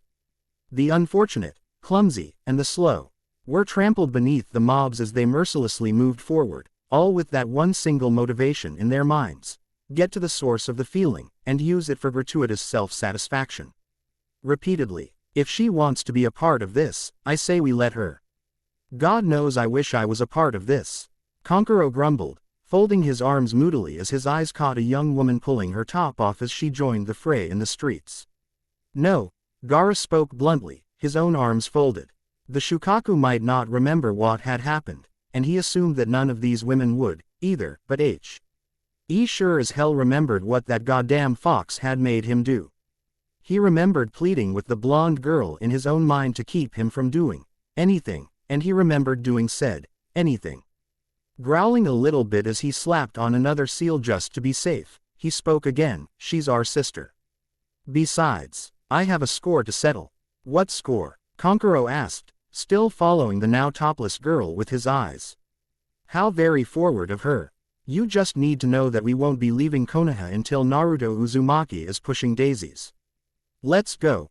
Gaara jumped down from the tree, followed shortly after by his brother, who had successfully burned the image of the girl into his mind forever. Minuteman, I think we might have a problem. The perverted hermit unglued his eyes from the screen containing Naruto, currently still in flight, to hop over to where Genma was pointing. On the screen before him he saw none other than Gaara of the desert, and his puppet-wielding brother. The 2 leapt from a tree, and disappeared into the throbbing waves of females overtaking the village. This might complicate things somewhat, but I don't think we need to worry. Did you see all of those seals on him?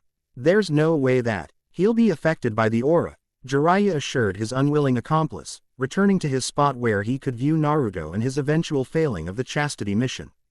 After nearly a minute of watching the screen, he turned to send an angry look at Genma. Did you just call me a Minuteman?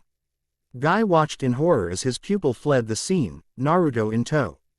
The 4 other ninja males did the same, leaving his eternal rival Kakashi Hatake to fend for himself under the ever-growing stack of squealing women. He had missed whatever it was that Kakashi had done to distract so many women. But whatever it was, it must have been magnificent. He noted that the pile of women was rapidly increasing in amount of visible skin.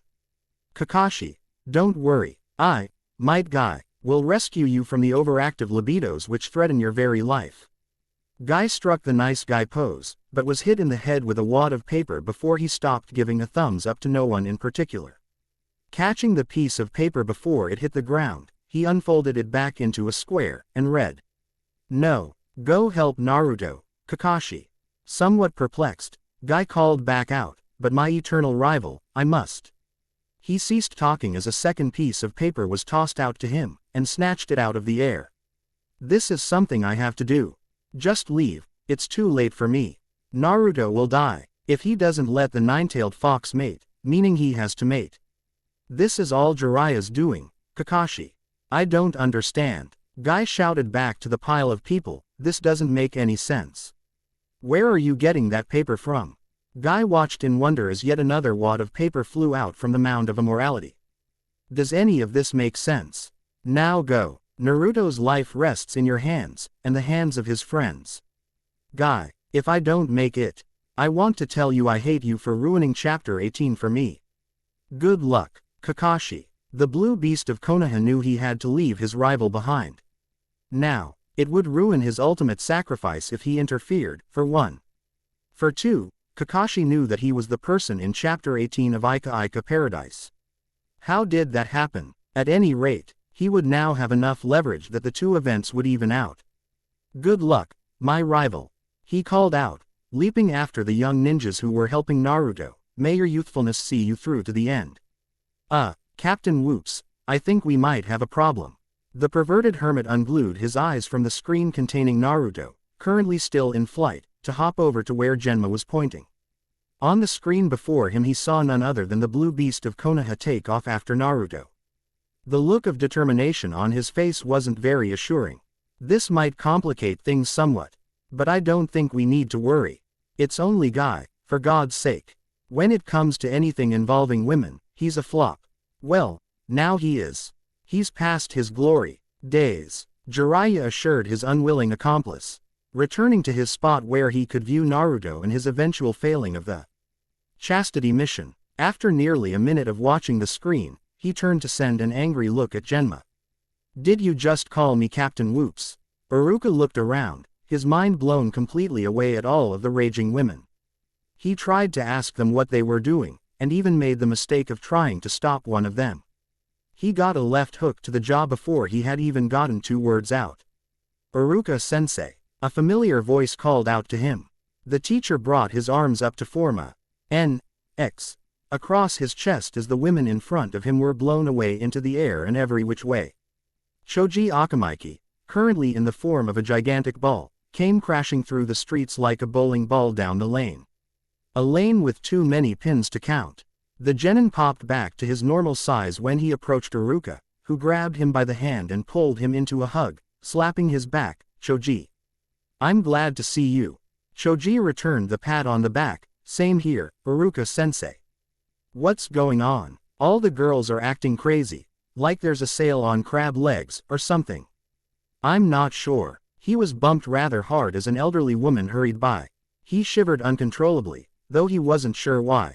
Neji and I were talking with Anko and Tenten, and for no reason they just lost it, and bolted. Now this. I don't know, but it might be a mass jutsu, of some sorts.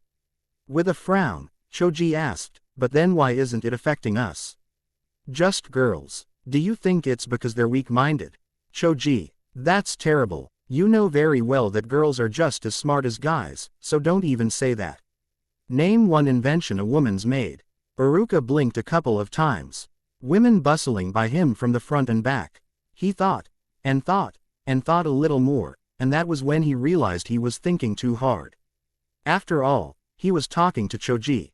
If you think of any kind of food, a woman made it. There you go. That may have very well been the most sexist thing to have ever escaped Iruka's mouth, but it was to prove that women were not weak-minded. He knew that was not true. And many of the girls he knew stood testament to that. Wait, he should have just used one of them as an example. Oh, you're right, what was I thinking? Choji smacked himself upside the head. As he did, he spotted a certain group of ninjas leaping from rooftop to rooftop, passing them by overhead. Hey! That was Shikamaru, he exclaimed, pointing up to the group. The women in the streets suddenly changed course, as if they were following after the group of ninjas. Iruka noticed this, and rushed to follow them. Come on, Choji. I think they know what's going on. Choji Groanves of Kunoichi's passed by overhead, apparently chasing the small team of ninjas themselves. Someone was gonna owe him dinner for this. Quick draw, I think we might have a problem. The perverted hermit unglued his eyes from the screen containing Naruto, currently still in flight, to hop over to where Genma was pointing. On the screen before him he saw none other than Ir. UKA and the Akamichi team chasing after Naruto and the other fleeing ninjas. This might complicate things somewhat, but I don't think we need to worry. What can a lowly academy instructor and tubby do? Not much, Jiraiya assured his unwilling accomplice, returning to his spot, where he could view Naruto and his eventual failing of the chastity mission. After nearly a minute of watching the screen, he turned to send an angry look at Genma. Did you just call me quick draw? Genma pretended to be watching one of the screens, whistling a little bit. If you make one more smart-ass comment about me being a, you know what, I'm gonna break your arm, Jiraiya shouted, making damn sure that Genma knew he wasn't playing around. You guys ready? Shikamaru asked, flying through the air with his friends like they were hawks. Only in an ironic sort of way in that they were the ones being hunted.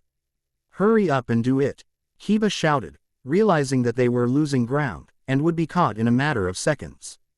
The group propelled into the air, flying up high above the village and landing on the top of the sculpture of the fort's head. The female ninjas flying through the air all around them, and the common women flooding the ground of the village below them. It was a bad situation, but Shikamaru had taken everything into account based on what Lee had told him, and come up with the best plan he could with the limited time they had. Kage Bunshin no Jutsu, Naruto shouted, hopping from Lee's shoulders. Shikamaru threw down a smoke bomb, setting off a blast of shadows. Immediately, from out of the darkness shot 5 Narutos, each one accompanied by a different ninja. The 5 sets of pairs immediately split up, fleeing at inhuman speeds as far away as possible. What's going on? Jiraiya asked the screen in front of him, hardly able to believe what was happening in front of him. The women were completely dumbfounded, almost all of them stopped moving entirely. When someone uses the shadow clone jutsu, their chakra is dispensed equally among each copy. Whenever Naruto tried the shadow clones before as a means for escape, like what you told me about the hot springs, the girls were able to tell which one was the real one right away, but now that he has 1,000 times his normal chakra going for him, it's like each Naruto is 200 times stronger than the normal, single Naruto.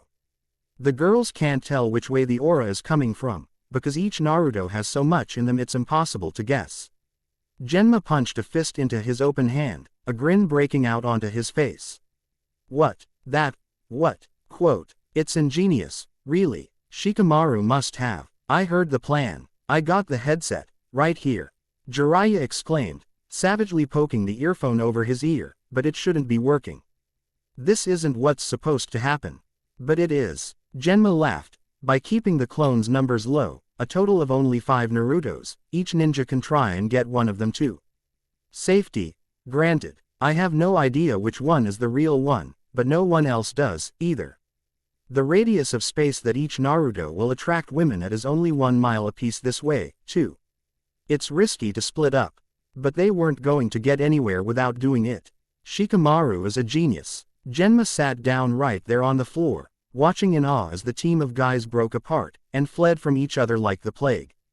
Damn it, Jiraiya shouted, stomping like an angry child who had just been told he couldn't get that new toy he wanted. Damn it, damn it, damn it. Damn it all to hell. This wasn't supposed to be such a nail-biter, damn it.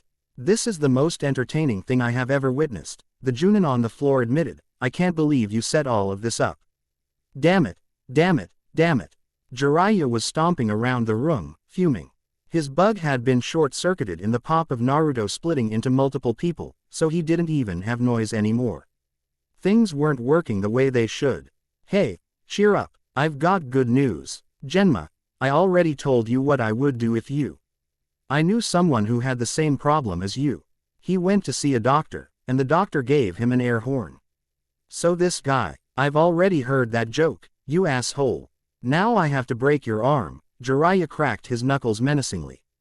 I'll disconnect the monitors, Genma yelped, rolling backwards. Shut it with the comments.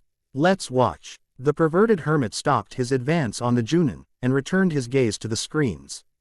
Get them, Tsunade shouted, taking off after one of the Narutos. Shizune and Kurenai followed after her, several members of Anbu, along with others, doing the same. Kiba was definitely going to have his hands full protecting his Naruto from that mess. No way you're gonna get away. Tenten shouted, speeding after her own Naruto. Anko wasn't going to let her little sister go hunting alone, however, and was quick to follow after her in pursuit of her prey. Neji was going to need to dig deep to keep his ward safe. Don't run, Naruto-kun. Sakura shouted, chasing her own Naruto of choice at top speed. We want to love you. Ino called out, only a step behind her pink-haired friend. Lee was gonna have to get his hands dirty to shield his friend from this twosome, and he knew it. The chase just makes me want you more, baby. Hinata squealed, her fists up to her chin as she blushed furiously. Shino felt his ears heat up when he realized she was chasing them. Along with several members of Anbu. This was crunch time, and he planned on coming out on top. Shika-kun, you bring Naruto-kun to me and I'll make it worth both of your time. Tamari called after the two she was chasing.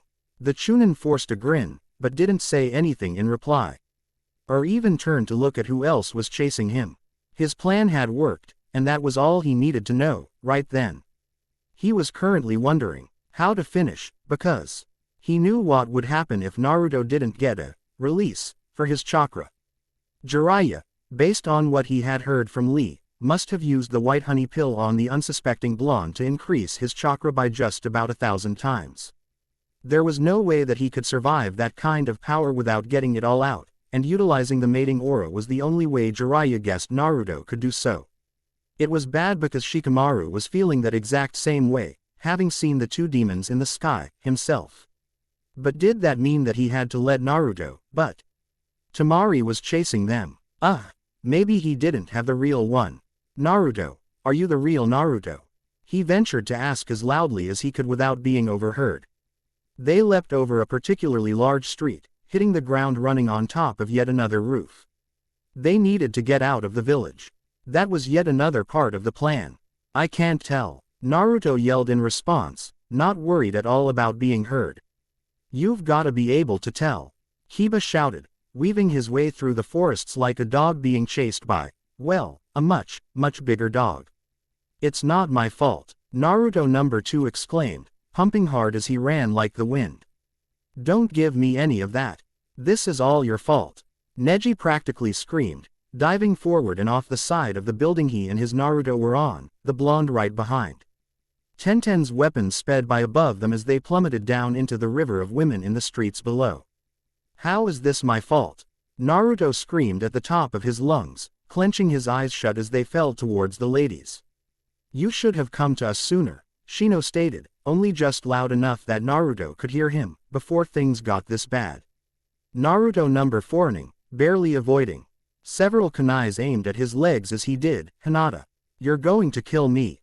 He began to panic. I'm just trying to slow you down, Naruto-kun, don't worry. Hinata replied, slapping on an exploding tag to a kunai as she continued to give chase. Oh my god, somebody help me. Don't worry Naruto, I will help you get through this. Lee assured his blonde friend, wishing he could slow down enough to flash the nice guy pose. Given that Sakura was only about 5 steps behind, though, and Ino not much more, that seemed like a bad idea. I need something better than you. Naruto number 5 shouted, tears streaming from his eyes in a rather comical manner as he sprinted for his celibacy's life. Don't worry, you have youth on your side. Instinct kicked in, and Lee couldn't help but give a thumbs up and a shiny smile. Naruto, still running at top speed, grabbed Lee by the head and spun, running backwards while holding his friend up before him. The light reflecting from Lee's teeth was so powerful that it practically burned the kunoichi's retinas out. Sakura and Ino both came to a crashing stop, clutching their eyes in pain. By the time they got back up, about 4 seconds, Naruto and Lee were already several hundred yards ahead. Come on, Ino growled, grabbing Sakura by the wrist and tearing off after her desire. And Gaara, Kankuro, Iruka, Choji, and Guy are all following them, too. I have no idea how this is going to play out. Genma spoke softly, watching in awe as Shino somehow managed to avoid an exploding kunai that should have left him without a head. Good thing I'm recording all of this, Jiraiya stated, nodding a little bit.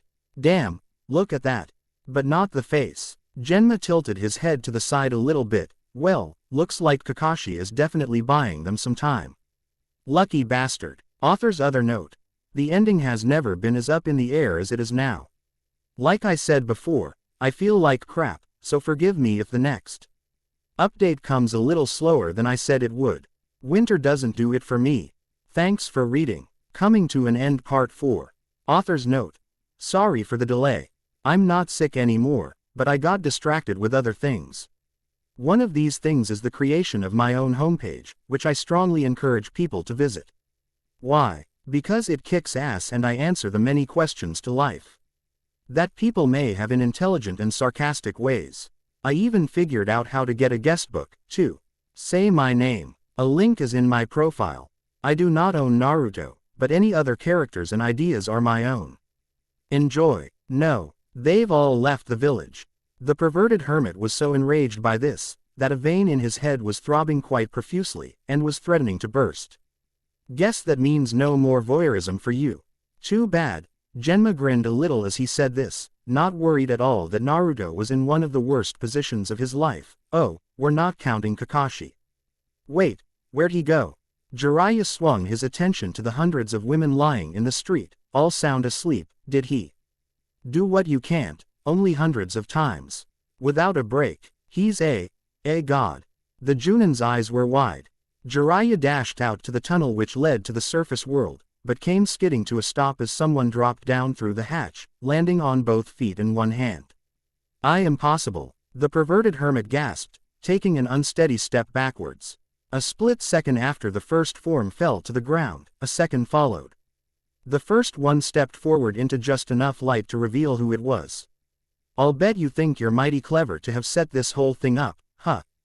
Kakashi asked, folding his arms as he narrowed his eyes into a frown. He was fully clothed, and his mask was back on. Luckily for everyone. How did you? That's impossible. The older man was taking steps back, his finger pointed to the copy ninja's face. Not for me, Jiraiya. For someone like you, yes. Very impossible. There was no way he was going to tell the secret to how he had done it. He was considering rewording that, but let it slide. The second figure stepped forward, wrapping her arms around Kakashi from behind, resting her head against the side of his arm. Jiraiya instantly recognized her as the ramen stand's owner's daughter, Ayame Ichiraku. She giggled softly. Kakashi-san. You're so great. What's so great about him? I could show you a good time, baby. Jiraiya was feeling less and less like a man as the seconds ticked by and his plan continued to fall apart around him. Everyone pointing out his fatal fault wasn't helping, either. In fact, if he heard one more comment about his condition, he was probably going to crack. Ayame's eyes went blank as she gawked at the aging man before her, who was flashing her a smile and trying to act like a hotshot. Yeah, for what, 4 seconds? No thank you, Grandpa. And crack Jiraiya did. That vein which had been throbbing in his head exploded, and he blacked out right there, on the spot. It was a good thing that he was such a renowned and powerful ninja, otherwise such a complication would have killed him. No lesser man could have survived such a blow. For you see, Jiraiya's condition makes him no less of a man. It simply makes him less of a man that women want to associate with, or even acknowledge. But definitely not less of a man. Very good, Ayame-chan, you did your job perfectly. Kakashi rubbed the top of the girl's head. I did it just like you told me. The girl replied, her eyes sparkling at the praise she was getting from such a dreamy man.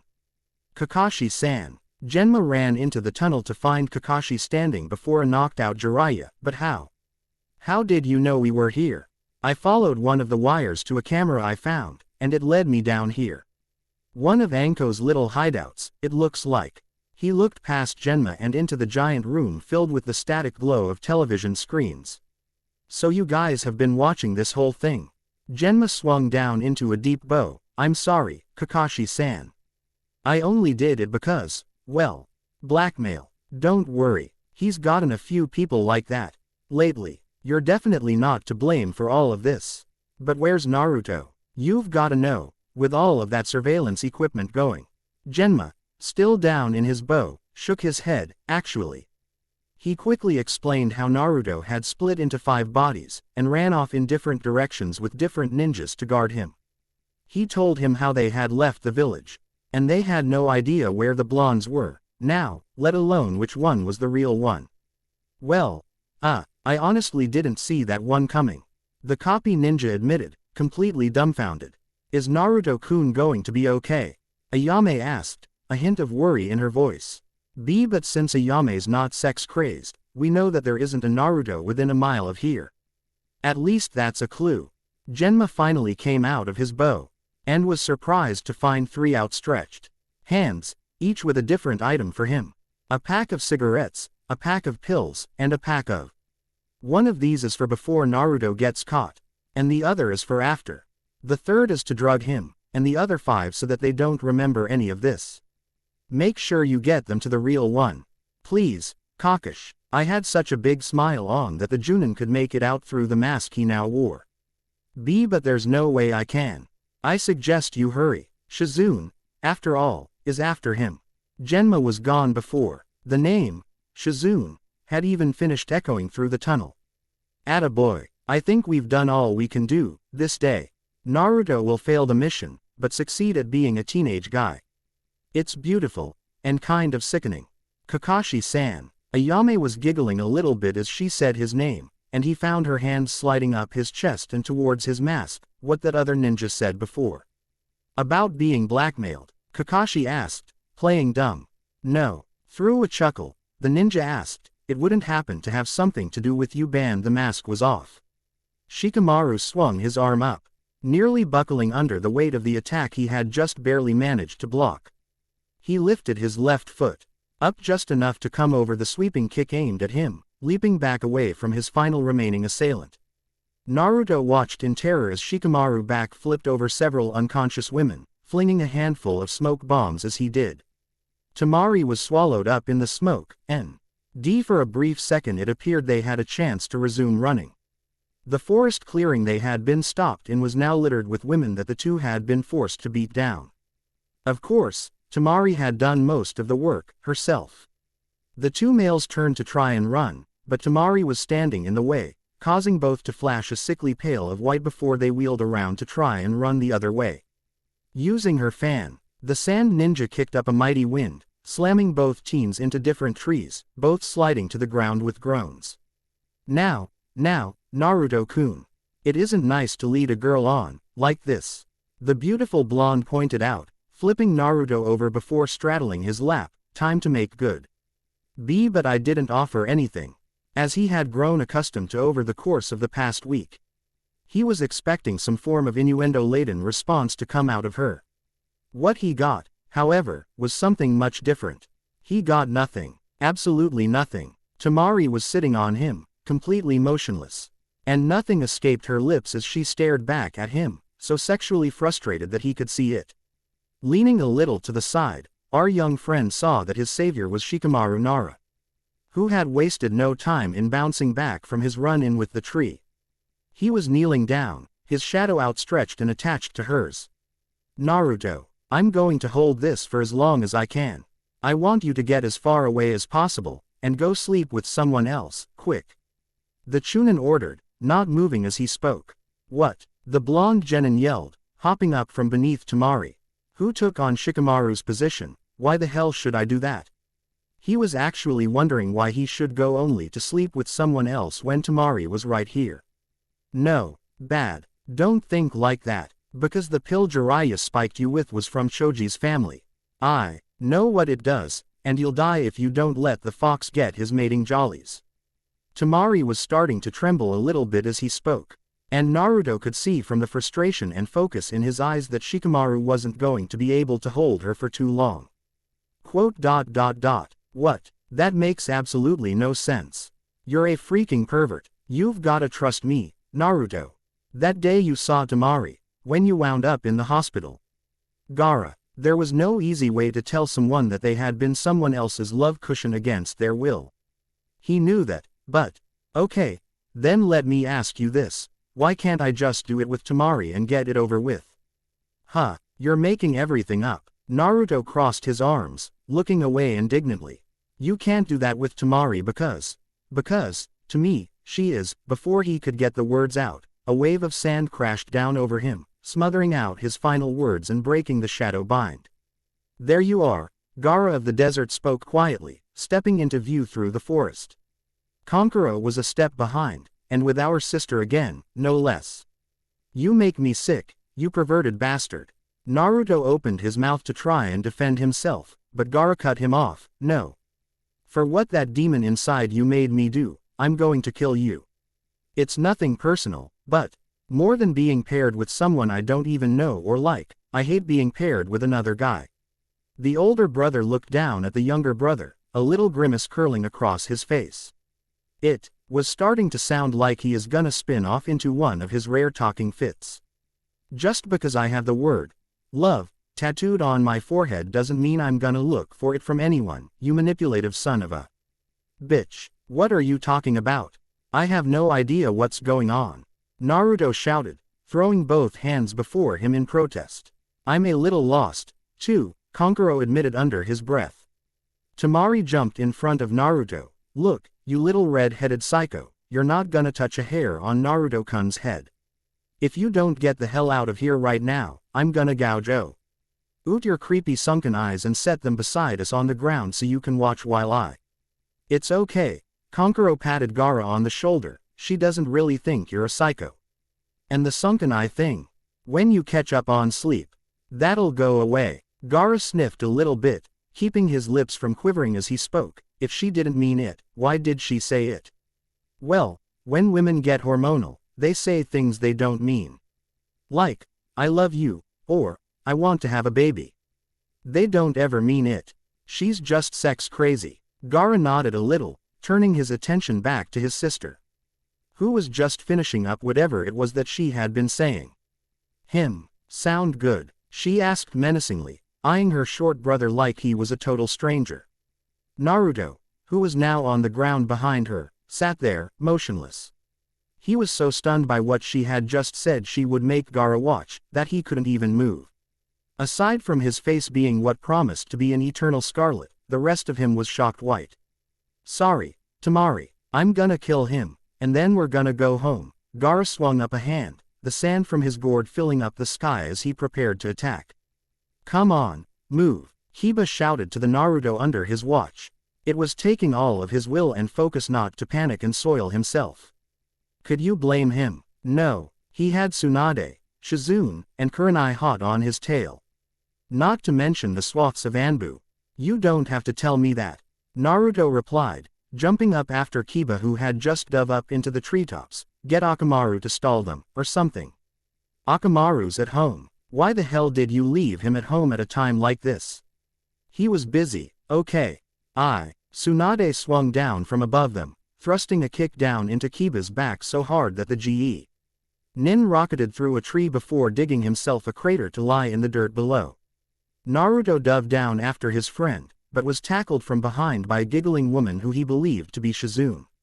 When the two collided with the ground and rolled to a stop, of course, on the bottom, he found that he was correct. Using a scalpel to slice through his jacket and black shirt with frightening precision. Shizune pulled the ruined clothing apart to expose his stomach and chest, which she started kissing like there was no tomorrow.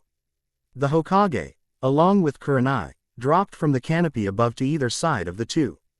A few seconds later their little foursome, a word to be taken quite literally, was surrounded by the female members of Anbu. "Do something," Naruto screamed to the women around him, who were currently watching in interest at his current situation. Kurenai was lying on the ground with a tight hold on his pants down near the ankles, while Tsunade had him by the arms and was trying to pull him away, successfully removing his pants. The teen was holding on to the waist of his pants, however, and wasn't about to let go. The part that was making this the hardest was how Shizune was still on top of him. Arms and legs wrapped around tight as she continued to kiss him. Yes, the Anbu had quite an interesting thing to watch, indeed. A vortex of wind and power came crashing down from above them, causing the group of four to pop apart in different directions. Well, Shizune was still stuck on Naruto, but otherwise the group split apart. In the aftermath of the surprise attack, Naruto found himself being pulled away so fast that he was literally trailing after his savior in the air. "Are you okay?" It was Kiba. He was thankful as all hell to discover. He still couldn't see him in the dust and confusion. But he recognized the voice and smell. It sounded as though the kick to the back had shaken him. His voice was just slightly hoarse. "Shizune won't let go," the blonde replied, having to speak in between kisses with said Junin. The three burst out of the clouds of dust, though the sudden direct sunlight they found themselves in was just as blinding. They were in a forest clearing filled with tiny yellow flowers, and a scent that Naruto found he rather enjoyed. He didn't have time to appreciate any of that, however, as he realized that it was not Kiba who was pulling him to safety, but rather Kiba's mother. He was also somewhat surprised to find that he wasn't being ravaged by Shizune, but Hana, Kiba's sister. How she had managed to pull the switch during the confusion was lost on him. But it had apparently happened. The older woman flung Naruto to the ground, Hana hanging on for the ride. She jumped into the air right after him, but was forced off course by a flying tackle from her own son. "Kiba, thank God, hurry," the blonde shouted to his friend, who was currently rolling around trying to keep his mother down. "I can't keep them up forever." At the moment, he was holding onto his pants, again, while Hana tried to pry them off. "Naruto, if you do anything to Hana, I'll kill you," Kiba roared, putting all of his strength into pressing his mother's head to the ground to keep her from getting out from under him. "And if you do anything to my mom, I'll make it my life's mission to find your family, so I can kill them, too. I swear to God, you keep your pants on." But it wasn't working out that way. With a mighty tug, Naruto's fingers finally slipped, and he was left in his black boxers and split shirt. Hana, only encouraged by this victory, lunged at him with more energy. The blonde clenched his eyes shut, waiting for something inescapable. Following an alarmingly close crashing sound, the blonde jumped back and opened his eyes. Standing before him was Choji, currently inflated to the size of a small blimp. Hana was flying across the little meadow, skimming the ground and flowers as she did. With a pop, the Akamichi teen returned to his normal size. Turning to look at Naruto over his shoulder, "You okay?" he asked, tossing his friend the pair of orange pants he was missing. Kiba was flung from his mother, but Choji caught him before he hit the ground. With a forced grin to welcome a little help, he joined the round teen's side in front of Naruto, who was looking around as the members of Anbu began to appear around the clearing. Tsunade, Kurenai, and Shizune were among their ranks, as well. "This looks bad. Wanna fill me in?" Choji asked, wishing he had a bag of chips to snack on. He then paused a moment to wonder how he could possibly be thinking about potato chips when he was smack in the middle of what appeared to be an all-female assassination attempt on Naruto. Maybe Ino was right. Maybe he did need some sort of help. "You have no idea how bad it is. These flowers were standing in Damiana," Kiba stated, squaring his feet as the ring of women began to close in on them. "What are those?" Naruto asked, his own back against Choji's and Kiba's, fists raised as though he were gonna fistfight his way through sexually charged Anbu members. "They're aphrodisiacs," Naruto, the boy with the incredible sense of smell stated. "They help get your motor running. A flower does that, but I don't feel any different, so it must not be that strong, right? Your sense of smell isn't like my family's." "So," the blonde cringed when he heard the sound of ripping clothes not too far away, followed shortly after by Choji speaking, "Ooh, Ms. Inuzuka." After punching his friend in the face, Kiba made his last stand to protect Naruto. Author's other note. Yeah, 2 cliffhangers in one chapter. One with Temari, her brothers, and Naruto, and one with Kiba, Tsunade, Shizune, Kurenai, Kiba's mom and sister, Naruto, and Choji's in there, too. Guess what? I'm not going to resolve these conflicts next chapter. Nope, next chapter will be about Hinata, Sakura and Ino, and Tenten and Anko. Just so you know what to expect. Oh, I forgot to say that I finally gave Jiraiya a punch to the ego which he sorely needed. Good job, Ayame. Thanks for reading. Coming to an end part 5. Author's note.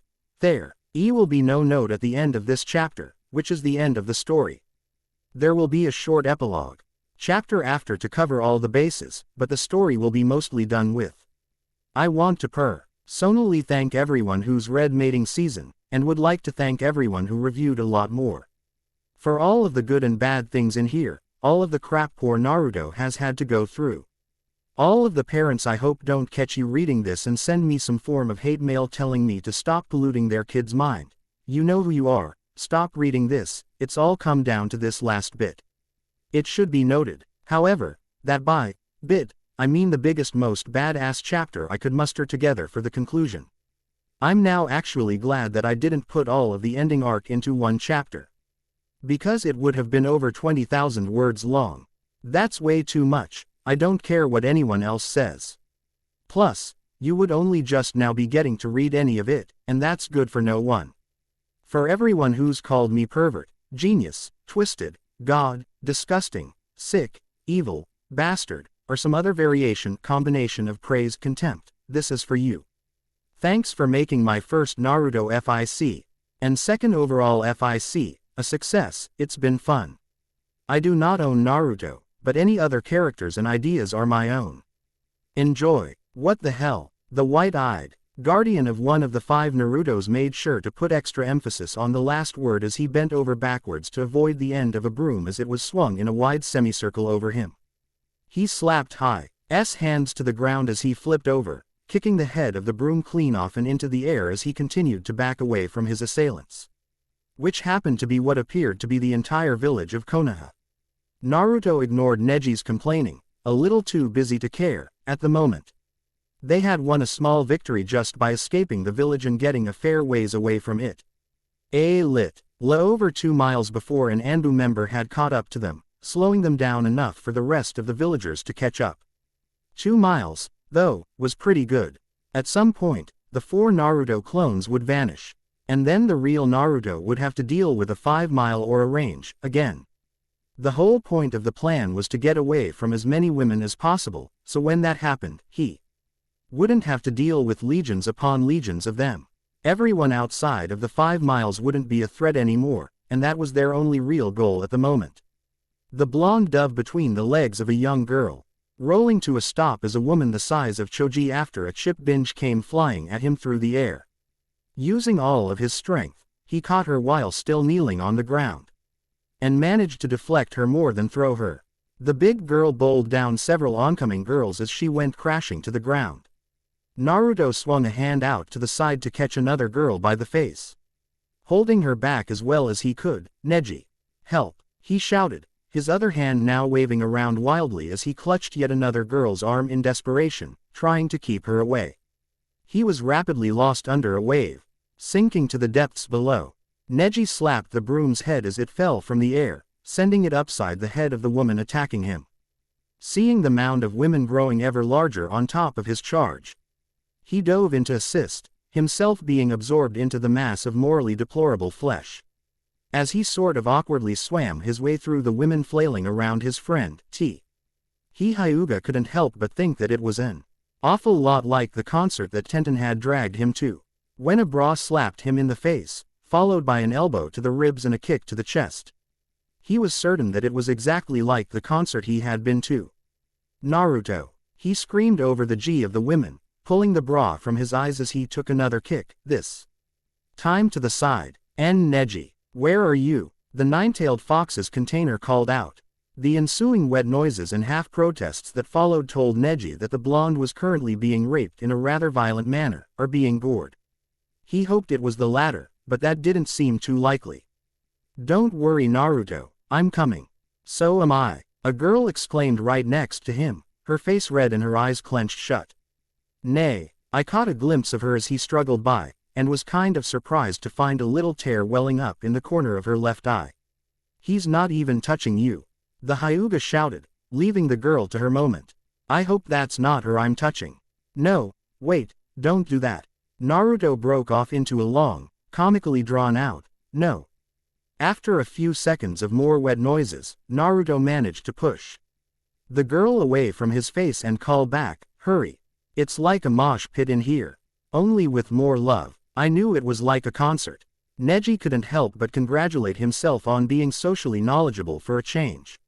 When he was certain that he had reached the center of the mess, he kicked off one of the innumerable bodies available, and managed to start spinning. The 8 trigrams palm's heavenly spin started up, and he let out the required chakra.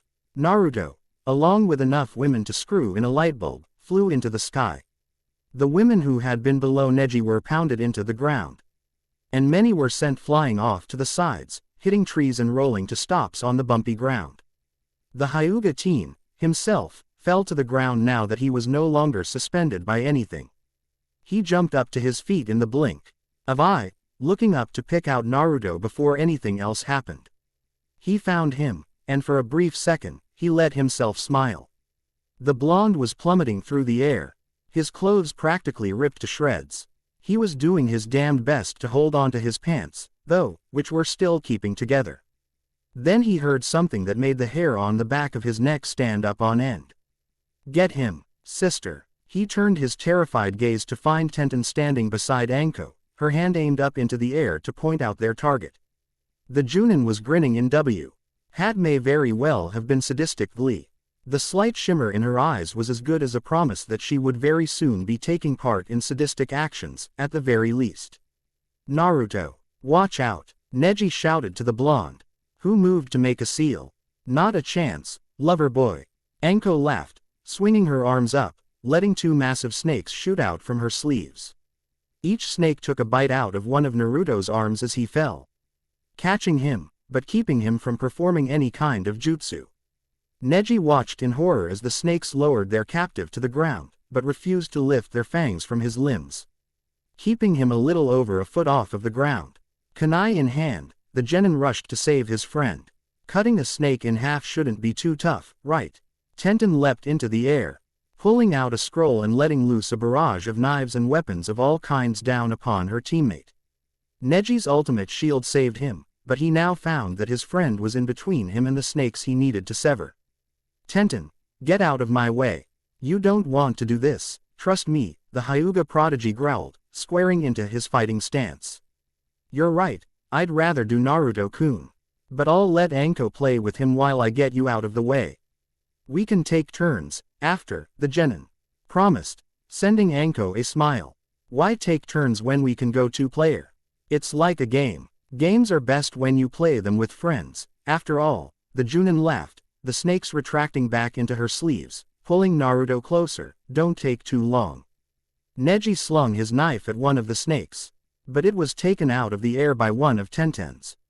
"Neji, hurry, Anko's scary." "God, why did it have to be Anko? Anybody but her, again." Naruto began to struggle against the snakes, but it was only causing more strain on his shoulders and his bleeding arms. 2 shurikens sped out from the trees, cutting the snakes clean in half. Naruto fell to his knees, his arms hanging loosely at his sides.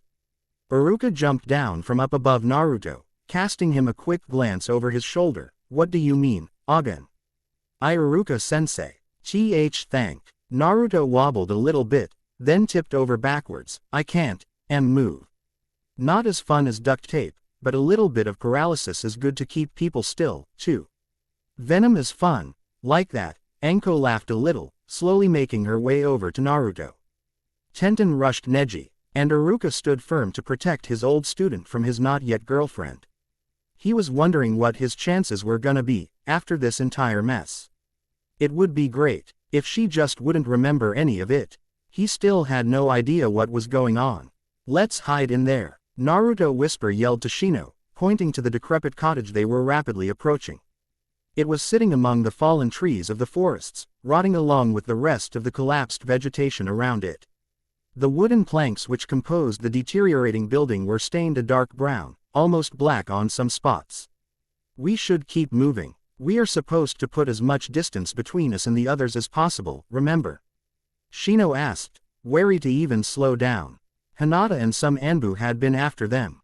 At the start, they had all stopped to fight each other, however, so he and Naruto had been able to break free and make some distance without interruption. They had easily made it 5 miles away from the village, going at their ninja pace. "I need to go to the bathroom." "Okay," the blonde replied, jumping down from the lofty trees to land several yards in front of the unimpressive building. "Naruto," Shino sighed, landing beside his charge, there might be a bed in there, or worse, a desk. I don't see what that has to do with anything, but okay, the stupid bee. Londa opened the door to the building he assumed was abandoned, and found that it was, indeed, abandoned. Can't you just do it out by a tree and we can keep moving? Heaven forbid you learn to hold it, the bug-wielding ninja muttered, watching warily out through the door to make sure Hinata wasn't still following them. Hey, we're in the clear. Just relax, and we'll wait it out here until everything fixes itself. I'll be right back. Naruto opened the door to what he hoped would be a bathroom, wandering in.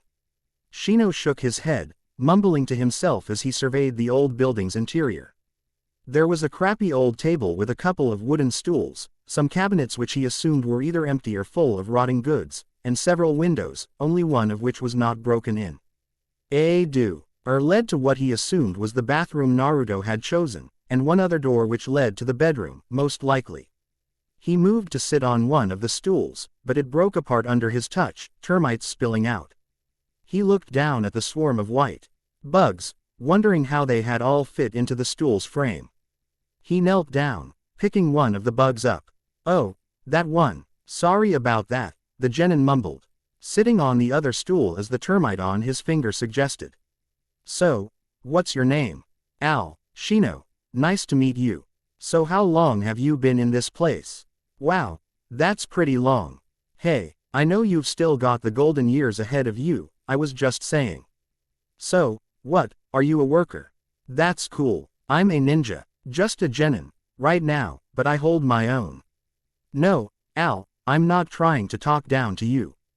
Of course I don't think that I'm better than you because of my job. Hell, as far as I'm concerned, we're one and the same. I just do what the queen tells me to.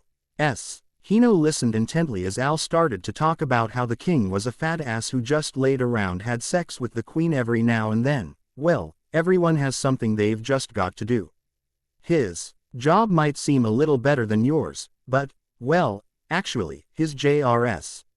I know it's bull. Sorry, Al. No, there's no lady in my life, right now. No, of course I'm not. It's okay, I'm not really offended. My dad's starting to wonder, too. There is this one girl that I like right now, though. Al, being the good-natured termite that he was, asked rather politely about this girl, and Shino felt obliged to answer. She is the most kind-hearted, beautiful, elegant, and perfect girl I have ever met. Yes, she's loaded, too. She really does sound like the perfect package, doesn't she?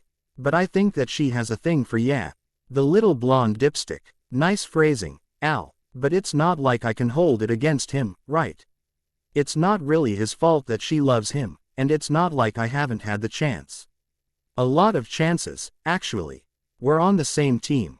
Shino watched as Al shook his minuscule head from side to side as if he just couldn't get what he was saying. It's just hard, okay. I'm not good at opening up. Or talking. Well, it's easier to talk to you. No, I already told you I think we're one and the same. I'm not discriminating against you. It's just, you know, who are you going to tell? No one would understand you, anyway. He laughed at Al's response. Yeah, I guess that does make you like women.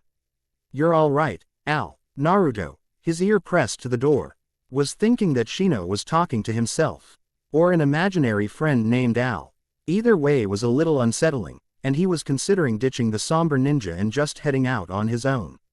Then he thought of what would happen if he was found all by himself, and reconsidered. He was just opening the door when he heard a door open on the other side, and he froze up damn fast. Hinata, Shino shouted, jumping to his feet, sending his stool crashing to the ground. Naruto jumped away from the door so quick that the wind from his movement pulled the door completely shut with a click. Which no doubt alerted her to his presence. How had she even found them? He thought for sure that they had gotten at least a mile in between them. The sounds of a fight broke out in the cottage, but after a few short moments, it was over. Silence won the day, and the day was beginning to drag on. He inched towards the door, terrified of what he might find on the other side. Well, it was a strange kind of terror, granted. A strange, half-hopeful, kind of terror. No, not half-hopeful. He had come too far to fail the mission. After giving himself a quick mental pep talk on how it would be wrong to take advantage of Hinata, he set his ear against the door to try and guess who had come out on top. After a few seconds of not hearing anything, a hand burst through the wooden door, fingers wrapping around his collar and pulling him through the door in an explosion of splintered wood. Hinata stood there, Naruto in the air above her, gaping down at her like she were the Undertaker, and Shino in the other hand, looking up at her with what little strength he had left. She had devastated him. Before he could even get help from his bugs, her gentle fist techniques proving to be less gentle and more bone-crunching. In a single motion, she tossed Shino into the now vacant bathroom, and swung Naruto and herself over to the other side of the room. She slammed Naruto down onto the table, and hopped up to take care of business. Ah, hell nah, Al thought, sprinting across the floor from the bathroom to the table. There ain't no way I lettin' that little biznatch take my boy Shino's trick. Forget dat. The determined termite set to work on one of the table's legs, calling out to some of the other termites to give him a hand. Shino watched from his place on the floor in the bathroom as Hinata stripped Naruto of his shirt, and was rapidly working on the rest. He pushed himself up onto all fours. Stop. He let his head droop when that received no immediate response. Oh my god. You didn't even knock him out. What the hell? Naruto squeaked. With this new knowledge, he started to put up more of a fight, not something that was lost on Hinata. She turned to look over her shoulder before speaking. What is it? If I have to knock you out for this to happen, so be it. She said that, but she knew better than to get up off of Naruto and give him the chance to escape. The chase was fun, but it had its limits. Don't do this. Low. The bug user was struggling with the words he knew he needed to say. It was crunch time, and he had to pull through with a win. This was more important than any mission he had ever had. I love you. He shouted, which was more than Naruto had ever gotten from Shino ever before. The two stared at him for a second, Naruto having to lean over to the side to see his friend, and Hinata just sitting there, motionless. She shrugged, grabbing her shirt from the bottom and pulling it up over her head with both hands. Then get those pants off and get over here. Before either one could suffer terminal complications from a major nosebleed, one of the table legs buckled under the weight, and the two went crashing to the ground. Naruto was behind Shino before Hinata even realized she had fallen. The bug user spotted Al speeding across the ground towards him to rejoin him, and wasn't sure if he was grateful or not. She's not a skanky ass hoe, Al. It's the mating aura. I know I didn't tell you anything about a mating aura. I didn't think it was an issue at the time. Shino started to speak with the termite, but quickly cut it off by sending Naruto a worried look. The blonde helped him to his feet. They both turned their attention to Hinata, who was back on her feet, and looking from one boy to the other. So we gonna make a sandwich, or what? Shino sent another worried look to Naruto. Yeah, the whole feelings thing makes it hard, doesn't it? The blonde asked, putting his hand on Shino's shoulder. Speaking of making things hard, Hinata had crossed the room and was now standing in front of the two with her hand clutching a fistful of man in both hands. What do you say we start it off? I think this has actually happened before, Naruto admitted, vaguely recalling hot springs. Oh, God, yeah, this has happened before, you son of a bitch, Shino shouted, diving at Naruto and tackling him to the ground. The two started rolling around, arguing. Wait for me, Hinata exclaimed, jumping in. Lee stood tall among the plethora of fallen women strewn along the ground all around him. He was sporting some bruises and a beautiful shiner, but was otherwise no worse for wear, and was in his fighting stance as though he was waiting for the whole world to turn on him. The way he was feeling, he could have taken them all, too. Naruto jumped up, pumping his fists into the air. Lee, you're awesome. The youthful genin turned to flash Naruto the nice guy pose. The lake they were beside reflected light off of its surface and onto the surface of Lee's teeth, which created a light so dazzling that Naruto actually tanned a little bit. I think we've stopped them all, Naruto. It was a little sloppier than I would have wanted, but our youthfulness shone through to the end. How great it is to be us. The two spent a few seconds laughing, complimenting each other, slapping high fives, and giving each other thumbs ups. Morale was high for the Uzumaki Lee coalition. Victory was theirs. They could only hope that the other four were experiencing similar success. They had no idea, however, that they were the only pair so far to be able to celebrate any kind of success, as Shikamaru had called for. Wait, do you feel it? Naruto asked, stopping mid-high five to look around. Yes, it's just like that time in your apartment. Someone's close. Rock Lee affirmed that he, too, was feeling the heavy feeling known as lust, filling the air. A sound from the lake caused both to whip around. The two males' eyes glazed over a little bit as they saw the scene developing before them. Sakura and Ino were rising from the water, both arching their bodies back as they did so that their hair came up from below. And then swung up ovinding shimmering flecks of water into the air. It was all happening in slow motion, and Naruto would have sworn that he could hear the introduction to Bittersweet Symphony playing. The tiny orbs of water were struck by the golden rays of the sun, creating a diamond-speckled rainbow above the two beautiful girls in the crystalline water just a stone's throw away. The entire scene was the most picturesque, wonderful, glorious thing either teen had ever seen. It wasn't even totally suggestive, but they both still had a little trickle of red working its way over their upper lips. The two stood there, watching in incomprehensible fascination as the water coursed over the girls' bodies, their clothes clinging to them like plastic wrap. The kind that is impossible to use without having taken a cooking class. The two girls knew that their mission was almost accomplished. They only needed the one more push before neither their target nor Lee would be able to escape. They probably wouldn't even want to. The two girls, still facing each other after having come up from the water, both knew what they had to do, and slowly leaned closer. Naruto's mouth dropped open. And not possible. Lee, too, found his mouth gaping wide. Moving so slow that it must have been a sin of epic proportions, the two girls came closer and closer to each other as the milliseconds crawled by. Time must have broken, because there was no way that anything should have ever moved like this was moving. A dead turtle stuck in molasses that was found on a tree's tuck in a chunk of immobile ice moved faster than time, right then. Ino raised her hand, brushing a strand of Sakura's hair aside as her lips gently brushed her friend's. She pulled back at the last second, her face going red as she grinned softly. Sakura took the initiative, pulling her blonde friend into her softly, wrapping her arms around her before pressing her lips against Ino's. "There is a god," Naruto whispered, watching in awe as the two girls kissed deeply in the shallow banks of the clear lake. The water they had thrown into the air with their hair came cascading down around them in a soft rain. "My youthfulness just got messy," Lee admitted, bending over a little bit, but careful not to take his eyes off of the glory before him. The two girls slowly, of course, backed out of the kiss. Each taking a good long look into the other's eyes, knowing they had just succeeded. Neither boy would be able to move for the next few minutes, they guessed, which meant that they had plenty of time to take care of the loose ends.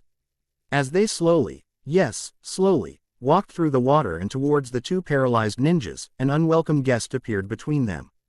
"Don't take another step, my youthful, mating crazy Kunoichi friends. That's enough, for today." It was none other than Might Guy.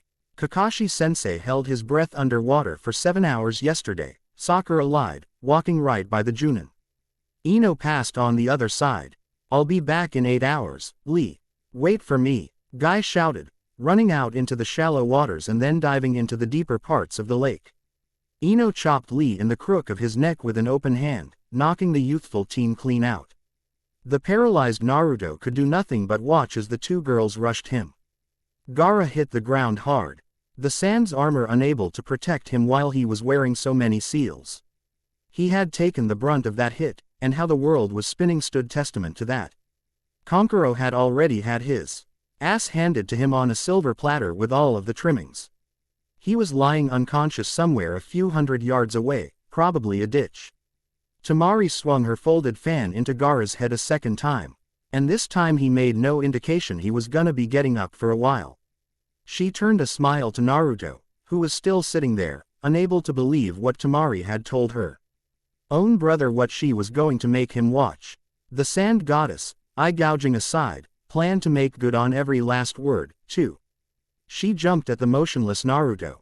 Hiba exhaled loudly as Tsunade's foot found its way into his stomach. sending him flying up into the air. Kurenai lobbed Choji to the ground where he lay, defeated.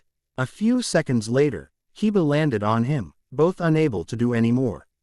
Shizune and Iba's 2 family members lunged at the battered and worn Naruto, who closed his eyes and crossed his arms into an X before him. Iruka flew through the air, busting through a tree like it was a window and he was a rock.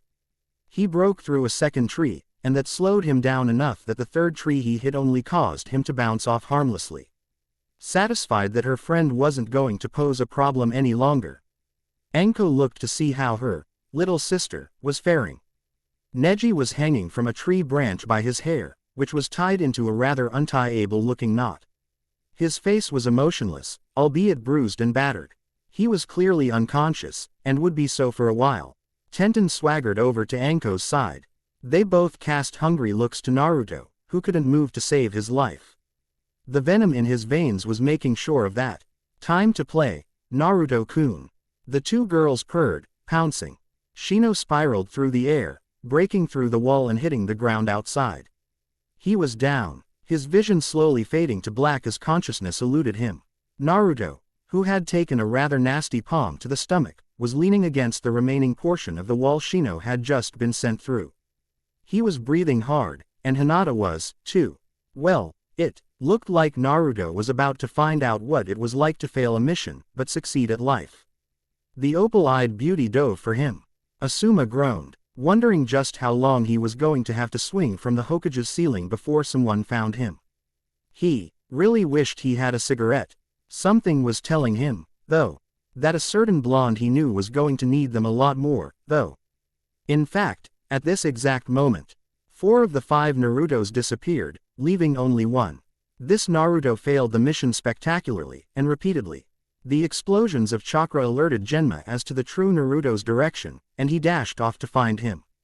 He had a certain drug to administer, after all. Epilogue. So it's done. It's done. Hatake Kakashi nodded a little bit, more to himself than to Genma, who was beside him.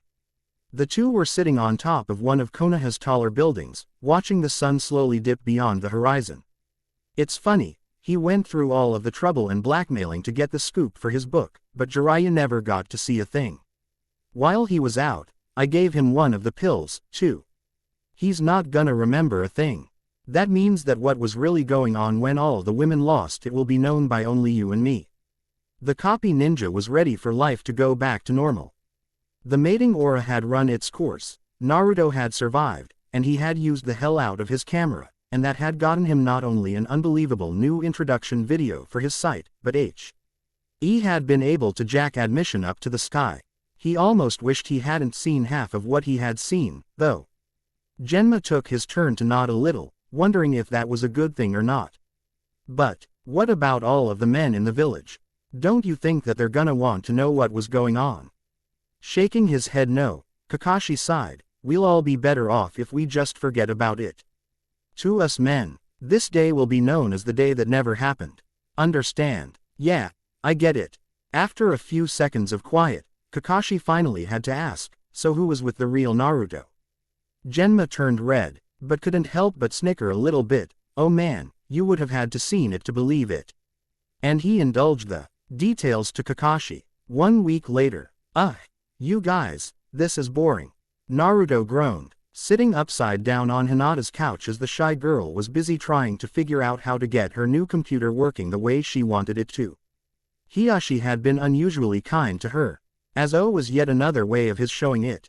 The Hyuga heiress had called all of her friends over to check out the new piece of equipment, and to just hang out for a little while.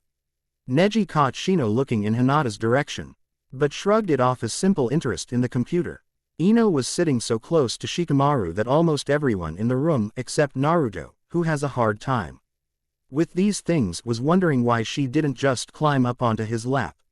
Even the Chunin himself was beginning to wonder why she didn't just hop on and get it over with. He was a little sad that Temari was gone, but he knew he'd see her again, someday. Hopefully soon. Kiba was wondering why his mom was so angry this morning. He had asked, but it didn't seem like even she knew what her problem was. He had welcomed the chance to get out of the house to come to Hinata's, as she always had something good to eat. He was starting to sound like an Akamichi, he had to admit. Choji noticed that Kiba was looking at him funny, but decided it was probably just hunger. Lee was trying to confess his love to Sakura, but she kept saying that it would take some sort of incredibly powerful love aura, or something, to give him even a prayer. The youthful teen refused to take no as an answer, though, and continued to try his damned best. Tenten was trying to master the skill of duct tape, but couldn't seem to get it together. The tape was stuck all over her fingers and forearms, and the little pouch she had on her lips let everyone know that a mess wasn't the intended effect. In this moment, surrounded by all of his friends, Naruto knew that they'd all be okay, no matter what happened in the future. It was the times like this, when they were all just together for the hell of it, that made things seem. I did it. It's working. Hinata exclaimed happily, pointing at the screen. Internet, Shino asked. Internet, Hinata confirmed. Look for something, Kiba urged her. Okay, what should I put in?